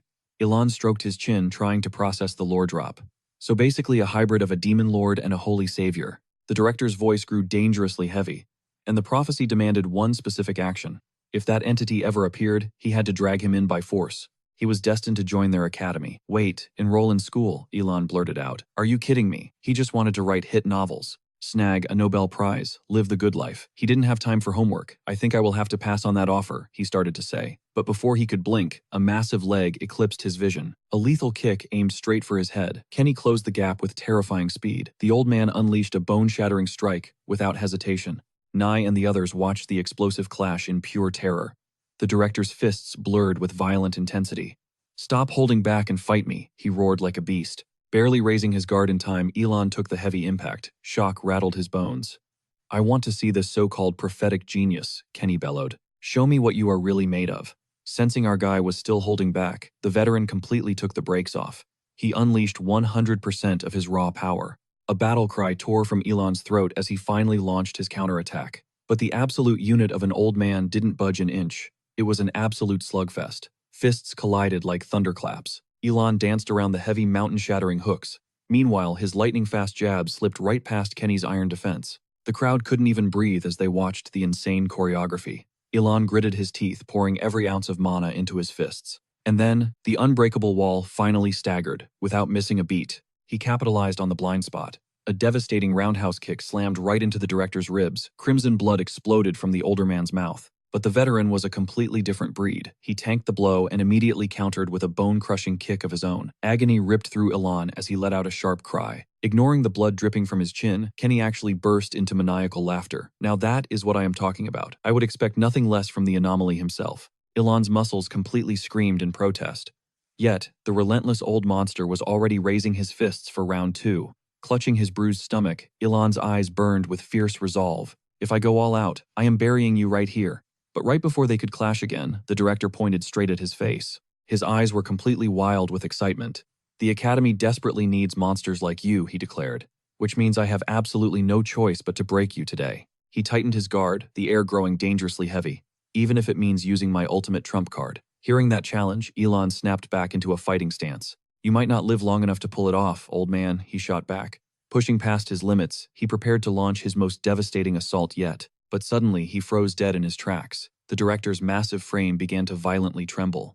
Out of nowhere, an overwhelmingly dense magical aura erupted from the veteran's legs. An overwhelming aura erupted from the headmaster. His blazing eyes locked onto his target, showing he was finally dead serious. The bystanders exchanged terrified glances. Whispers rippled through the crowd as they realized the old man was going all out. His fists pulsed with pure destructive energy. The students trembled, debating if they should stop this madness. But our boy Ilan, he did not even flinch. He charged forward with a battle cry that shook the room. Mary watched in pure horror, her mind screaming that this clash would be catastrophic. She knew someone had to step in before it was too late. But Ilan was already closing the distance, charging straight at the absolute unit of an elder. Both fighters launched their ultimate strikes at the exact same millisecond. But right before impact, Ilan's eyes widened in pure shock. A glowing blue system screen popped up right in his face. It announced that a subquest had been cleared on the 11th floor of the Warrior Tower. Another massive alert chimed in, stating a loyal believer had just offered a divine tribute. Reading this midair right before their fists collided, Ilan internally screamed. Of all the moments for a system pop-up, it had to be during a life-or-death boss fight. He lowered his gaze, grumbling to himself that this forced reward system was totally throwing off his groove. Catching the Elder's glowing fist in his peripheral vision, he decided to just knock Keenan out first and check his loot later. A wicked smirk crept across the headmaster's face. He fully intended to shatter the arrogant kid's arm into a million pieces. Millimeters separated their knuckles. Then a massive shockwave of mana erupted, but as the blinding dust settled, the scene was incredibly confusing. Cold sweat dripped down Keenan's face as he glared at the teenager like he had seen a ghost. Out of absolutely nowhere, a giant bouquet of red roses materialized right in front of Ilan. He stared blindly past the flowers, wondering if this ridiculous floral arrangement was his so-called divine tribute.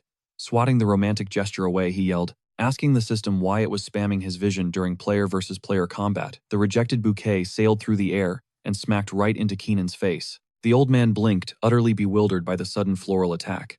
But behind those petals, a horrifying demonic illusion manifested, screeching like a banshee. The elder completely lost his mind, breaking straight through the arena boundaries in sheer terror. Bawling his eyes out, his pride was completely shattered. He would rather retreat than face whatever eldritch horror he just hallucinated. Ilan just stood there, scratching his head. Was this dude seriously running away? Was the Grandmaster deathly allergic to pollen? Smirking, our overpowered main character wondered if this technical knockout meant the old man was now his devoted follower. Whipping out his smartphone interface, Ilan was super disappointed. Not a single new faith notification popped up for the headmaster. His eyes glinted with a mischievous vibe. Oh, he was definitely going to force that geezer into his cult, sooner or later. Suddenly, a ping from his ant minions grabbed his attention. He sighed, wondering what kind of chaos his little insect worshippers were cooking up now. The message was insane. Several million refugees were begging to migrate to his divine territory, playing the role of a benevolent god. He instantly approved their asylum request. Ilan pumped his fist in the air, hyped that his follower count was literally farming itself on autopilot. This passive income of faith was the ultimate cheat code. Turning around, he caught Mary staring at him with a starry-eyed expression. Realizing things were getting awkward, he decided it was time to dip. A new system prompt detailed his territory's massive glow-up. The defensive walls had automatically upgraded to double their thickness. Strolling down the hallway, he swiped through reports showing that instant housing had spawned for his millions of new believers. The interface blasted a congratulatory fanfare for hitting a new milestone. But as he checked his total follower stats, he clicked his tongue. Even with the massive server expansion, his current numbers were still rookie tier for a deity. He literally facepalmed. How on earth was he supposed to grind his way to 1 billion believers? Meanwhile, in his divine realm, the devoted ants pointed at their god, convinced he was passing down sacred knowledge. They huddled together, wondering if his frustrated mumbling was actually a holy scripture. The ant holy maiden immediately commanded a mass prayer session. Ilan's phone buzzed aggressively with real-time updates from her, causing him to panic over what his clueless minions were doing now. Down in the settlement, the cute little bugs cheerfully raised their arms, screaming hardcore curses because they thought it was a sacred chant. Ilan squeezed his eyes shut in pure agony. Note to self, do not use toxic gamer language in front of impressionable worshippers. He kept walking, wondering where the runaway headmaster had vanished to. Suddenly, a bright red emergency alert flashed on his screen, making him scream out loud. His jaw hit the floor in absolute shock. Meanwhile, in a desolate forest, the legendary sword demon was dragging his battered body, completely running on empty. Pressing his own blade against his chest, the proud warrior gritted his teeth, fully prepared to end it all. Ilan's screen flashed a critical choice, asking if he wanted to save his premium believer from throwing his life away. The teenager's lazy demeanor instantly vanished, replaced by sheer panic as he yelled at the system. Back in the woods, a heavy, suffocating wind rustled through the canopy. Outside, a ruined estate, an enemy coward sat trembling, waiting for the demon's final breath.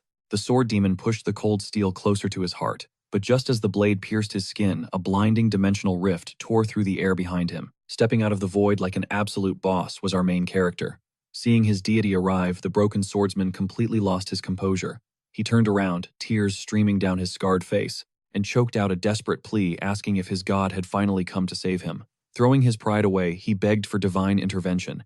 Ilan just rubbed his temples, letting out the heaviest sigh of his life. He closed the distance in a flash, his bare hand slamming right onto the razor-sharp blade. With a brutal shove, he pinned the sword demon to the dirt, following it up with a bone-rattling kick. The strike sent the swordsman tumbling, though a wave of pure relief washed over his face. Without missing a beat, our main character whipped around, his voice dripping with absolute fury. Have you completely lost your mind? Are you begging to get your guts spilled right now? But the battered warrior desperately shook his head. It is not what you think, the sword demon pleaded, his eyes wide with panic. Ilan froze, totally caught off guard. After a tense second of silence, he smoothly replied that making a deadly mistake was not on the agenda. Suddenly, the swordsman snapped his head back, screaming that someone else was pulling the strings. Standing dead in their tracks was a mysterious figure wrapped in a sharp suit. A suffocating, blood-curdling aura practically bled off of them. Their face was hidden behind a twisted plague doctor mask, with glowing red eyes piercing through the darkness like hellfire. Those glowing crimson eyes were completely dead inside, showing zero empathy. Behind that mask, a single chilling thought raced through her mind. I did not sense a single thing. She could not wrap her head around it frantically, wondering where this overpowered freak had even spawned from. Ilan locked eyes with the suited girl, keeping his mouth entirely shut as he analyzed the threat. Out of nowhere, the panicked swordsman pointed a shaking finger straight at her. Watch your back, boss, he screamed, warning Ilan that this creep was using some kind of twisted mind-bending technique. He frantically explained the terrifying truth. This nightmare of a person had been remotely whispering straight into his brain, treating him like a literal human puppet. Hearing this, the puzzle pieces clicked in Ilan's mind, leaving him completely stunned. That is not a dude, he stated with chilling calmness. The sword demon's jaw practically hit the floor as he sputtered out, Wait, what the heck do you mean? Stepping up to the plate, Ilan casually dropped her actual name, asking Mina exactly what she was doing in his territory. Behind that terrifying mask, her blood ran cold. Her cover was totally blown. The swordsman stiffened up like a board, incredibly frustrated as he wondered why this absolute psycho was targeting him of all people. They had literally never even crossed paths in their entire lives. Meanwhile, a glowing blue system window hovered right above the girl's head, revealing a dark secret. It clearly stated she was being consumed by the terrifying curse of the abyss. Losing her cool completely, Mina snapped, her voice cracking with pure irritation. How do you know who I am? She shrieked. Ilan just awkwardly scratched his cheek coolly, reminding her about his little secret. He had a top-tier sensory skill, remember? Watching this bizarre interaction, the sword demon's mind was reeling. Wait a second, do these two overpowered monsters actually know each other? Covering his mouth with a trembling fist, total awe washed over the battered warrior. His inner fanboy was screaming. As expected of the sword god, only absolute legends roll in his circle. Fed up with the games, the girl violently ripped off her plague mask, tossing it into the dirt. As her hood fell back, her expression said it all. She was utterly, violently furious. But the second the deadly assassin's real face was exposed to the moonlight, the sword demon was paralyzed by shock. Holy crap, she is drop-dead gorgeous, he blurted out. That comment instantly made Mina's blood boil. Stepping aggressively past her discarded mask, she glared daggers straight into the main character's soul. Do not make me laugh with that cheap lie, she hissed violently. That twisted mask was not just for show, it was a high-tier artifact packed with god-level concealment magic. A suffocating wave of magical aura exploded from her body. She roared that absolutely zero sensory skills could ever bypass an item of that insane caliber. The sheer pressure forced the swordsman to throw up his arms, desperately backing away from her monstrous, crushing energy. But right at the peak of her rage, Ilan casually raised a single hand. All right, chill, he deadpanned. Then he casually changed the subject, demanding to know what business she actually had in this alleyway. That nonchalant attitude pushed Mina right over the edge. She jabbed a furious finger straight at the shivering swordsman. I am here to slaughter that pathetic excuse for a human. Is that not glaringly obvious? Ilan slowly turned his gaze back to his battered ally, asking what on earth he did to earn a death sentence. The sword demon just stared into the void, completely terrified. Peeking nervously from beneath his bangs, he asked if the boss remembered a specific conversation, the one where he admitted there were about a dozen absolute monsters in this world, who he absolutely could not defeat in a fight. Trembling, he pointed at the furious girl, confirming she was one of those living nightmares. Ilan glanced back at her internally, noting that her power level was no joke. Taking a step back, Ilan sighed, saying he did not really care what kind of beef they had. He suggested they just sweep this entire mess right under the rug. Locking eyes with the deadly assassin, our main character defended his guy. Look, I know he seems like a total brain-dead loser at first glance, but deep down he is actually a pretty decent dude. Mina gasped, utterly repulsed by his words. Thick, pulsing veins of pure rage popped along her forehead. Are you seriously asking me to turn a blind eye? She roared. This absolute trash tried to assassinate my precious little sister. Elon clicked, his tongue annoyed that this crazy chick had somehow dug up all the classified intel. But something was not adding up. He calmly asked her why the swordsman had not actually followed through with the hit in the end. Why spare her, he challenged. The sword demon just gulped, frozen in pure terror, while Elon laid down the law. He declared that if Mina wanted a bloodbath, she would have to go through him first. After all, protecting Mary was currently his mission. The girl scoffed aggressively, crossing her arms over her chest. She had zero clue what rock this guy had crawled out from under, but his timing was way too perfect. A sinister smirk crept onto her face as she ordered him to execute the swordsman right then and there. And once that was done, she promised to personally wipe our main character off the map next. Elon's expression darkened entirely, caught off guard. Wait, why me? He fired back. Mina just laughed dryly, mocking his fake innocence. Joao had already dropped his real name earlier, so playing the clueless fool was not going to save him now. A flicker of genuine alarm flashed across our hero's eyes. The girl leaned in closer, venom dripping from her words. She claimed she knew the whole dirty truth, and that he was the mastermind behind this entire disaster. Her gaze turned into an absolute death glare. Why the hell are you stalking my little sister Mary? Tell me your sick endgame right now. Elon just stared blankly, internally, groaning at how mind-numbingly stupid her logic was. Shaking his head, he smoothly stated that he had a little question of his own. His voice dropped an octave, hitting her where it hurts. If you cherish your baby sister so much, why exactly did you forcefully accelerate her awakening abilities? The color instantly drained from Mina's face. Absolute panic gripped her heart. How on earth did he uncover her darkest secret? Her eyes locked onto him, burning with a dangerous curiosity, desperate to figure out just how terrifying his sensory powers truly were. He stood right over the possessed girl. She glared daggers right into his soul, completely dead set on ending his life. Elon's mind raced back to the cursed blood seal Mina had forged. A dark pact that traded her very life to the gaping abyss. It was the exact same demonic mark that chained Mary. He knew damn well that no amount of effort could ever break that curse. Mina was the absolute mastermind behind this nightmare. Elon locked eyes with the girl, questioning why anyone would ever sacrifice their own life force for another, especially in exchange for such a twisted seal. He threw out a wild guess, asking if she was just deeply threatened by his hidden potential. Was she terrified of losing her grip on power because her sister totally outclassed her? That struck a massive nerve, and Mina snapped, demanding to know what a nobody like him could possibly understand. She thrust her hand forward like a lethal weapon. Raw mana violently erupted from her fingertips as she screamed at him to shut his mouth. Pure dread washed over our main character's face. Without hesitating, the sword demon summoned his trusted blade right into his grip and kicked off the ground with explosive force, launching himself high above her. But Mina simply raised a single glowing finger, aimed dead at his skull. She did not even flinch, swatting him away like a pathetic little bug. A catastrophic wave of pure magic blasted out from her hand. The sword demon gnashed his teeth in absolute agony as the strike smashed right into his face. Mina just rolled her eyes, watching his body carve a brutal trench through the solid earth. He slammed spine first into a massive tree, coughing up blood and groaning in pure torture. Elon whipped his head around at that bone-crushing sound. Panic gripped our main character as he stared at his fallen ally before snapping his gaze back to the glowing girl. What kind of insane broken skill was that? She had completely tanked a direct strike from the legendary sword demon without a single scratch. With his heart hammering, Elon desperately shouted out to check on his companion. The battered sword demon choked out a warning through a mouthful of dark blood.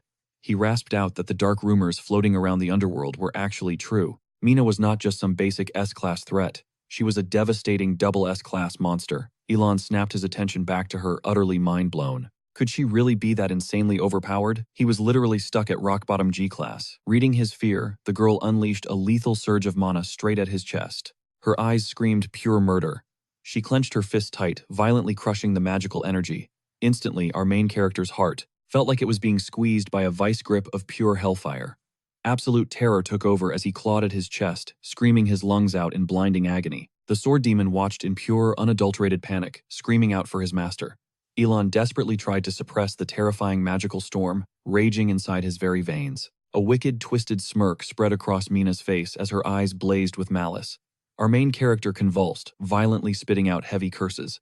No, the sword demon roared out. He dropped to his knees, frantically begging his absolute sword god to hold on to life. But in a total plot twist, Elon casually glanced over at his loyal follower. He barked out that he was absolutely not dying today. Annoyed, he scratched at his chest like it was a minor bug bite, complaining that her ultimate attack literally just tickled. That impossible flex made Mina instantly drop her hand in pure disbelief. Completely jaw-dropped, the sword demon let out a tearful, massive cheer of absolute joy. A cocky grin spread across our main character's face, confidently declaring that the warm-up was finally over. Mina stood completely frozen, her hands trembling as she stared at this impossible anomaly. She had literally dumped her entire mana pool into that death strike, and this absolute madman called it a tickle. Her shock quickly morphed into boiling rage as she demanded to know what he actually was. She took a heavy breath, letting out an annoyed sigh. Fine, she admitted, he was way tougher than your average trash mob. But he was dead wrong. If he thought cheap mental tricks were the only cards in her deck. Wait, what? Our main character blinked, totally caught off guard by that massive red flag. The sword demon forced himself up, taking his rightful place to defend his god. Suddenly, an apocalyptic level of magical pressure swallowed the girl whole as she levitated right off the ground. The sword demon instantly readied his blade for war, while Elin shielded his eyes from the blinding storm of debris. Mina threw her arms wide open, igniting her hands in roaring, catastrophic hellfire. The sword demon panicked, screaming at his master to dodge. He had already warned him that she operated on a whole other dimension, practically kissing double S rank. Even in raw physical stats, Elon locked eyes with the blazing girl as she charged up her ultimate nuke. His mind raced. Officially in all of Korea, there was absolutely no hunter recorded above S-class. If his companion's crazy theory was right, he braced his entire body, screaming internally that this psycho was leagues beyond that twitchy old man. Mina's eyes glowed like twin suns, dark veins bulging with chaotic energy across her face. She coldly commanded the flames to turn Elon into absolute ash. Our main character's blood ran ice cold. The sword demon's survival instincts kicked in hard, and he threw up his sword to block. But in a split second, Mina unleashed an apocalyptic fireball straight from hell. Searing flames engulfed our hero as he let out a spine-chilling roar. Utterly terrified, the sword demon desperately launched himself backward to escape the blast zone. A deafening explosion shattered the entire battlefield. The sleeves on Elon's arm were completely scorched to a crisp, sending him into a massive panic. What the actual hell? The smoke cleared, revealing a monstrous crater right where he just stood. Our main character locked eyes with his companion, a cold sweat breaking out. One wrong move and he would have been a human barbecue right then and there. But the nightmare wasn't over. A massive orb of absolute zero ice materialized in her palm. With a wicked sneer, she asked if the boys were enjoying the heat, mockingly adding that her little warm-up game was just getting started. Without missing a single beat, she thrust her hands to the sky, multiplying that freezing sphere 100 times over. A few seconds later, she dropped that apocalyptic ice age straight onto their heads. Whipping around in pure frustration, our guy roared that it was time to put them on ice. Crash. A blinding beam of frost blasted the ground right at his feet. Elon glanced down, his teeth already chattering. So freezing, he muttered, watching in horror as a thick layer of frost started creeping up his legs. With the sword demon completely locked away in a solid icy prison, Elon snapped his gaze upward. Just how many tricks are hiding in your arsenal? He demanded. This kind of raw power was way too insane for a standard mentalist. Glaring at the furious girl, our hero shouted, "Wait, a mentalist." Gritting his teeth, he channeled every ounce of his aura to shatter the ice chaining him down. Desperation kicking in, he instantly hollered at the sword demon, "Snap out of it. This entire thing is just a cheap trick." Tilting his head back, he screamed that everything around them was totally fake. But right on cue, Mina let out this super unhinged, twisted laugh. Flashing a wicked smirk, she admitted he was dead right. Her true power was spinning mental spheres that dragged wild illusions straight into reality. Staring absolute daggers at our guy, she asked if he had known the secret all along. Surging with intense magic, Mina started ripping massive boulders straight out of the earth, screaming that a flawless illusion is completely indistinguishable from reality. The boys locked eyes, pure terror freezing them perfectly in place. The mysterious girl violently thrust her hand forward, commanding jagged boulders to lock onto their targets. Her eyes glowed with an otherworldly light as she levitated the very earth itself. Mina's voice cut through the heavy tension. Even if this was just a massive mind game, if our main character fell for her deadly trap, it was officially game over. Channeling her intense mana, she launched a massive chunk of debris straight at him. Floating down like an angry deity, she screamed that if he did not want to be crushed to dust, he better start talking. She aggressively demanded to know his identity and what on earth he wanted from her. Elon stared down the incoming doom, a cold sweat breaking out as he seriously doubted she would even listen to reason. But it was a massive gamble he had to take.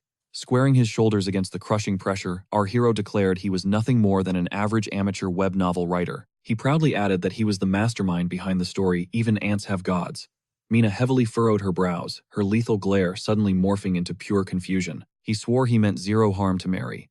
His only goal was to dramatically guide her down the ultimate path to becoming an unstoppable Class S hunter. So he honestly had no clue why Mina was going full scorched earth on them right now. Pleading for a quick truce, he begged her to release the seal on Mary. Mina scoffed hard, asking if he was completely delusional from the start before roaring that, if he was so eager to meet the Grim Reaper. Boom! She unleashed a terrifying surge of violent mana straight into the sky. Her eyes intensely flared with untamed fury as she violently shrieked for him to drop dead. Without a single second of hesitation, she viciously yanked massive boulders from the solid ground, her epic battle cry echoing through the chaotic battlefield. The sword demon stared at our main character in sheer panic and desperately screamed out a warning. A gigantic meteorite of Earth plummeted down with devastating force. Mina just watched entirely annoyed by their pathetic struggle. She let out a super cold sigh, brutally spitting out that they were nothing but worthless bugs. But in that exact split second, our hero instantly activated his steel body skill, tightly clenching his fist with explosive power. Gritting his teeth, he heavily braced himself to shatter the incoming mountain of rock. Total shock rocked Mina's expression, as our main character chained his skills with a sudden skill transfer. Cloaked in his unbreakable steel body aura, Elon fearlessly launched himself directly at the descending boulder. His glowing fist closed the massive distance in a literal flash.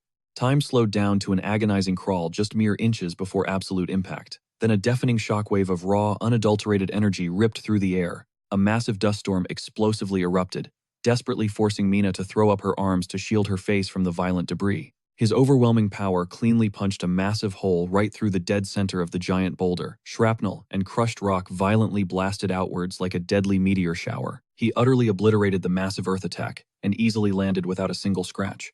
Mina stared at him, jaw completely dropped, desperately questioning how anyone could casually survive an impact of that insane magnitude. A wildly dangerous smirk crept across Elon's face just as the sword demon finally broke out of his icy prison. The minion cheered wildly, hyping up his master and claiming he never once doubted the mighty sword god. But our hero snapped his head back bluntly, telling his subordinate to cut the absolute cap, because he definitely caught him doubting seconds earlier when he was panicking over the whole illusion. Caught completely red-handed, the sword demon froze up like a broken non-player character. His tough guy act completely shattered into a million pieces. Dropping straight down to his knees, the demon started shamelessly begging for total mercy. Watching this absolutely ridiculous comedy duo, Mina's brain completely short-circuited. She heavily muttered to herself, "Wait, isn't this guy supposed to be super weak? Just a totally trash-tier Class G." Stepping casually right over his dramatic sidekick, the protagonist intensely locked eyes with Mina, coldly declaring that they still had some major unfinished business. Her heart practically skipped a beat. In an absolute blur of godly speed, Elon materialized right inside her personal space. He coolly asked if she was finally ready to have a normal, chill conversation. Absolute panic wildly flashed through her eyes. His speed was beyond godly, jumping violently back like she had been burned. She frantically yelled out, "What in the actual world are you?" Desperate, she rapidly pressed 2 fingers straight to her temple and chanted the brutal activation command. Our hero let out a massive, exhausted sigh, heavily complaining that he literally just wanted to talk. But suddenly, the epic scene before him shifted drastically. Throwing her arms totally wide open, the girl unleashed her ultimate psychic skill, Universal Mind. A terrifying, suffocating pressure viciously ambushed him from every single blind spot. The invisible cosmic force swallowed him completely violently, lifting him straight off the solid ground. He forcefully squeezed his eyes shut as crazy vertigo hit him hard. But when his eyelids fluttered open, his jaw completely dropped. The entire world had simply vanished, leaving him totally lost inside an unknown dimension. The bizarre cosmic space surrounding him felt weirdly welcoming. As Elon cautiously took his very first steps, the strange atmosphere warmly wrapped around him like a heavy blanket. Yet the ground possessed an insanely bouncy elastic texture. With every single footstep, surreal energy ripples, magically spread out like water. A super refreshing, crisp scent heavily drifted right through the air. Looking straight up into the infinite void, our main character honestly could not help but admit this bizarre emptiness actually felt incredibly peaceful. He could clearly hear the nostalgic, rhythmic chirping of awesome summer night insects. Falling completely into a wild trance-like state, Elon strolled slowly forward, casually humming a super chill melody under his breath. In this weirdly hypnotic dreamscape, it honestly felt like absolute godlike power was right at his fingertips, totally ready to magically grant his every single wish. Coasting blindly ahead with his eyes completely closed, he happily bragged that he felt strong enough to casually toss mountains around. But then reality violently crashed back in, and he leaned forward in pure, unadulterated dread. The protagonist sharply tilted his head up and was instantly mesmerized by a totally breathtaking ocean of stars. Elon barely whispered that it was stunningly beautiful when a vicious shout suddenly exploded from right behind him. grinding her teeth loud enough to hear Mina completely lost her absolute cool, viciously screaming that his super casual attitude was driving her totally insane. Whipping violently around in total shock, he watched helplessly as the furious girl pointed a single lethal finger right at him and completely triggered her final activation sequence. Absolute dread violently swallowed our hero whole. Wait, had not they literally just finished their epic clash? Veins angrily popped across Mina's furious forehead as she menacingly glared at him with pure murder in her eyes. Out of absolute nowhere, Elon's body was immediately engulfed by a terrifying, inescapable swamp that the girl ruthlessly aimed right at him. Pure panic took the wheel as our epic protagonist thrashed and screamed, desperately clawing at the empty air. Mina just stared coldly down at him with pure ice in her veins, ruthlessly declaring that his epic run was officially finished. But just as the darkness threatened to swallow him whole, Elon forcefully raised his trembling index finger, burning his absolute last drop of crazy aura to unleash the legendary divine crushing finger. The boy let out an agonizing groan, screaming in pure torment. He glared daggers at the girl, realizing his current tactic was completely useless. Mina closed the distance between them. Her voice dropped to a bone-chilling whisper as she explained he wouldn't actually die in the real world. Instead, once his consciousness was entirely sucked away, he would just become a brain-dead vegetable and forget all of his wicked little schemes. Tears of frustration welled up in Elon's eyes. He looked at her in pure disbelief, screaming that her plan was just as messed up as dying. In response, she coldly planted her foot right on top of his head. The main character desperately tried to convince himself that none of this nightmare was real. Meanwhile, Mina just casually crossed her arms over her chest. She arrogantly offered him one final chance to surrender. Out of nowhere, Elon exploded with absolute rage, yelling that they just needed to talk things out. Mina's eyebrows narrowed in deep suspicion. She pressed her heel harder into his skull, demanding to know his true identity and exactly what he wanted with Mary. Elon awkwardly glanced upward, his face flushing bright red. He cleared his throat and formally addressed her as the highly respected Mina. A smug smirk crossed her face as she ordered him to keep talking. But then, the main character blurted out the absolute worst thing possible. He confessed that from this exact angle, he had a perfect view of her underwear. Mina instantly leaped backward in pure shock. Elon mentally defended himself, wondering what on earth she expected when she decided to stomp on a guy's face while wearing a miniskirt. Furious embarrassment consumed her. She thrust her hand forward, screaming at the absolute pervert to just die already. He clenched his teeth in sheer terror, staring down at the dark abyss. Mina glared at him with eyes burning like hellfire. Her expression twisted into a deadly scowl as she let out a threatening breath. The crushing water started flooding the main character's lungs. A heavy exhaustion washed over him, whispering that he should just close his eyes. But a tiny spark of willpower screamed that falling asleep meant game over. Elon continued sinking deeper into the endless depths. His fading mind desperately clung to one thought. He needed to uncover the real reason why Mina had completely sealed away Mary's abilities. But the sweet release of sleep was just too tempting. Right at that critical second, a glowing system notification shattered the darkness. It announced that he had successfully met all conditions to awaken the night-blooming rose. Up on the surface, Mina glanced down, brushing off a sudden feeling of intense dread as pure imagination. But her confidence shattered when the dark waters suddenly began to boil violently. A horrifying rage-fueled monstrosity violently erupted from the depths. Caught completely off guard, the terrified girl desperately leaped backward to create distance. Mina stared up in absolute spine-chilling horror. Just seconds ago, she assumed the swamp swallowing him whole would guarantee her a peaceful victory. She watched the massive shockwaves ripping across the water's surface, utterly baffled that she hadn't sensed this terrifying presence building up. Her mind raced as she pieced things together. She had already suspected that his forbidden knowledge meant he had deep ties to the dreaded abyss. Keeping her gaze locked firmly on the threat, she coldly told herself that his actual personality didn't matter one bit. Her only goal was to permanently silence his annoying voice. With that chilling thought, she turned her back on the chaos mentally, preparing to snap back into the real world. But an aggressive bubbling sound forced her to snap her head back around.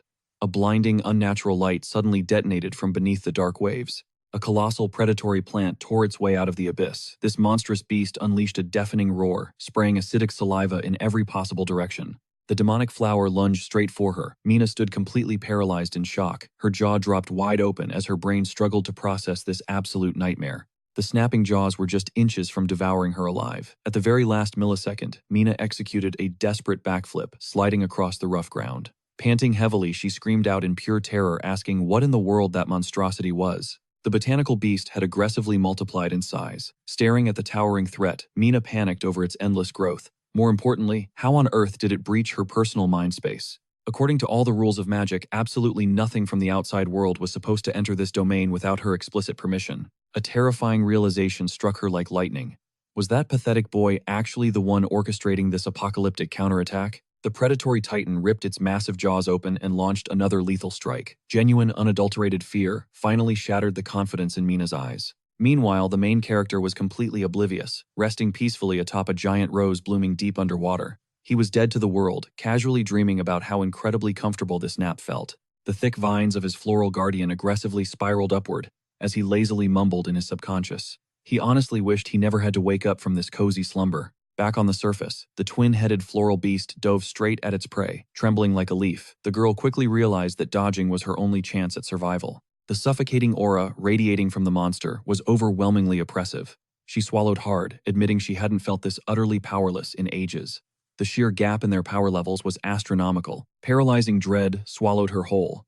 It felt exactly like that cursed, unforgettable day when she crossed paths with an apocalyptic leviathan. The beast's murderous pressure triggered her deepest trauma, causing her eyes to sting with unshed tears. Mina collapsed to her knees, letting out a soul-crushing scream of absolute denial. The razor-sharp vines lashed out, stopping mere inches from her face. She gritted her teeth, refusing to accept that her story would end in such a pathetic way. But the moment those words left her lips, the thorny appendages tightly coiled around her fragile body. The plant hoisted her high into the air, letting out a deafening, victorious roar. The monstrous jaws snapped open, ready to swallow her in one brutal gulp. Mina shrieked in absolute horror, squeezing her eyes shut as she desperately roared that she still had unfinished business. Staring directly into the pitch-black throat of death, she screamed that she absolutely refused to die until she exacted bloody vengeance on the legendary Dragon of the Abyss. Hot tears streamed down her pale cheeks as she whispered a heartbreaking plea for more time. But the merciless monster showed zero hesitation, aggressively snapping its jaws shut and swallowing her whole. The scene suddenly shifted. The main character cautiously took a step forward into the unknown. He frantically scanned his new surroundings, completely baffled by where he had just been teleported. Looking up at the strange sky, he realized this bizarre domain looked absolutely nothing like the previous battlefield. Ilan sharply pivoted on his heel and began to cautiously explore the area. Wasting zero time, he instantly activated his divine skill, the blind eye of the god. His jaw practically hit the floor when the ability revealed an ancient mysterious statue looming right in front of him. Confusion swirled in his mind until a glowing blue system window popped up with a chilling truth. He had somehow been dragged directly into the darkest depths of Mina's personal nightmare. The boy stared at the sky, his jaw hitting the floor. 15 years ago, absolute chaos descended as a colossal beast tore through the city skyline. The Abyss Dragon, the most catastrophic monster in history, had arrived. Caught in the crossfire, two terrified sisters clung to each other in the ruined streets. A single blast of its breath wiped out hundreds of souls. Tears of pure terror flooded Mina's eyes as she watched her own parents turn to ash. The beast unleashed a devastating shockwave of mana, sealing an even darker, twisted fate for the surviving sisters. They watched the nightmare unfold in absolute horror. Because of a cursed stigma, Mina rapidly awakened into a terrifying Class S hunter. Violent surges of magical energy completely swallowed her figure. She clutched her head in agony as her eyes ignited with a blinding, otherworldly glow. Years blurred by and whispers spread that the legendary Abyss Dragon had finally fallen. Its rotting corpse leaked toxic mana, corrupting everything it touched. But Mina wasn't buying that garbage for a second. She knew the calamity would eventually return, her gaze piercing forward with lethal intent. After all, the cursed mark still burned on her skin. Crimson drops of blood splashed into the running sink, while her monstrous power kept surging off the charts. But this god-tier strength came with a fatal price tag, actively draining her lifespan. She slumped down, staring blankly at her own blood. Hugging her knees tight, the crushing reality hit her. At this rate, the clock was ticking, and her time was running out fast. Wiping the blood from her lips, pure frustration washed over her. This wasn't a blessing, it was a brutal curse, trading her very life force for raw power. Mary flashed a warm smile, innocently asking if her older sister was okay. But she was actively breaking apart inside. The little sister fiercely declared she wanted to fight and get revenge too.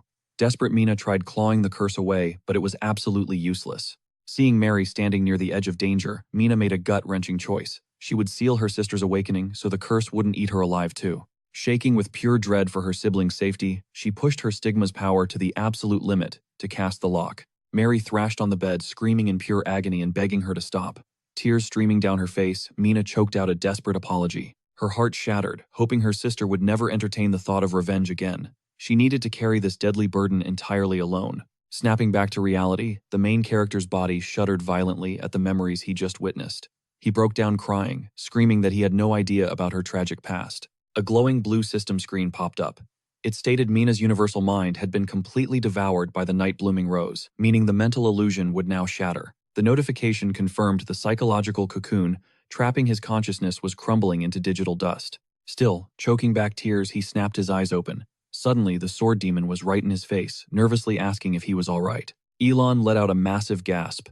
He had been completely unresponsive no matter how hard the guy shook him, leaving his companion totally panicked. Still dazed, our boy stared blankly, asking if everything was real.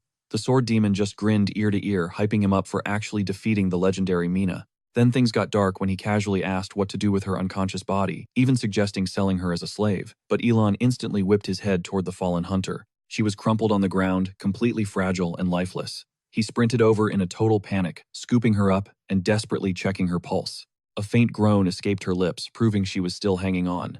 A massive wave of relief crashed over him as he let out a heavy breath. Her heavy eyelids fluttered open, and he frantically asked if she was hurt.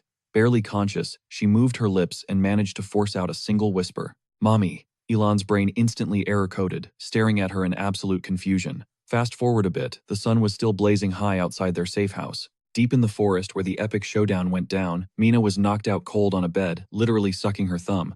Our guy stood over her completely stumped. He glared at his healing ring, frustrated that its magical stats were doing absolutely nothing. Whipping out his phone, he quickly checked the chat for enemy trackers. Then he pinged the cosmic chat room, desperately asking how to reboot her brain. A user named Eternal Seeker of Truth instantly replied. Dropping zero actual wisdom, the troll claimed the truth wasn't in her legs, so she just needed to hit the gym and lift weights to recover. Reading that useless garbage, our main character cringed hard and begged for an actual strategy. That is when Thousand Blades Slicing Space itself chimed in. Their brilliant advice: if the girl was a total vegetable, he should just coldly sacrifice her for extra experience points. Elon raged at his screen, nearly throwing the device. Finally, Bountiful Abundance slid into the chat, dropping actual lore he needed to evolve into a high-tier god. Only then would the Divine Healing Ring actually unlock its true potential. Processing this impossible grind, our boy just deadpanned at the screen. He barely qualified as a scrub-level deity right now. Grinding enough levels to hit top-tier status would literally take an eternity, so that insanely sweaty method was a hard pass. Taking a beat, he scratched the back of his neck, trying to piece his broken memories together. But a pattern was forming. Every single time he blacked out, that mysterious power triggered. Right on cue, a translucent system prompt materialized in thin air. It flashed in neon blue, stating he had officially met the hidden conditions to wield the night-blooming rose gifted by the silent nightmare. The night-blooming rose. Staring intensely at his own hands, the puzzle pieces finally clicked into place. The ultimate plot twist was staring him right in the face. His mind raced back to the creepy principal's warning, realizing that any consciousness swallowed by this dark magic was forever trapped within its petals. The memories of his defeated foes were literally blooming on the flower. The crazy realization hit him: did this overpowered cheat skill only activate when his health bar hit zero? The epic mechanic finally made perfect sense. Hyped out of his mind, he praised his own 200 IQ brain. Snatching his phone, he furiously typed back to the chat room. "Nightmare. Wasn't this your little scarlet divine flower?" The silent nightmare dropped a brutal truth bomb. If that cursed rose had already devoured her mind, then she was completely beyond saving. Panic hit our boy like a freight train, and he screamed in absolute disbelief. "Are you seriously telling me to just leave Mina like this?" But the nightmare's ether rippled, revealing a glimmer of hope. "There is one way," it wrote. "What is it?" Elon roared. A heavy silence filled the room. His face burned beet red as he stammered out the question. Do I really have to spend the night with her?" Ding, a system window popped up right in his face. It confirmed that the silent nightmare was nodding vigorously. Golden sunlight bled through the window, chasing away the shadows of the night. The warm morning rays hit our main character, pulling him from his slumber on the hard wooden floor. He glanced up to see Mina peacefully snoozing on the bed, gently pulling a blanket over her fragile shoulders, whispering that she would catch a cold otherwise. But the rustling woke her up.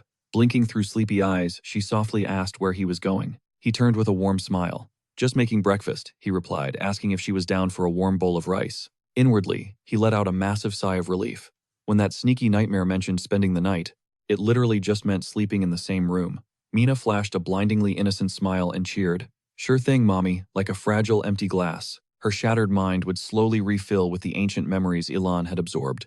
He let out a heavy breath, reminding himself that the process required sharing their dreams. It was working, but the progress was agonizingly slow. Crouching down to her eye level, he gently suggested they do a little memory check. "What is your name?" he asked softly. "Mina," she chirped without missing a beat. Then he asked her to name something good.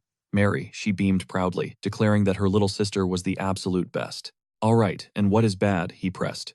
Instantly, her tiny frame shook with pure terror. Flowers are bad, she shrieked, curling into a ball. The harsh reality slammed into him. Right now, this legendary powerhouse basically had the mental capacity of a literal toddler. Rubbing his temples, he grumbled that kissing his peaceful everyday life goodbye was the real tragedy here. Right on cue, Mina whined, asking for 5 more minutes of sleep. A horrifying thought crossed his mind. He was practically a kidnapper now. He flashed back to the breaking news. The media was in absolute chaos over S-rank hunter Mina, vanishing without a single trace. The whole world thought she was abducted. If he handed her back acting like a clueless toddler, her rabid fanbase would literally tear him limb from limb. Cold sweat dripped down his neck. His only option was to drop completely off the grid until her brain actually rebooted.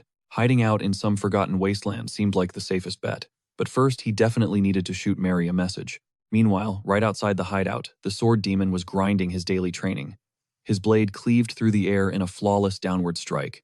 As soon as our guy stepped out the door, the warrior immediately dropped to one knee, bowing his head in absolute reverence.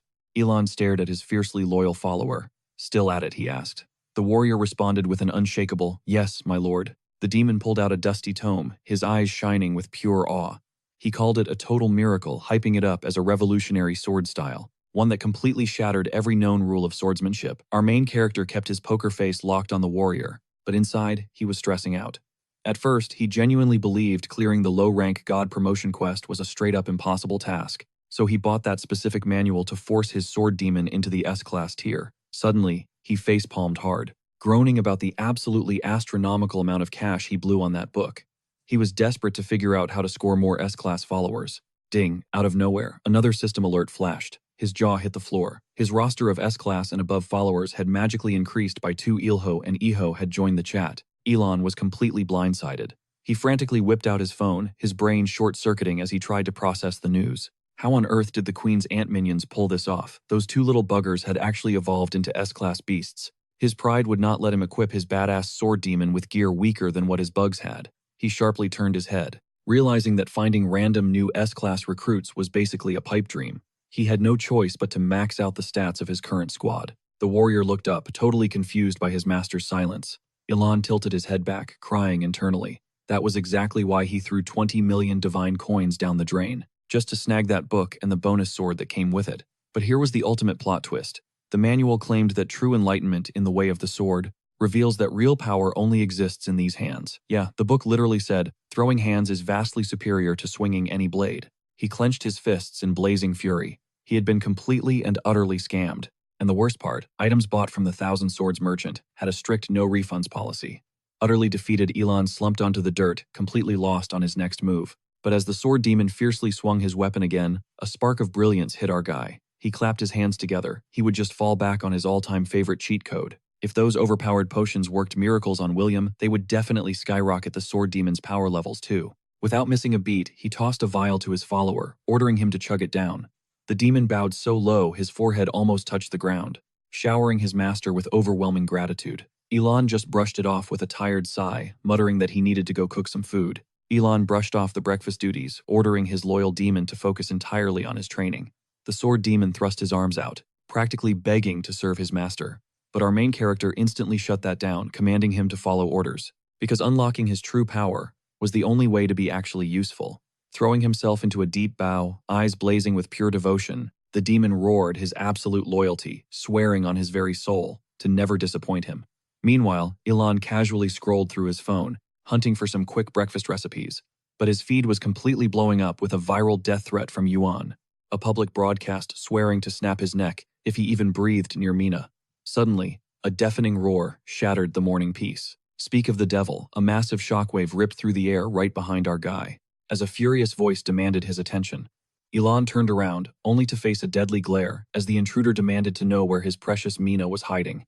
Remembering the viral articles about this guy's legendary fire manipulation, a drop of cold sweat rolled down Elon's face as he realized who just crashed the party. But the sword demon instantly stepped up, releasing a terrifying bloodlust as he barked at the intruder for disrespecting his master. He aggressively pointed at Elon, hyping him up as the almighty, unbeatable sword god, leaving Yuan completely thrown off by the wild claim. The loyal demon mocked Yuan for being totally blind, calling him an ignorant fool for not recognizing the absolute legend standing right in front of him. Meanwhile, our main character was mentally begging his minion to shut up before he died of pure cringe, forcing a totally fake smile. The demon pushed it even further, bragging that Mina was already head over heels for the sword god and literally could not live without him. He delivered this absolute bombshell with a smug grin, causing Yuan's eyes to widen in pure, unadulterated shock. Cannot live without him. The words echoed in Yuan's mind as his jaw clenched tightly, absolute fury boiling over. Snapping completely, he swore to bury them all right there. But the sword demon just laughed like a total psycho, taunting the fiery warrior by claiming his master would not even need to lift a single finger to crush him. Pushed past his breaking point, Yuan drew his flaming blade. Just as Ilan realized he was staring down a literal Class S monster, his loyal minion charged forward like an absolute madman, roaring that this intruder was dead meat. But Yuan barely even blinked.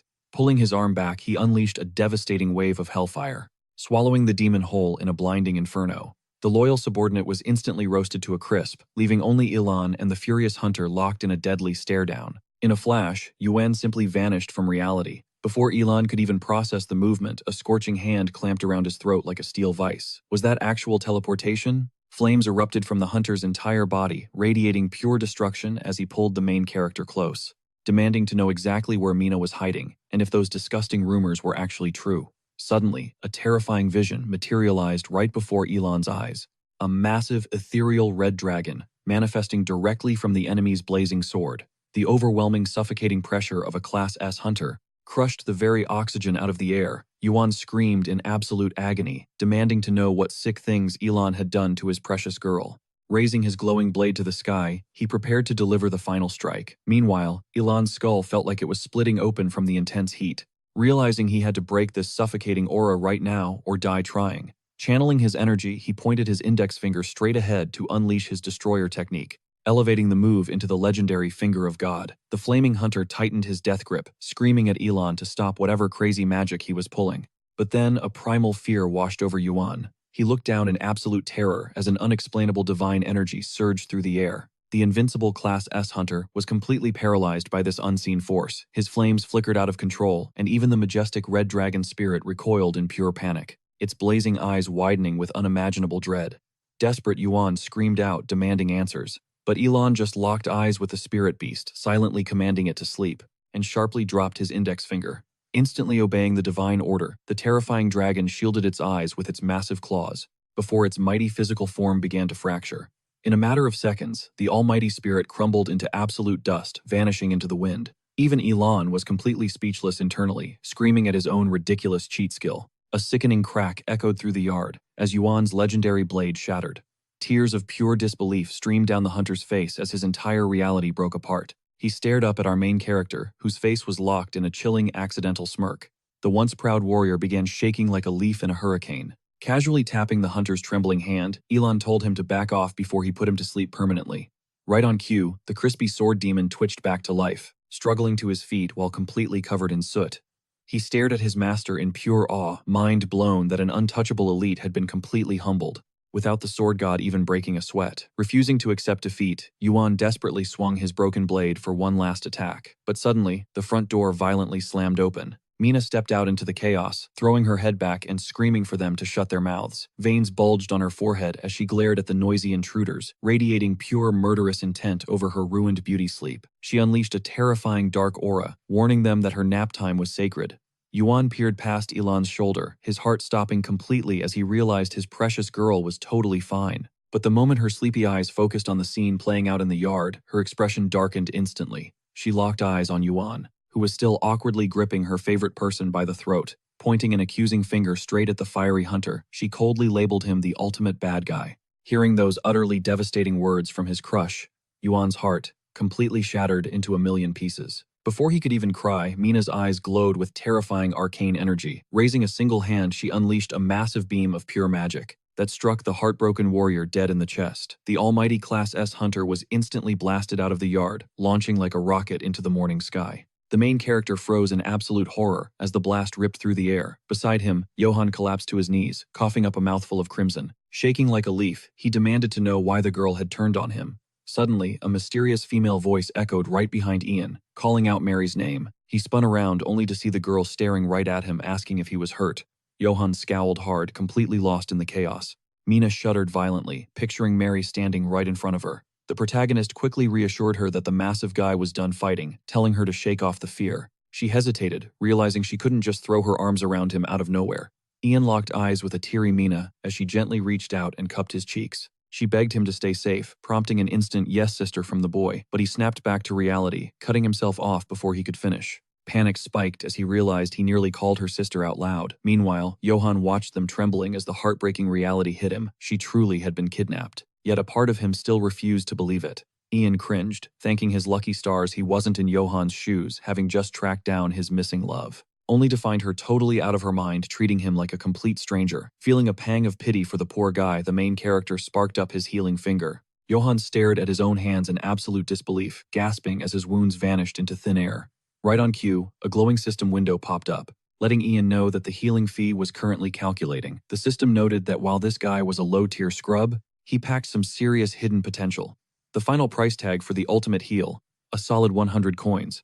Ian's eyes nearly bugged out of his skull. That was the exact same price as an S-rank healing spell. He stroked his chin wheels spinning in his head, realizing he had just stumbled upon the perfect chance to farm some high-tier S-rank followers.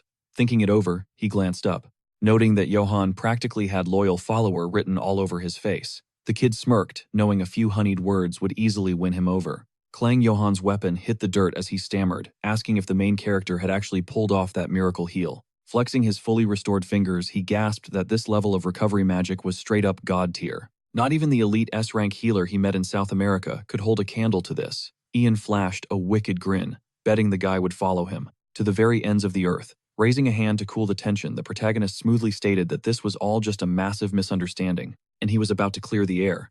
But right at that moment, Ian and Mina whipped their heads around freezing as military choppers roared directly overhead. The boy let out a heavy sigh, asking if Johann had brought backup. He then snapped, demanding to know if this guy had seriously dragged a whole hit squad with him. Completely clueless, Johann swore he had been flying solo this entire time. And honestly, the guy didn't look like he was lying. So who the heck were these gatecrashers? He dragged a hand down his face, groaning as he wondered if someone had just dropped a fat bounty on his head. Or worse, what if the Hunter Association's elite investigation squad had finally tracked him down? He narrowed his eyes dangerously, realizing that either way, he was staring down a massive headache. The choppers descended like mechanical beasts, whipping up a violent storm of leaves and debris. Hovering right above their heads, heavily armed agents in sleek suits started dropping from the sky like rain. Taking in the invasion, the protagonist scoffed that they were swarming in like annoying flies. But suddenly his jaw almost hit the floor. A familiar face was leaning out of the chopper, piercing the area with a sharp gaze. Ian instantly recognized the academy director, totally baffled by his intense glare. Had the old man swallowed the fake news that he was the actual kidnapper? To make matters crazier, Mary was standing right next to Kenan. Mina threw her arm out, screaming at the top of her lungs that her sister was right there. Without a second thought, she bolted straight toward the landing chopper, frantically waving her arms in the air. The protagonist watched her go sweating bullets as he tried to cook up a solid alibi, knowing these guys wouldn't buy a cheap lie. Fast forward to nightfall, and Ian finally wrapped up his crazy tale, swearing that was exactly how the chaos went down. He had spilled every single detail, right down to the dark truth about Mary's cursed seal. Hearing her master's words, Mary choked back, sobs, confessing that the seal was the reason behind her wild actions. Mina instantly tackled her in a massive hug, and with tears streaming down, her own face demanded to know why she was crying.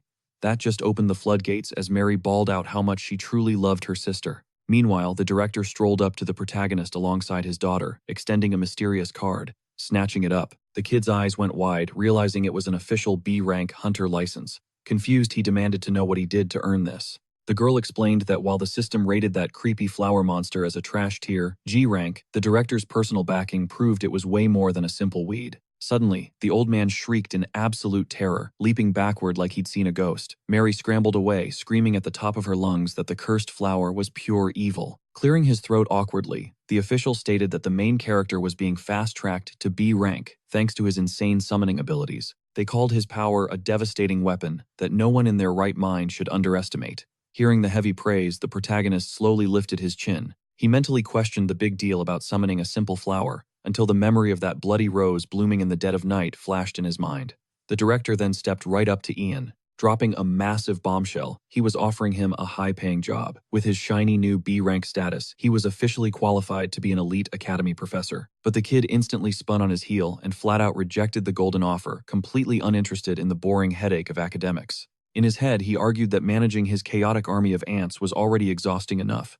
Plus, he still had a hit novel to write, and a desperate need to recruit more God-tier S-rank followers from the shadows. Stunned by the brutal rejection, the old man slowly pointed a shaking finger right at him. Wait, double the usual pay. Ilan's jaw practically hit the floor as he processed the massive offer. Nai slid her phone across the table. The screen glowed with a number so insane it looked like a literal glitch in the Matrix. Our guy mentally blue-screened. Counting that endless row of zeros, he bolted straight for the principal's office like his life depended on it. Suddenly, shaping young minds was his absolute lifelong passion. He begged to start immediately and fast-forward to the prestigious academy. Mary sat at her desk, literally vibrating with pure excitement. A classmate nudged her, wondering why she was glowing like a literal sunbeam. "Oh, you have no idea," she squealed, hyping up a very special guest. Right on cue, the heavy classroom doors creaked open. Enter our main character. Dragging his feet like a walking zombie, he slumped his way up to the teacher's podium. Before he could even utter a single syllable, the room erupted in heavy whispers. Was this seriously the absolute monster who destroyed Mr. Gill? Just one single punch, and it was over. But more importantly, who was the terrifying dude looming like a shadow right behind him? The literal sword demon stood guard beside his personal sword god. Leaking an absolute nightmare-level aura, Ilan gave the class the laziest wave ever. Yawning, he mumbled a half-hearted introduction, claiming the title of temporary substitute instructor, at least until their actual master miraculously recovered. The classroom instantly turned into a buzzing hive of nervous gossip. Could this slacker really be that overpowered Boom the sword demon smashed his massive weapon into the floor tiles, demanding absolute dead silence? Declaring himself the ultimate right-hand man to their new master, a totally unhinged grin stretched across his face. He practically growled a deadly promise. He would personally carve the great sword god's wisdom straight into their fragile little skulls. Ilan casually scratched his chin, completely unbothered as he announced the brutal syllabus for the day. But Mary instantly shot her hand into the air. She politely reminded him that this was actually supposed to be a physical education class. Without missing a single beat, our guy declared it a mandatory independent study session. The entire class sat there completely stunned. Mary was absolutely beaming. Meanwhile, Ilan just face-planted right onto the teacher's desk, complaining about his massive sleep debt. 5 seconds later, he was out cold. The sword demon immediately drew his blade, whispering a lethal warning. Not a single breath. If anyone dared to wake the sleeping god of death, his dragon fang would show them absolutely no mercy. The students practically stopped breathing in pure terror. Better to sit frozen because this psycho bodyguard was clearly way out of their league. Fast forward to the very next day. Our hero ripped a massive yawn, telling the kids to study hard since exams were creeping up. Day 3. The rain was pouring outside. Boom, another perfect excuse for completely unsupervised self-study. Day 4 rolled around. The sun was totally shining. The birds were basically putting on a concert outside. So naturally, he told the kids to just figure it out themselves. A fiery female student aggressively crossed her arms. She let out a frustrated huff, her patience completely snapping. She glared daggers at him, mentally screaming about this absolute joke of a class. 4 straight days of doing absolutely nothing. She was totally losing her mind, while this guy either snored or literally played with bugs on the floor. Seriously, what kind of trash-tier instructor was this? She glared at his sleeping form, her brain practically short-circuiting from sheer disbelief. Meanwhile, our main character was living his absolute best life in the cafeteria. The vibes were immaculate, mostly because the grub was 100% free. Shoving a massive bite into his mouth, he gave some hardcore life advice. Always stuff your face when the school is footing the bill. Mary just gave him the softest smile, completely happy as long as her favorite teacher was well fed. But her furious friend let out an agonizing sigh. Did Mary's common sense literally evaporate, or did it vanish the moment this overpowered slacker walked into their lives? The girl aggressively cornered her bestie. How could she possibly simp for a walking red flag who refused to take off that dusty hoodie? He was a teacher in name only, a total freeloader. Mary just shyly adjusted her backpack straps, asking if she meant her beloved Ilan. A faint blush dusted Mary's cheeks. She softly giggled, claiming she was the only one who truly understood his hidden top-tier charm. Checking her screen, Mary's eyes completely lit up. Mina and Ilan were already waiting for her outside. She happily waved goodbye, leaving her friend absolutely paralyzed. Wait, they were actually hanging out after school hours. This was a literal emergency. She swore to save her deluded best friend from this deadbeat, even if she had to knock some sense into her with her bare hands. The very next morning, our lazy protagonist dropped an absolute bombshell. The era of free time was officially over. It was finally time for brutal combat drills, starting with one-on-one sparring. The angry girl locked onto her target in the crowd. Oh, this was her golden ticket to expose this fraud, but instantly, Ilan tagged the sword demon in to babysit so he could catch another nap. The fanboy fiercely bowed his head, accepting the sacred mission with absolute terrifying devotion. The girl's eye aggressively twitched. This absolute menace was really just throwing them into a battle royale so he could snooze. Oblivious to the deadly glares, our guy wandered off to find the perfect nap spot. But just as he found his vibe, a mysterious voice called out from the shadows. He turned around. A single hand shot up from the sea of students. Flashing a confident smirk, she declared she was flying solo. Elon did a quick head count. 21 students total. He shrugged it off, not giving the odd number a second thought. The girl boldly asked if the professor could be her partner. But suddenly the sword demon flared up with blazing rage. "How dare you challenge him to a duel?" he roared. She just crossed her arms, totally unbothered. "Why not?" she challenged. "What is wrong with a little spar? It is literally our assignment." "Utter nonsense," the hot-headed guy snapped back. But before things could escalate, our main character casually told him to zip it. Letting out a heavy sigh, Elon finally gave in. "Fine, I will help," he muttered. Meanwhile, the angry dude started whispering to himself, remembering a certain warning. If he kept slacking on his teaching duties, his paycheck was getting slashed. Even worse, they would officially revoke his free lunch privileges. So he had to at least pretend to care about his job. The hothead scowled deeply, realizing his secret muttering was entirely out loud. The girl furrowed her brow, stepping right up into his personal space. The two faced off in the middle of the arena, tension crackling in the air between them. Standing dead center in front of the professor, she leaned in and whispered a chilling promise. "You are completely finished." Our hero stared blankly at the fiery student. Was this girl seriously Mary's best friend? He tilted his head back, zoning out as he remembered his chronic habit of sleeping through lectures. But honestly, he had a totally valid excuse.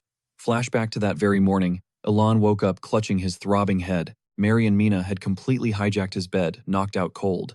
He stared at the two freeloaders, silently vowing that until Mina fully recovered from her condition, he would just have to stick close by.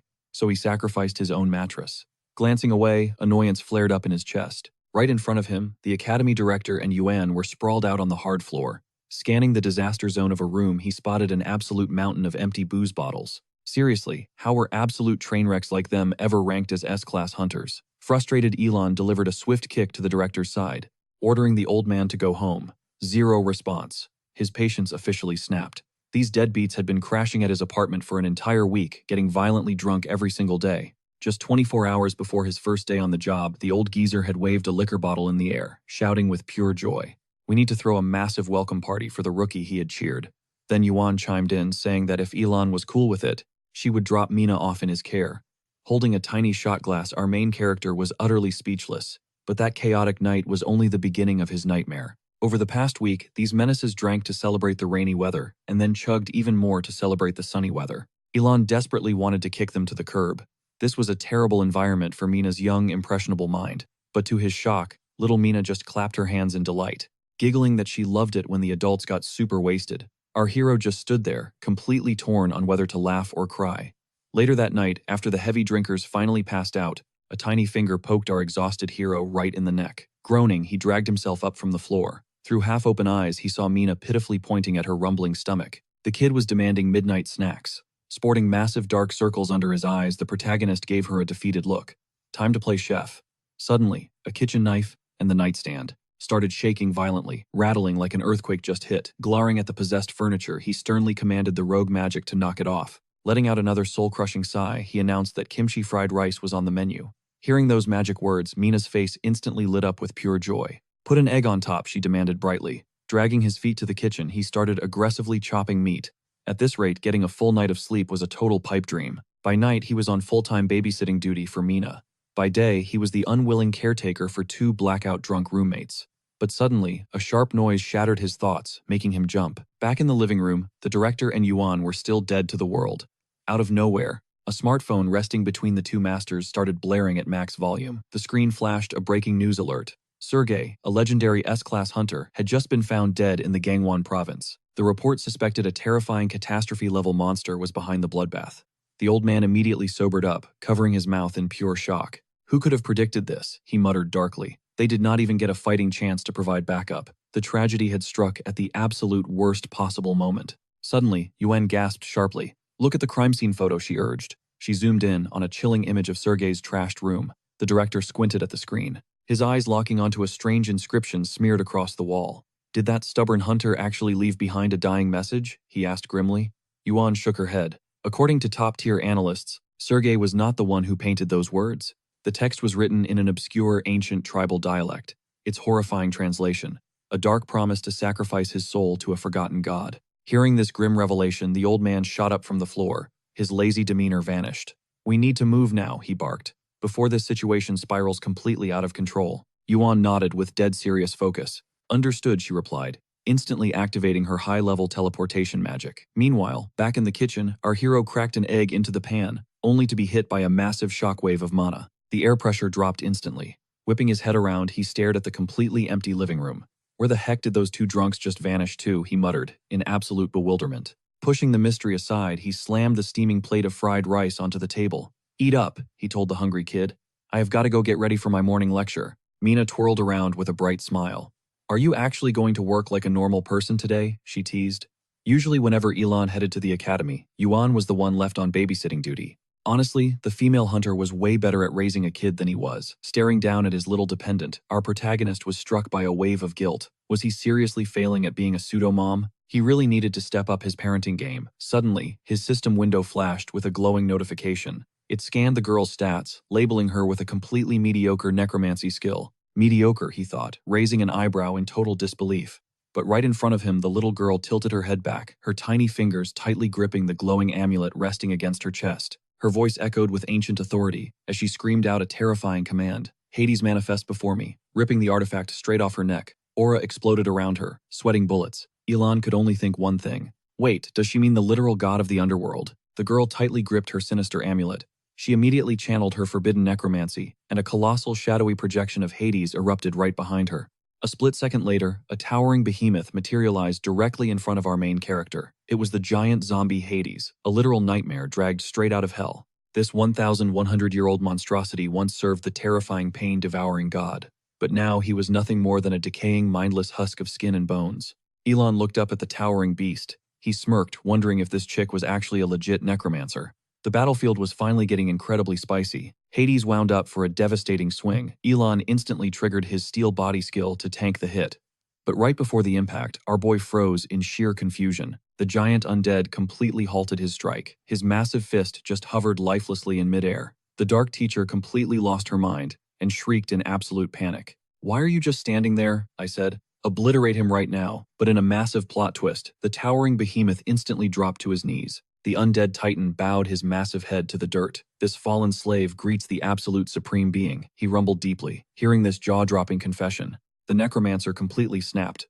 "What the heck is this monster doing?" She gritted her teeth, her mind completely short-circuiting as she screamed internally. "How is this even possible?" She fully believed a necromancer's command was absolute law. The entire crowd was absolutely shook, whispering that the professor had literally tamed the apocalyptic beast with zero effort. Meanwhile, the sword demon casually crossed his arms. He nodded with pure satisfaction. "Just as I thought, the supreme overwhelming majesty of the sword god can make even the undead bow in pure reverence." A nearby follower bounced with excitement, completely agreeing that their master was simply built different. The girl completely lost her cool. She started desperately punching the giant zombie's leg, screaming at him to get back up and tear Elon apart. Elon casually glanced at the trembling monster. "You want to play along with her little game?" Hades practically shivered, bluntly stating he would absolutely never dare. Why? Because our main character was practically suffocating the entire arena with the aura of the mountain-devouring god. Hearing this legendary title, Elon stroked his chin in deep thought. That iconic name definitely rang a bell. Then it hit him like a freight train. He clearly remembered seeing that specific lion crest flashing directly on Hades' system status window.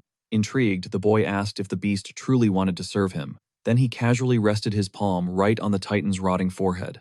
A massive phantom hand materialized out of thin air. It mirrored Elon's exact movement perfectly, making it look like our protagonist was literally possessed by the sheer overwhelming will of the mountain-devouring god. With that divine presence standing tall behind him, a flood of tragic memories violently crashed into Elon's mind. He saw vivid flashes of a time long before the rotting flesh, back when Hades was a proud, noble knight who served his deity with absolute devotion and respect. But tragedy struck. He died a brutal death trying to protect his master's beloved.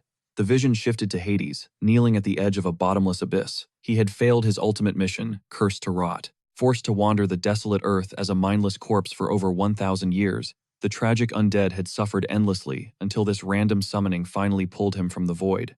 Elon felt the heavy weight of that crushing sorrow.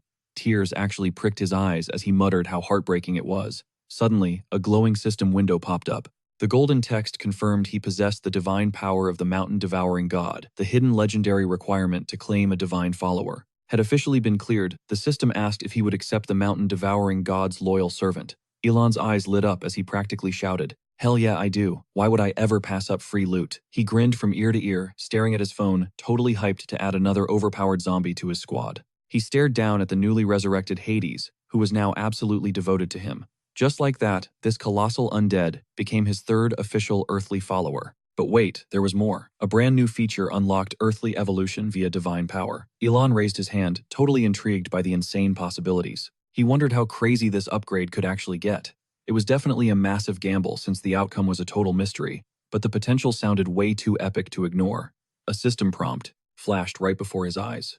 Do you wish to consume divine power to evolve the giant zombie Hades? Without skipping a single beat, Elon hit confirm instantly. Raw mana started violently exploding around his entire body. The sheer suffocating pressure of the energy caught him completely off guard. At the exact same time, Hades's massive frame was completely swallowed by a blinding, subjugating magical storm. The monster's expression twisted in pure agony. His jaw unhinged as he unleashed a deafening, earth-shattering roar. The surrounding crowd absolutely lost their minds. They started chanting that their master was a living legend.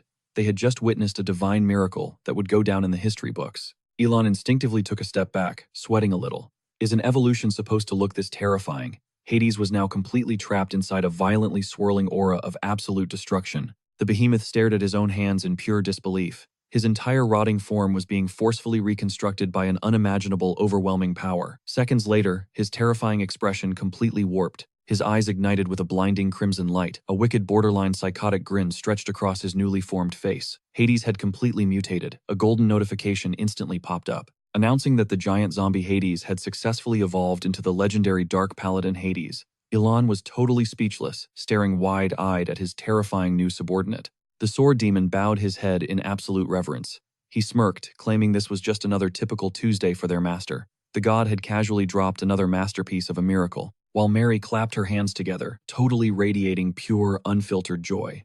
Meanwhile, another golden system prompt pinged right in front of our main character's face. It revealed that the newly reborn Dark Paladin Hades possessed a staggering world-breaking potential. Before Elon could even fully process the insane stats, Hades slammed his knee into the ground and fiercely gazed up at his new god. He swore eternal gratitude for the divine blessing. With absolute conviction, he pledged his very soul to become Elon's unbreakable loyal shield. Another system window confirmed that our overpowered main character now commanded 4 insanely broken followers with Class S potential. Watching this absolute madness unfold, Benji screamed at the top of his lungs in pure, unadulterated shock. What on earth did the professor just do to Hades? The massive dude is literally talking now, but right in the middle of the hype, Elon suddenly grabbed his head in sheer agony. His vision rapidly blurred, and a massive wave of nausea hit him like a freight train.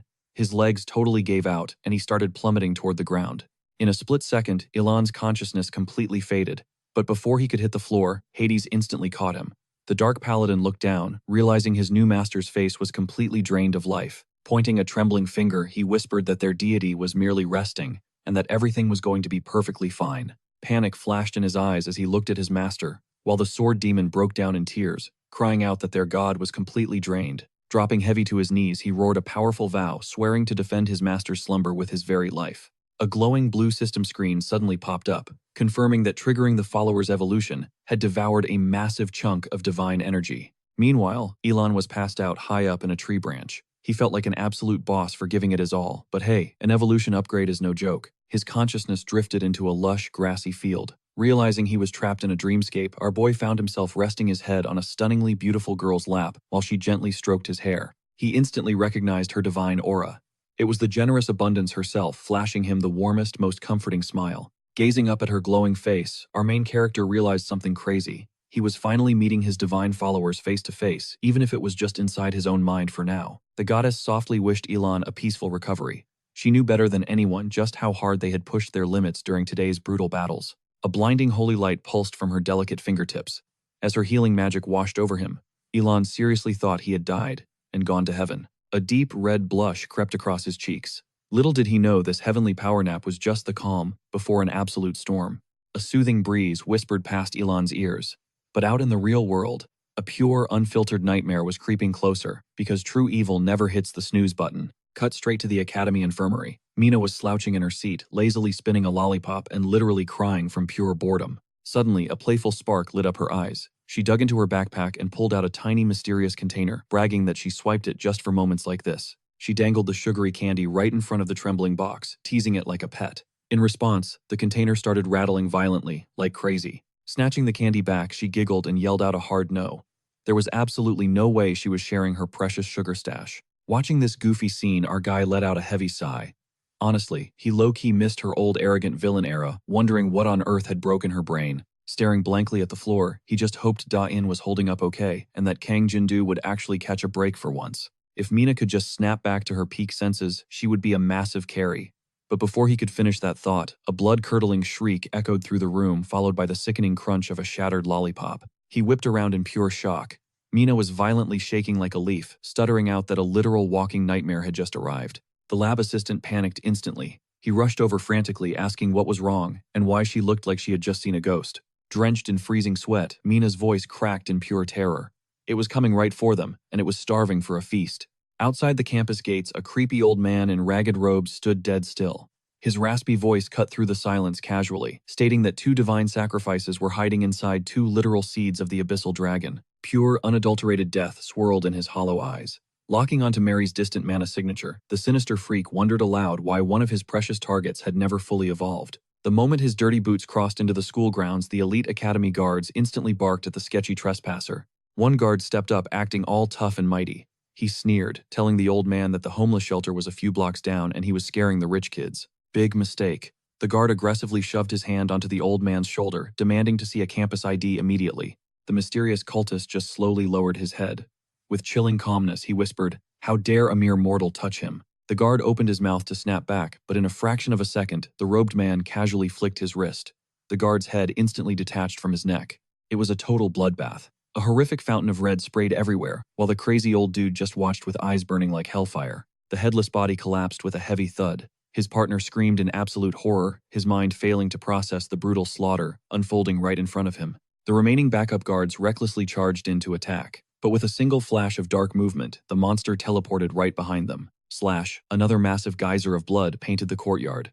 Without missing a beat, the invader raised his arm, summoning a terrifying vortex of dark aura. He slammed his fist straight into the concrete. A devastating shockwave of pure destructive energy erupted, shaking the entire academy like a massive earthquake as the roof started caving in. With piercing psycho eyes, he chanted his sinister prayer, calling out for fresh sacrifices for his god. The whole foundation trembled as emergency sirens began shrieking across the campus. Striding forward like an absolute menace, the villain casually snapped his fingers, commanding the deafening alarms to just shut up. Keeping his gaze locked on his prize, he muttered that only the marked victims mattered. Everyone else in this school was nothing but worthless trash. Seeing top-tier student hunters rushing out, the squad leaders barked orders. They needed to split up instantly and lock the intruder inside a battle formation. They closed the gap at lightning speed, drawing their weapons and charging up their ultimate combat skills for a massive group strike.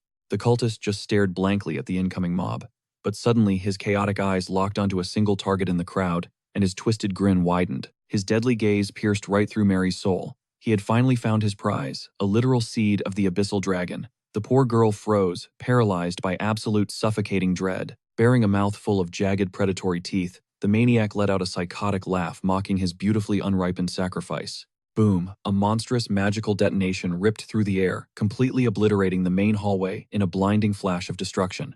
The surviving hunters immediately raised their weapons, bracing for the fight of their lives. A glasses-wearing student was sweating bullets loudly, panicking about what kind of raid boss had just spawned. Standing in the smoke was the hooded menace in flowing robes.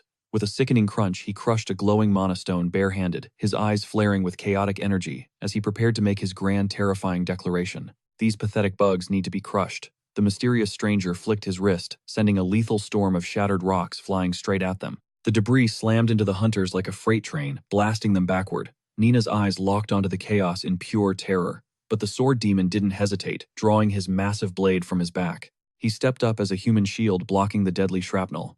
Beside him, his disciple's face twisted into a fierce, battle-ready glare.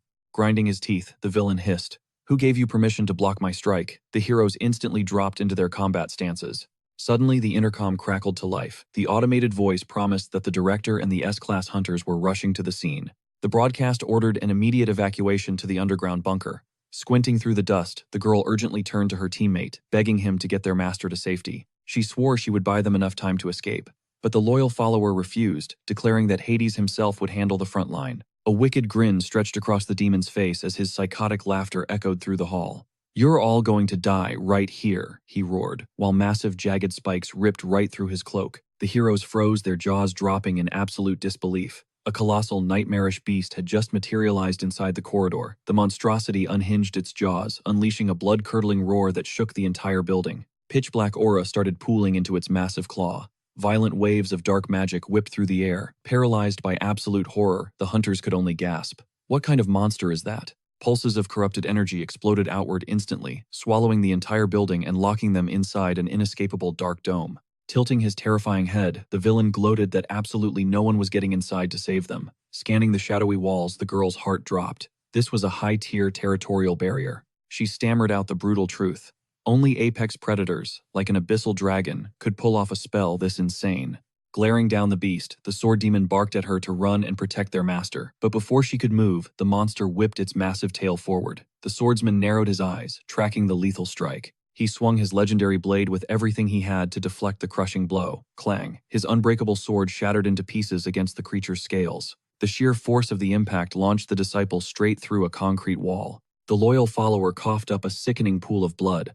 Mocking their weakness, the beast sneered that these trash-tier humans were totally out of their league.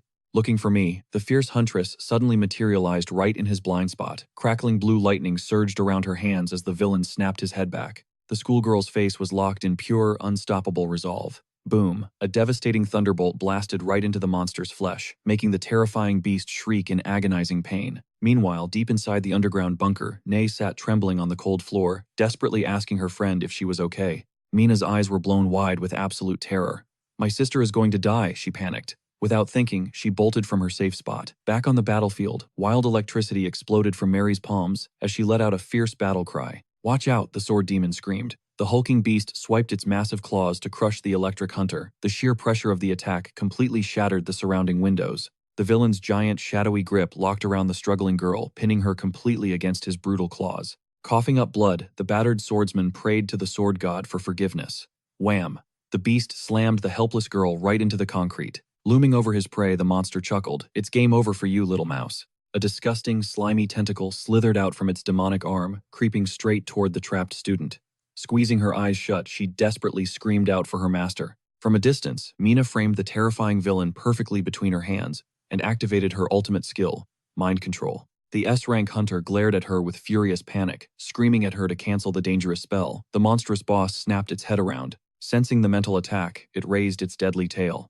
A sinister grin formed as it realized the abyssal dragon's seed had literally just delivered itself on a silver platter. Mina clenched her jaw in pure frustration. The power gap was too huge. Her psychic attack wasn't even scratching the beast. Suddenly, the ancient stone tablet inside her bag started vibrating violently. She threw the backpack into the dirt, angrily shouting at the artifact to stay out of her way, while she saved her sister. She desperately tried to cast another spell, but a terrifying shadow eclipsed the monster as its massive whip-like tail lunged right at her. Mina threw her arms up to shield her face from the explosive shockwave of debris.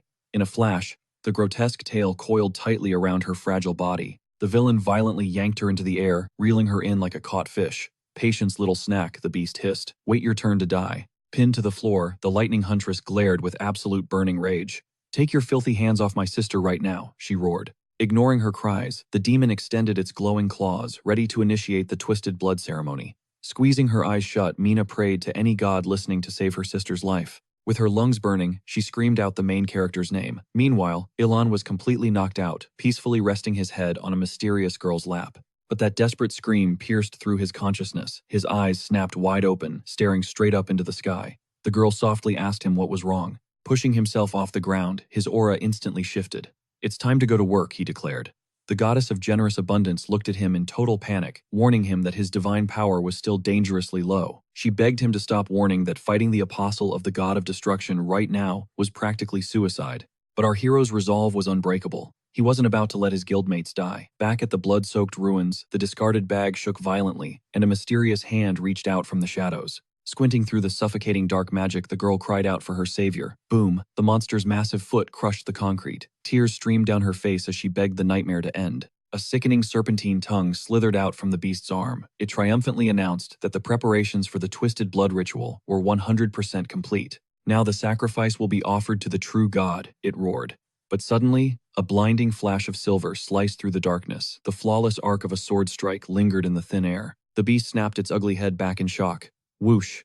Its massive severed tail went flying through the sky, crashing onto the ground right at the monster's own feet. Staring down at the bloody stump, where its ultimate weapon used to be, the demonic villain shrieked in pure, unbelievable agony. "My precious tail, how dare you!" Falling from the sky, Mary was caught mid-air by a legendary knight. Licking his lips with a psycho smile, our overpowered player stared down the boss. Time to slice up this giant lizard and feast on some high-tier EXP. The girl could only stare in pure shock. Gently setting her down, our main character prepared for battle. As an aura of blood-red energy violently erupted around him, Elon flashed a wicked grin and let out a manic laugh. Gustavo's jaw dropped in absolute terror as he demanded to know who this guy was. The mutated apostle sneered, mocking how such a pathetic human dared to challenge him. Stepping right into the danger zone, Elon held his ground. The monstrous beast unleashed a barrage of massive fists but swung at empty air. The devastating punch totally missed its mark. With his eyes glowing a crazy bloodthirsty red, the young hunter easily backflipped out of harm's way. Snapping its massive jaws to devour him whole, the crocodile monster left a fatal opening for the knight's blade. A geyser of dark blood instantly exploded from the beast's mouth. Hovering mid-air like an absolute boss, the player looked down on his prey. Gustavo slammed his jaws shut in agonizing pain, his reptilian eyes bulging with shock. His lethal bite had totally missed. Using the monster's snout as a springboard, Elon launched himself higher. He licked the crimson from his blade, calling the giant lizard a tasty snack. Coming down hard, Elon unleashed a furious flurry of slashes. Leaning against the rubble with a sinister smirk, the sword demon watched in awe. Realizing he was witnessing a legendary combat style, the hulking apostle crashed to his knees, his entire scaly body covered in bleeding, brutal gashes. Twirling his dagger, our boy taunted the beast, asking if that was all it had. The monster scowled, raising its ugly head as it finally recognized the sheer threat of this hunter. Its demonic eyes burned with hellish fury. The towering villain roared that he hadn't even unleashed a fraction of his true power yet. Gritting his teeth, the main character smiled, completely ready for a real boss fight. Throwing its arms wide, the mutated croc declared that this sacrifice would perfectly please his dark deity. Suddenly, its massive limbs began to bulge and mutate even further. Gustavo dared his opponent to taste the absolute devastation granted by the great god of destruction. Gripping his blade tight, the fierce knight simply nodded calmly, stating it was time to turn this oversized gecko into a custom handbag. The system pinged, announcing that the eternal seeker of truth was highly disappointed, while the silent nightmare threw a grumpy thumbs up of encouragement. Our player mentally rolled his eyes, thinking these system admins were totally useless.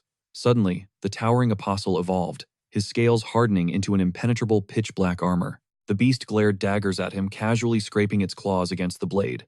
The protagonist realized his massive enemy had actually shrunk down in size, and figured this condensed form would just make him a weaker target. Launching himself forward, Elon swung his weapon with lethal force. The strike left a blazing red trail through the air, but incredibly, it didn't leave a single scratch on the beast's armor.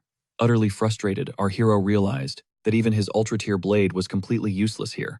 Stomping the ground in annoyance, he refused to accept this impossible defense. Readying his weapon once more, the young hunter sarcastically asked who ordered the extreme slice and dice special.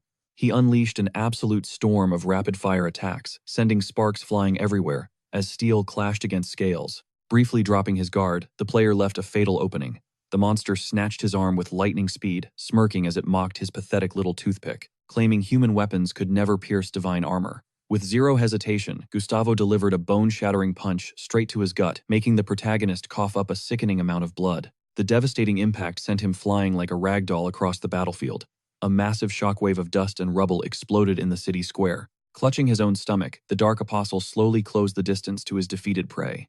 Elon lay paralyzed in the crater, his body refusing to move an inch. The nightmare beast forcefully grabbed him by the skull.